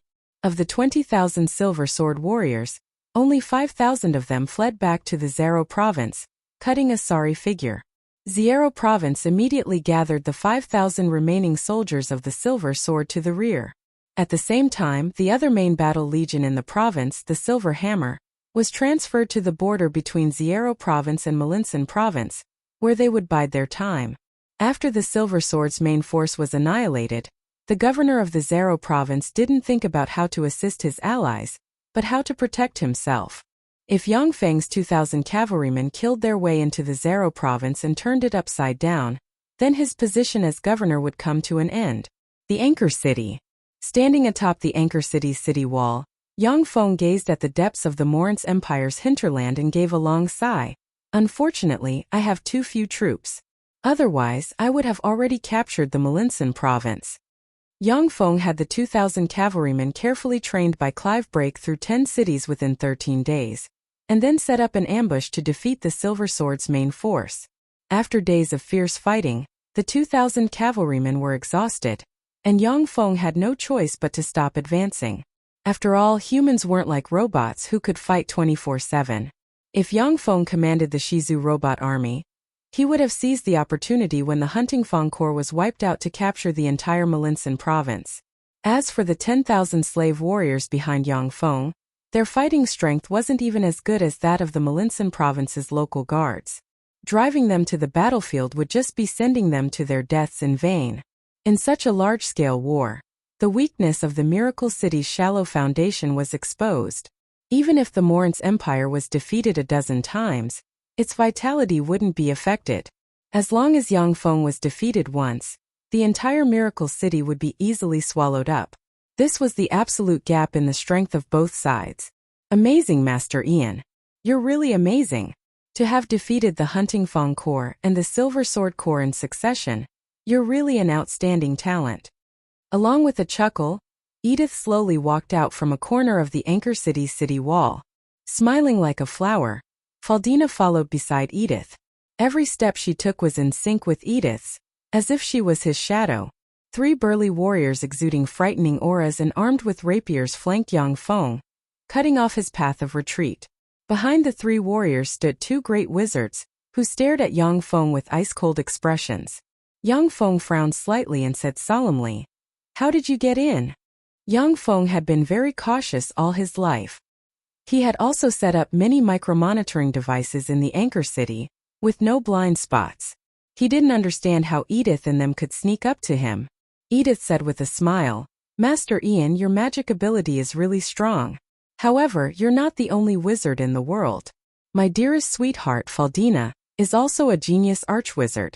There's no problem in deceiving the perception of a great wizard like you." Yang Feng frowned slightly, saying, "Miss Faldina, I heard that the Titan Empire and the Morin's Empire are enemies. Why did you join forces with Edith to ambush me? Isn't the more damage I cause to the Morin's Empire, the better it is for the Titan Empire?" "What you said makes sense." Faldina blinked her big beautiful eyes, and then said with a light smile, "But I love Edith. Since he wants to ambush you, I'll help him. As for the rest, I don't care." Yang Feng's thousands of excuses were blocked by Faldina. He was speechless at a woman who was blinded by love and an archwizard-rank powerhouse to boot. Such a peerlessly beautiful girl who was dead set on love was simply a goddess in the eyes of many men. Yang Feng couldn't help but feel a trace of jealousy towards Edith. Edith said with a light smile, "Master Ian, the Hansen family is in great need of a talent like you. Please join our Hansen family. Only then will you have the space to display your outstanding abilities." Yang Feng frowned slightly and said faintly, "What if I don't join?" Still very elegant, Edith said without a trace of anger, "If you don't join, then regrettably, this will be your burial place. His Majesty has offered a sky-high bounty for your head. Even I'm tempted by such a bounty." "In that case, then please go to hell with me." A cold glint flashed past Yang Feng's eyes. He operated a secret method, and countless black dragon scales suddenly covered his body. He silently recited an incantation and waved his hand, and 30 vampiric rattan seeds suddenly flew out. Under the effect of the spell, the 30 vampiric rattan seeds suddenly erupted and grew frantically into freaks with countless sharp barbs and tendrils. "Master Ian, the magic sword you made is very sharp. I like it very much." Edith smiled faintly and took a step forward. Frightening Star Knight rank chi erupted in a flash, and the magic sword strapped to his waist was unsheathed in a flash. It turned into star-like sword rays that tore apart the defenses of the 30 vampiric rattan seeds, and chopped the cores of the 30 vampiric rattan seeds. When the cores of the 30 vampiric rattan seeds were broken, just like a human brain being minced, the vines withered and scattered on the ground, emitting black smoke and gradually collapsed. "Mind Hammer." Faldina smiled sweetly, then silently recited an incantation and took out a dark green legend-rank magic staff. She pointed at Yang Feng and a white magic radiance shot towards Yang Feng. Psychic spells were the most difficult to resist, and it was very difficult for defensive spells to resist psychic spells. Only by strengthening one's willpower was the best way to resist psychic spells. When the mind hammer hit Yang Feng, his mind shook, his head felt like it was splitting, his eyes glazed over, and his body stiffened. In a flash, the 3 warriors erupted with firmament night rank chi, and 3 swords slashed at Yang Feng from different directions. At the moment of imminent peril, the divinity of fear in Yang Feng's spirit sea trembled, and a demonic energy of fear covered his whole body in a flash, pulling him out of the shock of his mind. Yang Feng's eyes congealed in an instant, divine energy of fear erupted, and he issued a heaven-shaking roar. Under the eruption of divine energy of fear, everyone on the scene seemed to come to a standstill for a moment. A sword was unsheathed, and a resplendent sword ray turned into a mysterious arc that twisted around the 3 firmament knights.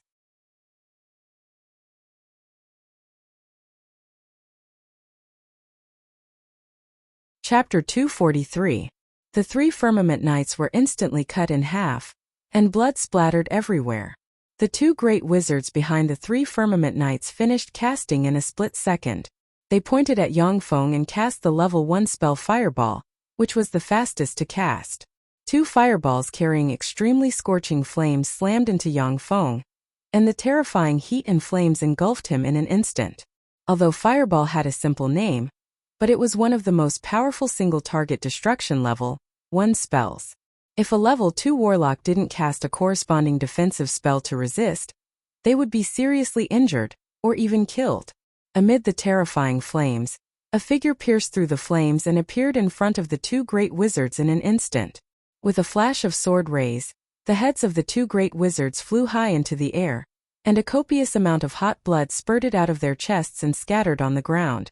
They couldn't believe that someone could withstand the bombardment of Fireball and still launch an attack against them. Seeing this scene, Faldina wrinkled her eyebrows slightly. With a wave of her lily-white hand, 36 rhombus magic crystals suddenly revolved around her and formed a huge magic crystal shield. At the same time, she floated into the air and floated backwards. The ground was the domain of warriors, while the sky was the domain of wizards. It was precisely because wizards had the ability to fly that they could beat up warrior experts. Their status was far above that of warriors. Magic and martial dual cultivation. Great Wizard Ian, I underestimated you. Edith took a step to the left and held his sword horizontally in front of Faldina, a dignified look in his eyes. Besieged by a Star Knight and an Archwizard, Yang Feng was still able to kill 3 Firmament Knights and 2 Great Wizards. This kind of fighting strength was simply terrifying. You dare to assassinate me. Today this will be your burial ground. Covered in dragon scales, Yang Feng looked like a humanoid black dragon. His eyes were ice cold, and a fierce killing intent soared into the sky. He spoke frigidly. Edith pointed at Yang Feng with a magic sword forged by the Miracle City and said solemnly, Edith, a disciple of the star-sacred swordsman Banks, is here to experience your swordsmanship. Faldina's beautiful eyes constricted slightly, and she erupted with powerful spirit force fluctuations. With the magic staff in her hand, she could cast level 2 spells and below at any time. Then let's fight. With a roar, Yang Feng's figure shook, and he jumped off the Anchor City's city wall and fled into the city. If it was a one-on-one, then Yang Feng would still have the confidence to fight Edith. But with Edith and Faldina, even a level 3 warlock might not be their match. Yang Feng didn't have the confidence to defeat them. When Edith heard Yang Feng's bellow, his spirit congealed and the sword in his hand assumed a defensive stance. The scene of Yang Feng slaying 3 Firmament Knights and 2 wizards with a sword strike was too amazing, so he couldn't help but choose to play it safe. After all, if he and Faldina joined forces, even a great wizard who cultivated both magic and martial arts would definitely not be a match for them. Seeing Yang Feng choose to escape, Edith and Faldina were taken aback. They didn't expect that Yang Feng, who was acting like a hero a moment ago, would choose to escape. Shameless bastard. Go to hell. Faldina's pretty face changed slightly. She clenched her silver teeth and waved her lily-white hand. Ice cones, fireballs, earth thorns, wind blades, and other level 1 destructive elemental spells instantly shot towards Yang Feng. Under the bombardment of Faldina's level 1 destructive elemental spells, Yang Feng was forced to urge his life force field and brandish his sword to chop apart the destructive elemental spells. As for the spells that couldn't be chopped apart, he could only rely on the defense of the Black Dragon's scales to resist them. Faldina's spirit force seemed to be endless. The densely packed level 1 spells bombarded Yang Feng. Before long, he was covered in blood and the Black Dragon's scales were torn apart, dripping with blood. In addition to elemental spells, Faldina also cast various curse spells such as splitting headache, weakness, and perception disruption on Yang Feng. Even though Yang Feng's level 2 warlock rank life force dispelled some low-level curses and weakened the power of a lot of strong curses, but he still felt dizzy from time to time, weak, and almost fell to the ground. Once Faldina acted, Yang Feng could no longer escape. He could only stand in place and desperately resist the various spells, unable to fight back. Edith's figure shook and like a bolt of lightning shot towards Yang Feng. Yang Feng suddenly barked, "Pagos, you're still not going to act? If I die, you'll all be buried with me." Gravity bind. Dark rays. Fear. Mind shock. Fireball. Web. In a room, more than 100 spells were suddenly cast and bombarded towards Edith in a frenzy. The more than 100 spells covered all fields of magic. Even if it was a star night, only death awaited them. Level 3 warlocks didn't dare to resist the bombardment of more than 100 spells. No! Faldina let out an incomparably mournful shriek, then watched in despair as the 100 spells completely swallowed Edith. With a flash of white light, Edith strangely escaped from the bombardment of more than 100 spells and appeared atop the city wall, his face pale and his back drenched in cold sweat. If he hadn't had a one-time life-saving magic item, he would have been blasted to pieces by the more than 100 spells. Edith watched the more than 100 wizards slowly walk out of the room with shock in his eyes. "Master Pagos, how come it's you? How come you're working for him?" Yang Feng ordered coldly. "Kill them." "Yes, sir."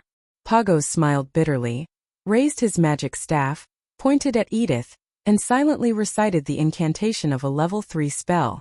The 20 mages quickly chanted incantations and cast all kinds of powerful defensive spells on the group of mages. Offensive wizards were responsible for offense and defensive wizards were responsible for defense. Wizard squads that combined offense and defense were the most powerful fighting force of the human race. Retreat. Edith's complexion changed. His figure blurred, and he quickly fled outside the anchor city. Faldina, who was in the air, also cast all kinds of spells and turned into a stream of light that fell from the sky and escaped with Edith. For a magic shooter and a star knight to fight against a team of mages with a magic shooter was simply courting death. Yang Feng frowned slightly as he watched Edith and Faldina escape. How troublesome. It really isn't that easy to kill these top powerhouses. There were many level 4 extraordinary life form rank mechanical battle beasts in Yang Feng's dimensional crest. If he released those mechanical battle beasts, he might be able to kill Edith and Faldina. However, in that case the Morince Empire would once again attach more importance to Yang Feng. The next time they came to kill him, it would probably be a large group of legend-rank powerhouses. Yang Feng suddenly said, "Pagos." Pagos responded, "I'm here." Yang Feng said lightly, "Since your wizard squad is here, then attack the Toe City with the second corps." The first corps was composed of 2,000 cavalrymen carefully trained by Clive. Most of the experts of the Miracle City were gathered in the first corps. The second corps was a new corps composed of 5,000 slaves. The fighting strength of the second corps was extremely low. Even though it was equipped with a large number of weapons and equipment seized from the Hunting Fang Corps, its fighting strength was still much worse than that of the local garrison forces of the Malinsan province. No matter how inferior the second corps was, with the support of the formidable fighting strength of the human wizard squad, there was basically no force in the Malinsan province that could contend against it. If the tactics of more than 100 official wizards led by an archwizard were proper, they might even be able to kill a legend-rank sacred swordsman. This was the terror of human wizard squads. Of course, if a legend-rank sacred swordsman closed in on them, then the wizard squad would likely be wiped out in less than a minute. Pagos hesitated for a moment before saying, "Master Ian, the strength of the Morince Empire is beyond your imagination. It has the favor of the gods. Even if you capture the Malinsan province, you won't be able to hold it." The Morince Empire was one of the 4 most fertile empires of the Feisua Plain, and it was supported by the Zalia divine system. In the history of the Feisua Plain, there was no lack of geniuses who established their own states and threatened the rule of the Morince Empire. Then divine chosen, divine descendants and demigod-rank heroes appeared in the Morince Empire. Under the guidance of the gods, they destroyed the geniuses and the states they established. The Morinth Empire and the Titan Empire were almost impossible to destroy. Pagos had no choice but to remind Yang Feng of this cruel fact. Yang Feng said with a faint smile, "It doesn't matter. Anyway, I don't intend to hold the Melinsan province. I just have to plunder the Melinsan province and sell the population to the Titan Empire, and then I can withdraw." Pagos felt a chill in his heart. Only now did he understand why Yang Feng would plunder the population of a city and transport them to the Miracle City every time he captured it. If Yang Feng did this to the Melinsan province, it would take at least 10 years to recover its vitality. It would be even more difficult for the Morinth Empire to attack Yang Feng from the Melinsan province. Pagos hesitated for a moment, then gritted his teeth and said, "Sir, isn't this too cruel?" "Cruel?" Yang Feng was taken aback, and then smiled lightly and said coldly, "If I had been the one defeated in the Red Earth wasteland, Master Pagos, you should know what would have happened to the tens of thousands of people of the Miracle City, right? Why didn't you think of the word cruel at that time?" Pagos was speechless at once. If the Miracle City was defeated, everyone inside would be captured by the Hunting Fang Corps, reduced to slaves and sold to other people. All the wealth of the Miracle City would be plundered. However, at that time, Pagos didn't regard the slaves of the Miracle City as people. He didn't even care about Master Ian Yang Feng. When he was proud of his success, how could he take the word cruel to heart? Yang Feng said lightly, "Okay, Master Pagos. You are now a member of the Miracle City. Your life, death, honor and disgrace are linked to the Miracle City. If you perform well in the future, I can tell you the method to promote to a legend wizard and let you become a powerful legend wizard." Legend wizard. When Pagos heard that, his eyes blossomed with the light of expectation. On the Feisua Plain, the ultimate goal of all wizards was to promote to a legend wizard. Once a wizard promoted to a legend wizard, they could master legend spells, level for spells. Among legend spells, there were many spells that could strengthen one's physique and prolong one's lifespan. On the Feisua Plain, only after advancing to a legend wizard would a wizard's lifespan reach more than 200 years.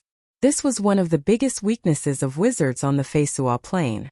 It should be noted that on the Zhangji Plain, an official level, one warlock had a lifespan of 200 years. If they collected some lifespan prolonging elixirs, living to 300 years wouldn't be an issue. On the Feisua Plain, the lifespan of an official wizard was no different from that of an ordinary person. With a flick of his wrist, Yang Feng threw a stack of magic notes towards Pagos. When Pagos received the stack of magic notes, his expression trembled and his eyes flashed with excitement.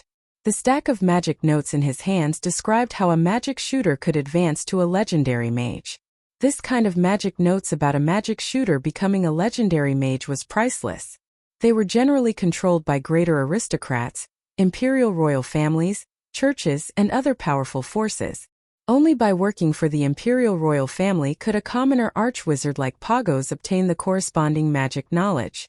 This was a trick used by the imperial royal family to control wizards. Pagos was already a genius in magic to be able to promote to an archwizard. However, due to being ostracized, he hadn't been able to get his hands on magic information on how to advance to a legend wizard. Now that Yang Feng gave him the magic notes on how to advance to a legend wizard, he was overjoyed. Pagos bowed slightly towards Yang Feng and said, "Sir Ian, rest assured, I will follow your orders. I will lead the wizard squads to capture all the cities of the Melinsan province." Yang Feng said lightly, "Go." 2 days later, the Toes City. In the entire Toes City, there were only 2,000 local guards. Due to the actions of the military upper echelon, there should have been 2,000 local guards, but in fact there were only 1,300 local guards. The Toes City was already full of guards, who looked at the 5,000 warriors of the Miracle City's second corps outside the city with frightened expressions.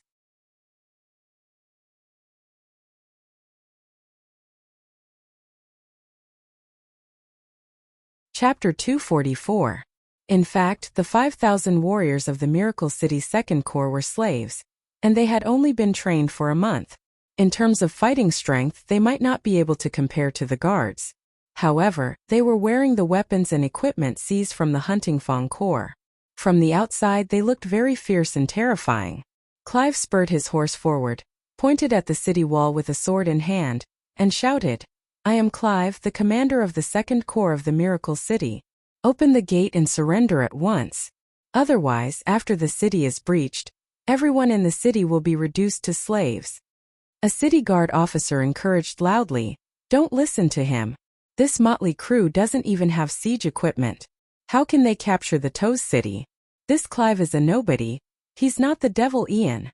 It's impossible for him to breach the Toes City. As long as we hold the Toes City, we'll enjoy endless glory and wealth in the future. Everyone will be an aristocrat." Yang Feng first destroyed the Hunting Fang Corps, and then defeated the Silver Sword Corps. He slaughtered his way into the Malinsan province and plundered countless riches. The people of the Morince Empire called him the Devil Ian, and his name struck fear in people's hearts. After hearing the city guard officer's words, the warriors regained some morale, because the Second Corps led by Clive really didn't have any siege equipment. "Master Pagos, I'll have to trouble you." Clive returned to the Second Corps and asked Pagos very politely. On the Feisua plain, the status of wizards was extremely high. Even if Pagos was forced to surrender to Yang Feng, he didn't want to offend Pagos, who was an archwizard. Pagos nodded and slowly walked out with the more than 100 official wizards. 500 soldiers of the Second Legion stood in front of the magicians with large shields in their hands. Their only mission was to protect the wizards with their lives. Pagos silently recited an incantation, pointed at the city gate with the magic staff in his hand, and conjured the level 3 spell Advanced Fire Arrow. As if a meteor, an arrow formed from flames shot towards the city gate. Boom!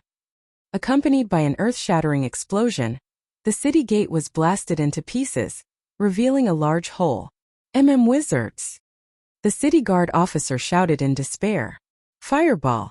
Shadow Ray! Corrosive Ray! The magicians silently chanted incantations and pointed at the city wall. Countless spells bombarded the city wall like raindrops. A burst of incomparably mournful screams came from the walls of Toes City.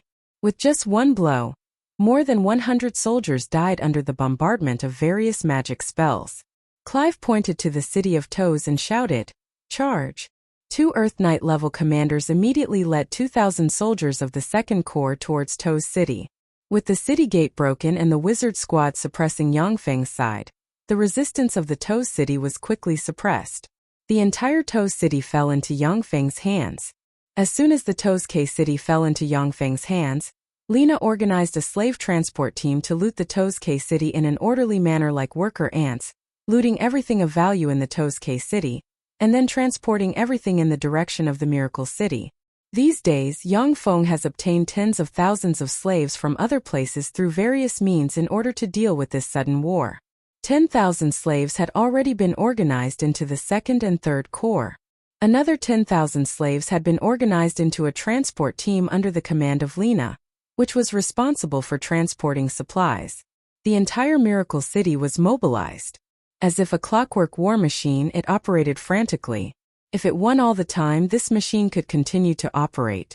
But once it failed, this clockwork war machine would completely collapse. After capturing the Toes City, the Second Corps rested for several days before setting out to attack another city, the Jia City. Without any suspense, the powerful wizard squad destroyed the resistance of the Jia City, allowing the Second Corps to occupy the city.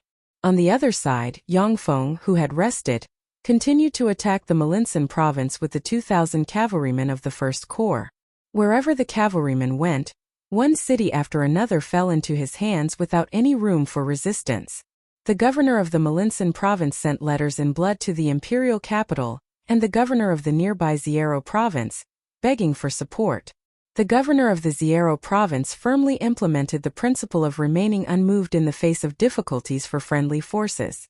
Instead of dispatching a single soldier, he constantly recruited soldiers from the province to fill the Silver Sword Corps, training them, and restoring the strength of the Silver Sword Corps. The Morince Empire didn't expect that the Silver Sword Corps would be defeated by Yang Feng.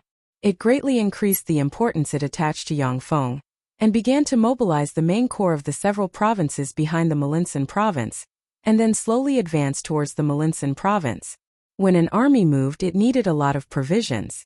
The Morince Empire wasn't ready to fight a war, and couldn't coordinate in such a hurry. According to the original plan of the Morin's Empire, the Hunting Fong Corps was enough to take care of the Miracle City. It never thought of the possibility of failure.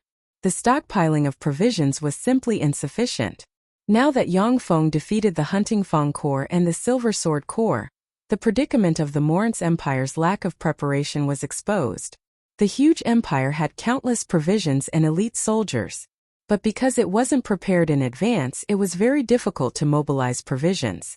Due to logistical issues, the movement speed of the main army that was transferred from the major provinces was also very slow. 10 days later, the 1st and 2nd Corps of the Miracle City finally met in the Bar-Roman city. Yang Feng urged his horse forward and looked at the Bar-Roman city from afar with a dignified look in his eyes. The Bar-Roman city's city wall was 20 meters tall and made of mysterious steel rock. It could even resist some legend rank spells. The city gate of the Bar-Roman city was made of the magic metal star magic iron and blessed by legend wizards. It could completely withstand the bombardment of legend rank spells. Inside the Bar-Roman city, there was a great temple dedicated to the sun god Dragoni. The Malinsan province was one of the main preaching places of the sun god Dragoni. The sun god Dragoni was a powerful intermediate divine power rank existence of the Xalia divine system, second only to the 9 primary gods of the Xalia divine system. His fighting strength was terrifying and reportedly, he wasn't inferior to the primary gods of some weak divine systems. If the Sun Temple in the Bar-Roman city fully supported the governor of the Bar-Roman city in defending the city, then with Yang Feng's current strength, he might not be able to capture the Bar-Roman city. With the support of the Sun Temple's priests, then with my current strength, unless I use legend rank mechanical battle beasts, it will be difficult to capture such a huge city. Yang Feng stared at the Bar-Roman city, his eyes flickered, and plans emerged in his mind, only to be rejected one by one.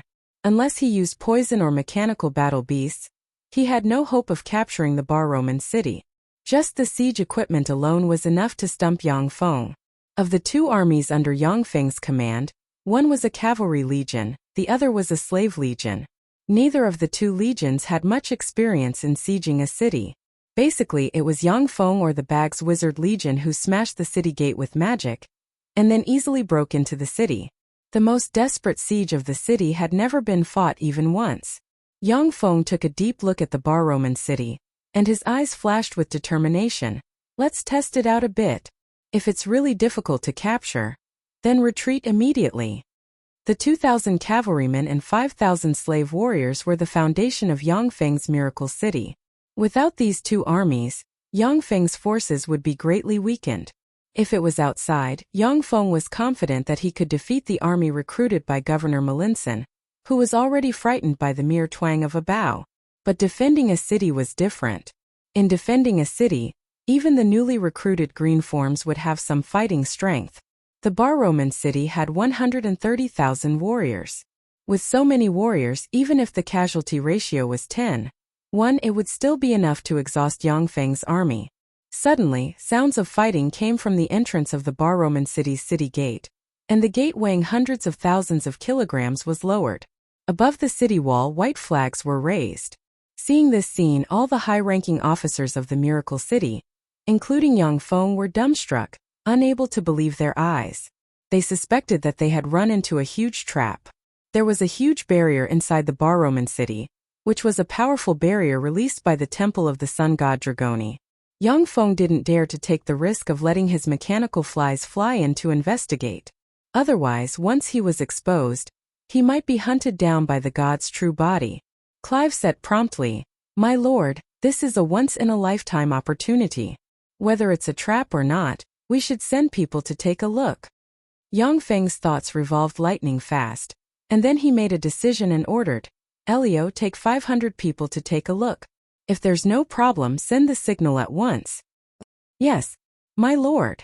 Elio, who had an Earth Knight rank cultivation base and was born in the Amon Principality, immediately urged his warhorse and rushed towards the Bar-Roman city with the 500 cavalrymen.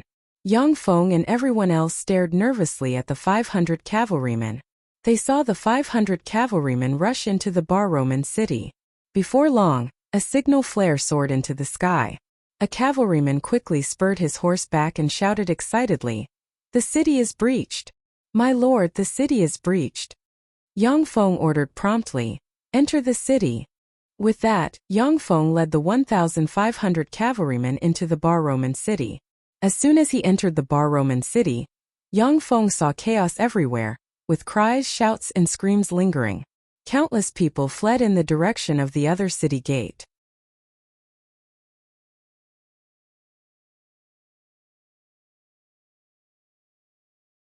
Chapter 245. A very capable-looking young man came up to Yang Feng and said, "Subordinate Andro greets the Lord." Yang Feng looked at the young man and said faintly, "Andro, you're Artai's man."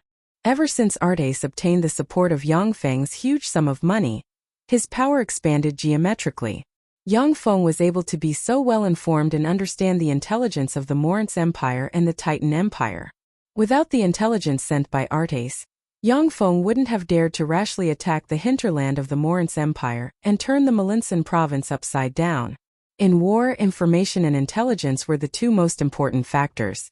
Yang Feng was very glad that he didn't choose to kill Artais, but instead took him in as his subordinate. Andro said respectfully, "Yes, Lord. I'm the person in charge of the Bar-Roman city arranged by Sir Artais." Yang Feng asked curiously, "What's going on? How could the Bar-Roman city be seized by you so easily?" The governor of the Melinsan province recruited more than 100,000 troops in the Bar-Roman city. This astonishing army wasn't good in the field, but its battle prowess was considerable in defending a city. For the small army arranged by Artais to be able to seize the gate of the Bar-Roman city was simply a miracle. "This is all thanks to you, sir.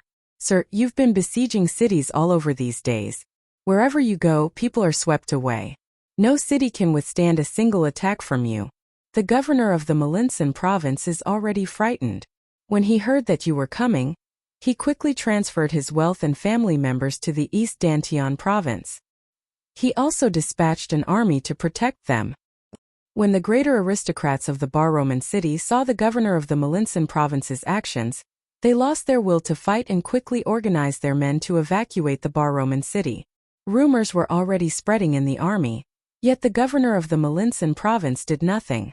When you arrived in the vicinity of the Bar-Roman city today, the governor of the Melinsan province fled with 20,000 guards. When they saw the governor of the Melinsan province flee, the warriors he recruited scattered in confusion. No one was willing to defend the city. When I saw this situation, I was afraid that a long delay would bring trouble, so I led my men to seize the city gate and welcome the arrival of my lord." Andro said methodically. Yang Feng couldn't help but ask, "The governor of the Melinsan province is such a waste. How did he become the governor?" Andro said, "The governor of the Melinsan province has a younger sister, who is the most favored concubine of the south, the emperor of the Morince Empire. It was the southern concubine who begged His Majesty to make her brother the governor of Melinsan province. In the Faesua Plains Morince Empire, every adult was allowed to marry 6 wives, 2 official wives and 4 secondary wives. As for concubines, he could marry countless of them. The Morince Empire had 2 empresses and 4 imperial concubines, which were the 6 most distinguished women in the imperial harem. The status of the other concubines was not as high as these 6 women. The reason for this rule was that the first emperor of the Morince Empire was followed by 6 women of noble status. The 6 women were either the most beloved women of the emperor, or demigods with great forces backing them and noble divine blood flowing in their veins. In order to show that the 6 women were different from the other women, the emperor concubines conferred the title of 2 empresses and 4 imperial concubines. The status of the other concubines was far inferior to that of the 6 women. In the Morince Empire, unless the 2 empresses and 4 imperial concubines had no children, the children of the other concubines had no right to inherit the empire. Yang Feng's eyes flashed with a peculiar glint, and he said slowly, "The emperor of the Morince Empire is so muddle-headed." Andro's eyes flashed with disdain and he said, "The emperor of the Morince Empire is a good-for-nothing. Not only is he fond of men, but he's also extremely muddle-headed and uses people in a mess. If it wasn't for the deep foundation of the Morince Empire, it would have collapsed long ago." Yang Feng shook his head and said slowly, "Impossible. No matter how much of a good-for-nothing and muddle-headed he is, the Morince Empire won't collapse. Because there are gods watching from the sky." The Morince Empire was an empire supported by the Xalia divine system. In the empire, there were countless temples and believers of the Xalia divine system's gods. The gods of the Xalia divine system would never let the Morince Empire collapse. If they thought it was necessary, they would use various methods to interfere with the secular world. They would destroy the forces that threatened the Morince Empire. As long as each god of the Xalia divine system sent a divine chosen, the terrifying power would be enough to destroy Yang Feng's small miracle city. Yang Feng glanced at Andro and said solemnly, "Andro, you made a great contribution this time. I'll definitely reward you handsomely. How about serving me by my side?" Andro's eyes flashed with joy, yet he still said respectfully, "If Artes agrees, then this subordinate is willing to go to Sir's side and serve you, sir." Yang Feng smiled and tossed a vial of elixir towards Andro. "I'll talk to Artes about it. This is your reward. Drink it and you'll be able to extend your lifespan by 10 years, and promote to a knight-rank powerhouse in one fell swoop." "Thank you, sir." Andro was currently just an advanced warrior. After he received the vial of elixir, he immediately had a look of ecstasy on his face and said respectfully to Yang Feng. Yang Feng, who had built a portable fortified stronghold not far from the Miracle City, could synthesize elixirs that could promote people to the knight rank in bulk. However, if Yang Feng took out the elixirs for the slave warriors to use for no reason, then it would seem that the elixirs were too cheap.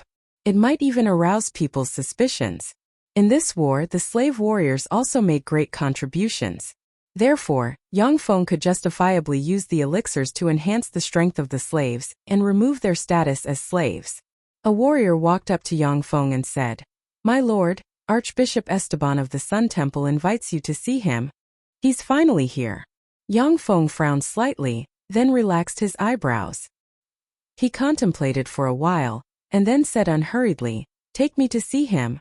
In the center of Bar-Roman City, there was a magnificent group of divine halls.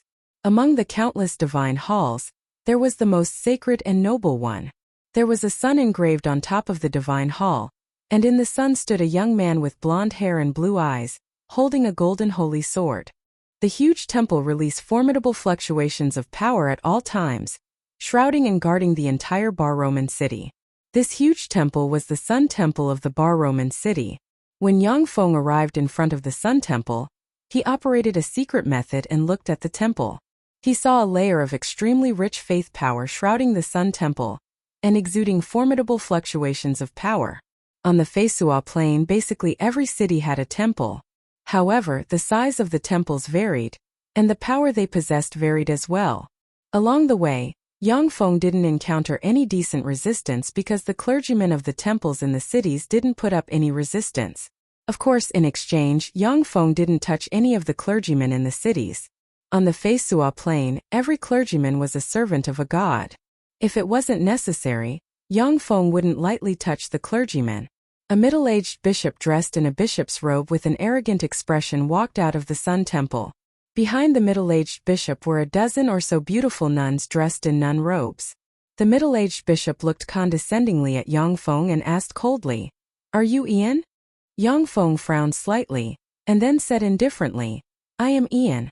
Axe said arrogantly and contemptuously, "I am the bishop of the Sun Temple, Act. The Bar-Roman City belongs to the mighty sun god Dragoni. It's not a city that you barbarians can desecrate. Get out. You're not welcome here." Yang Feng smiled faintly, his eyes flashed with a cold glint, and he took a step forward and punched Act in the face. A few of Act's teeth were knocked out, his face was covered in blood, and he was sent flying several meters away. When he fell to the ground, he twitched and fainted. As a bishop rank expert, the might of Act's offensive divine spells was comparable to that of level 2 warlocks. However, his fleshly body was also extremely frail, unable to withstand a single blow. "What are you doing, barbarian? Do you want to blaspheme the mighty sun god Dragoni?" The complexions of the dozen nuns following behind Act changed dramatically, and they issued shrill screams. The Sun Temple had always been aloof in the Bar-Roman City. Even the governor of the Malinsan province had to be polite when he saw the nuns, not daring to act recklessly. Now a bishop-rank bigwig was punched to the ground by Yang Feng like a dead dog, which was simply unimaginable. Yang Feng swept the dozen chattering nuns with a glance. His gaze turned cold. He unsheathed the sword at his waist and barked coldly, "Shut up, all of you. Now I am the master of the Bar-Roman city. I can decide your fate with a word.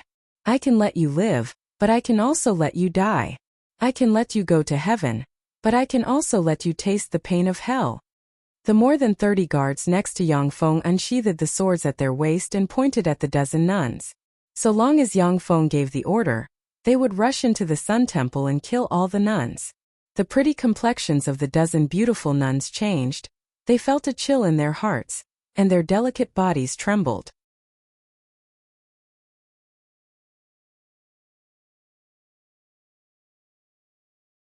Chapter 246. Master Ian, they're just a bunch of ignorant girls. Why lower yourself to the level of these girls? A gentle and magnetic voice slowly came from the shrine. A handsome man in the uniform of the Archbishop of the Sun Shrine slowly walked out of the shrine. He was enveloped in a layer of holy light, giving people a good impression. He was about 31 or 32 years old, and wore the clothes of the Archbishop of the Sun Shrine.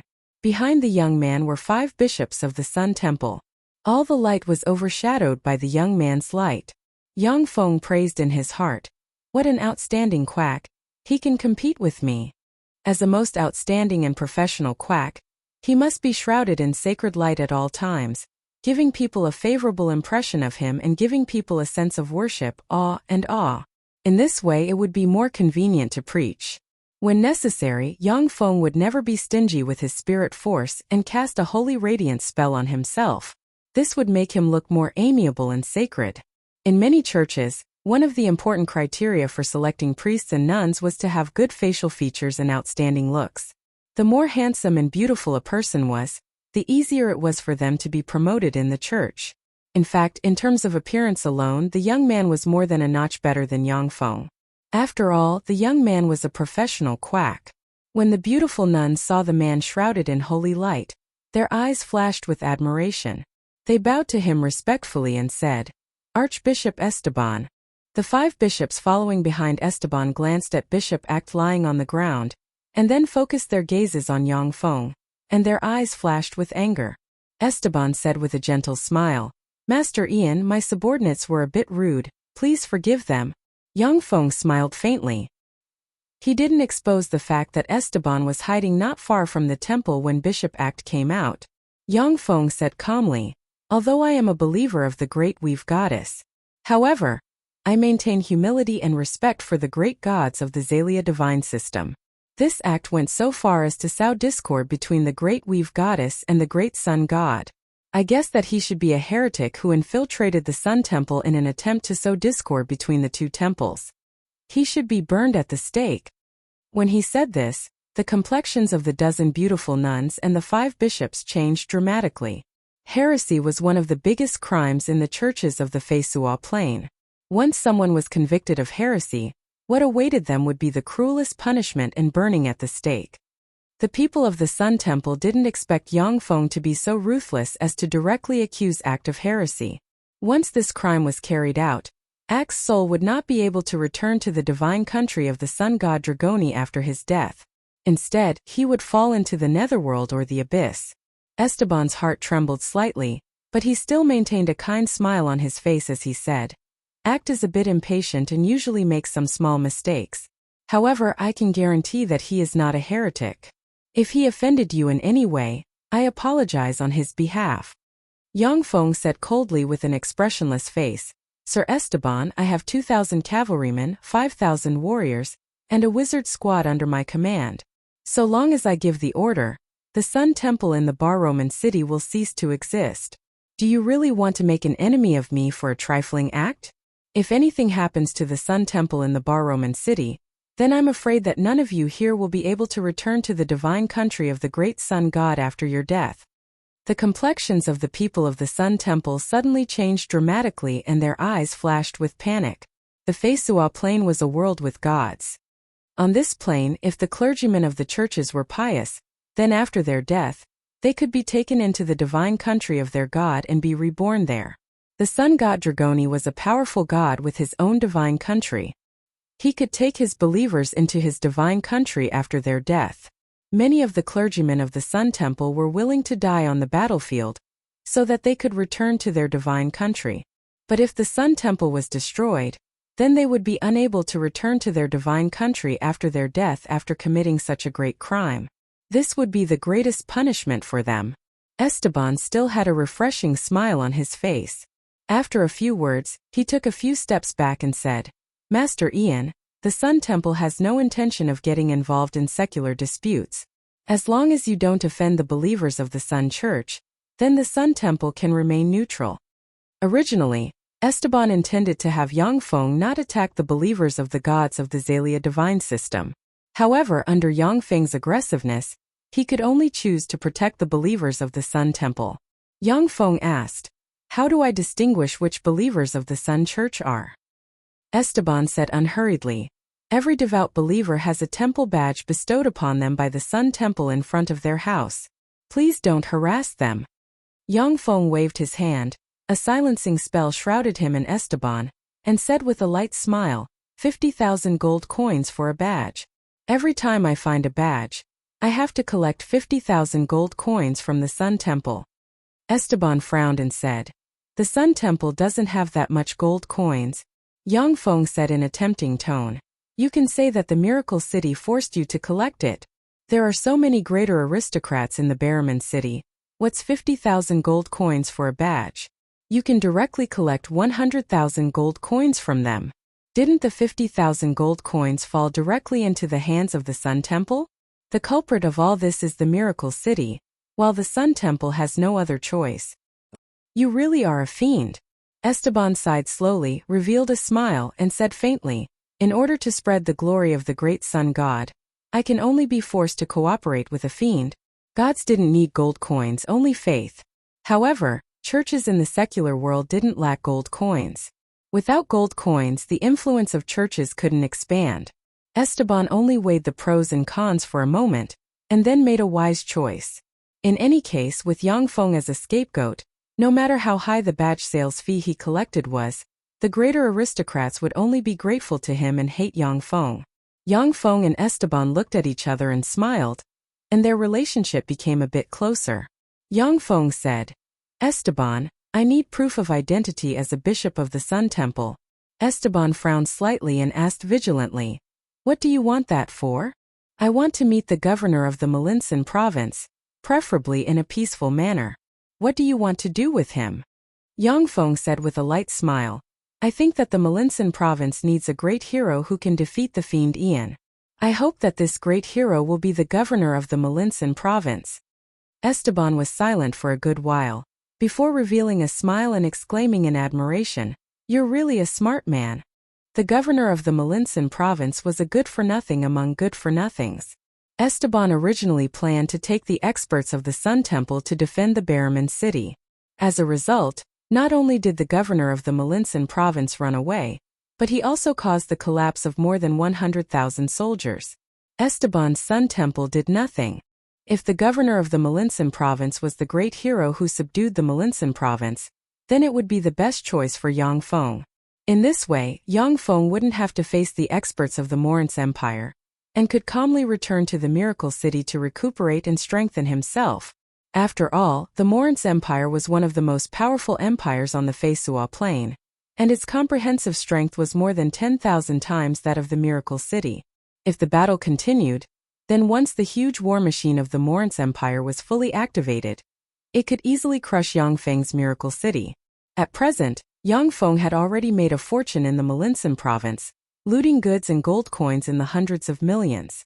As long as he returned to the Miracle City and digested the spoils of war, his strength would soar geometrically.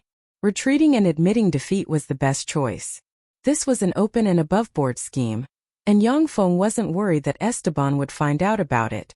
As long as the governor of the Malinsan province knew of Yang Feng's intentions, he would firmly grasp this life-saving straw. Although the governor of the Malinsan province was a good-for-nothing, but he had a huge force behind him, which could suppress all dissent. Esteban said, "I'll go with you to see Buso. With me around, you can easily see him in person." Yang Feng asked in amazement, "You're going in person?" Esteban said meaningfully. That's right. Although Busso is a good-for-nothing, but the South Royal Consort Katerina behind him is my best ally. I have to give him a hand personally. It was easy to be an official with someone in the court. In order to influence the huge empire of the Morince Empire, the temples would send their agents into the court or the harem. Obviously, the South Royal Consort Katerina was either a believer of the Sun Church or a staunch ally of the Sun Church. In addition to the Sun Church, the forces of the various churches also deeply infiltrated the Morince Empire. In the Morince Empire, the struggle between imperial power and church power had never ceased. If it wasn't for the noble divine bloodline flowing in the royal family of the Morince Empire, the Morince Empire would have been under the complete control of the churches. Although the imperial power was slightly suppressed by the church power in the Morince Empire, but the imperial power was still very powerful and couldn't be underestimated. North of the Bar-Roman city, an army of about 20,000 people was fleeing in a sorry state. People were constantly taking off their leather armor and discarding their weapons in order to make themselves more relaxed. Under normal circumstances, this kind of behavior would definitely be stopped by the upper echelons and severely punished. But in that army, no one cared about it. Everyone just kept on fleeing. Hurry! Hurry up, hurry up! You good-for-nothings, hurry up and protect your master. A fat man with glossy skin and a belly like a huge beer barrel, a sullen expression on his face, holding a horsewhip, kept berating. A high-ranking officer stepped forward and advised, Governor Busso, the current speed is already at the limit. If we go any faster, the infantry won't be able to hold on. Busso said loudly, then let's abandon the infantry. We still have 2,000 cavalrymen. As long as the 2,000 cavalrymen escort me to the imperial capital, you'll all be greatly rewarded. If we go any slower, the fiend Ian will lead his troops to kill me. Now you have to be fast, understand? You good-for-nothings. The complexions of the generals beside Busso changed dramatically, and they remained silent. Furious gazes were focused on Busso. If Busso hadn't ordered the high-ranking officers to escort him out of here as the governor, the Bar-Roman city wouldn't have collapsed. The generals had analyzed it many times and concluded that as long as Busso held fast to the Bar-Roman city, he wouldn't fail. Unfortunately, Busso stubbornly gave the order to flee, which allowed the Bar-Roman city to easily fall into Yongfeng's hands. A handsome young general immediately echoed, That's right, Sir Busso is right. With the infantry, when can we escape? It was time to abandon the infantrymen. If we hurry up with the cavalry, we can escape the pursuit of the miracle city. Busso praised loudly with satisfaction. Good. Ovano, you said it well. When I'm safe, I'll promote you to a commander. Ovano was overjoyed and said, Thank you, Sir Governor. Ovano swept the indignant high-ranking officers with a glance and said coldly, You lot, hurry up and carry out Sir Governor's order. Don't tell me you want to rebel? Busso immediately shouted, Yes. You lot, hurry up and carry out the order. Otherwise you'll be charged with treason. That's a great crime that will bring disaster to the family. Yes, Sir Governor. Helpless, the high-ranking officers could only comply. Under Busso's order, the 2,000 cavalrymen immediately escorted Busso and the high-ranking officers of the Molinsan province and quickly fled. These bastards! We've been abandoned. Disperse. We've been abandoned. Everyone disperse. The more than 20,000 infantrymen issued wails and immediately dispersed, fleeing in all directions. This guy is really a genius. In the sky, wrapped in a black cloth, Yang Feng looked at the 20,000 scattered infantrymen and couldn't help but praise them. The 20,000 infantrymen were the remaining 20,000 most elite warriors of the Molinsan province. Without using poison, Yang Feng would have to expend some effort to defeat the 20,000 elite infantrymen. Now, before he even made a move, the 20,000 warriors collapsed on their own, which left him feeling somewhat incredulous. Esteban smiled bitterly and shook his head, saying, He usually behaves well. When he was young, he was a famous genius in the aristocratic circle. I didn't expect that he would behave so badly when things really happened.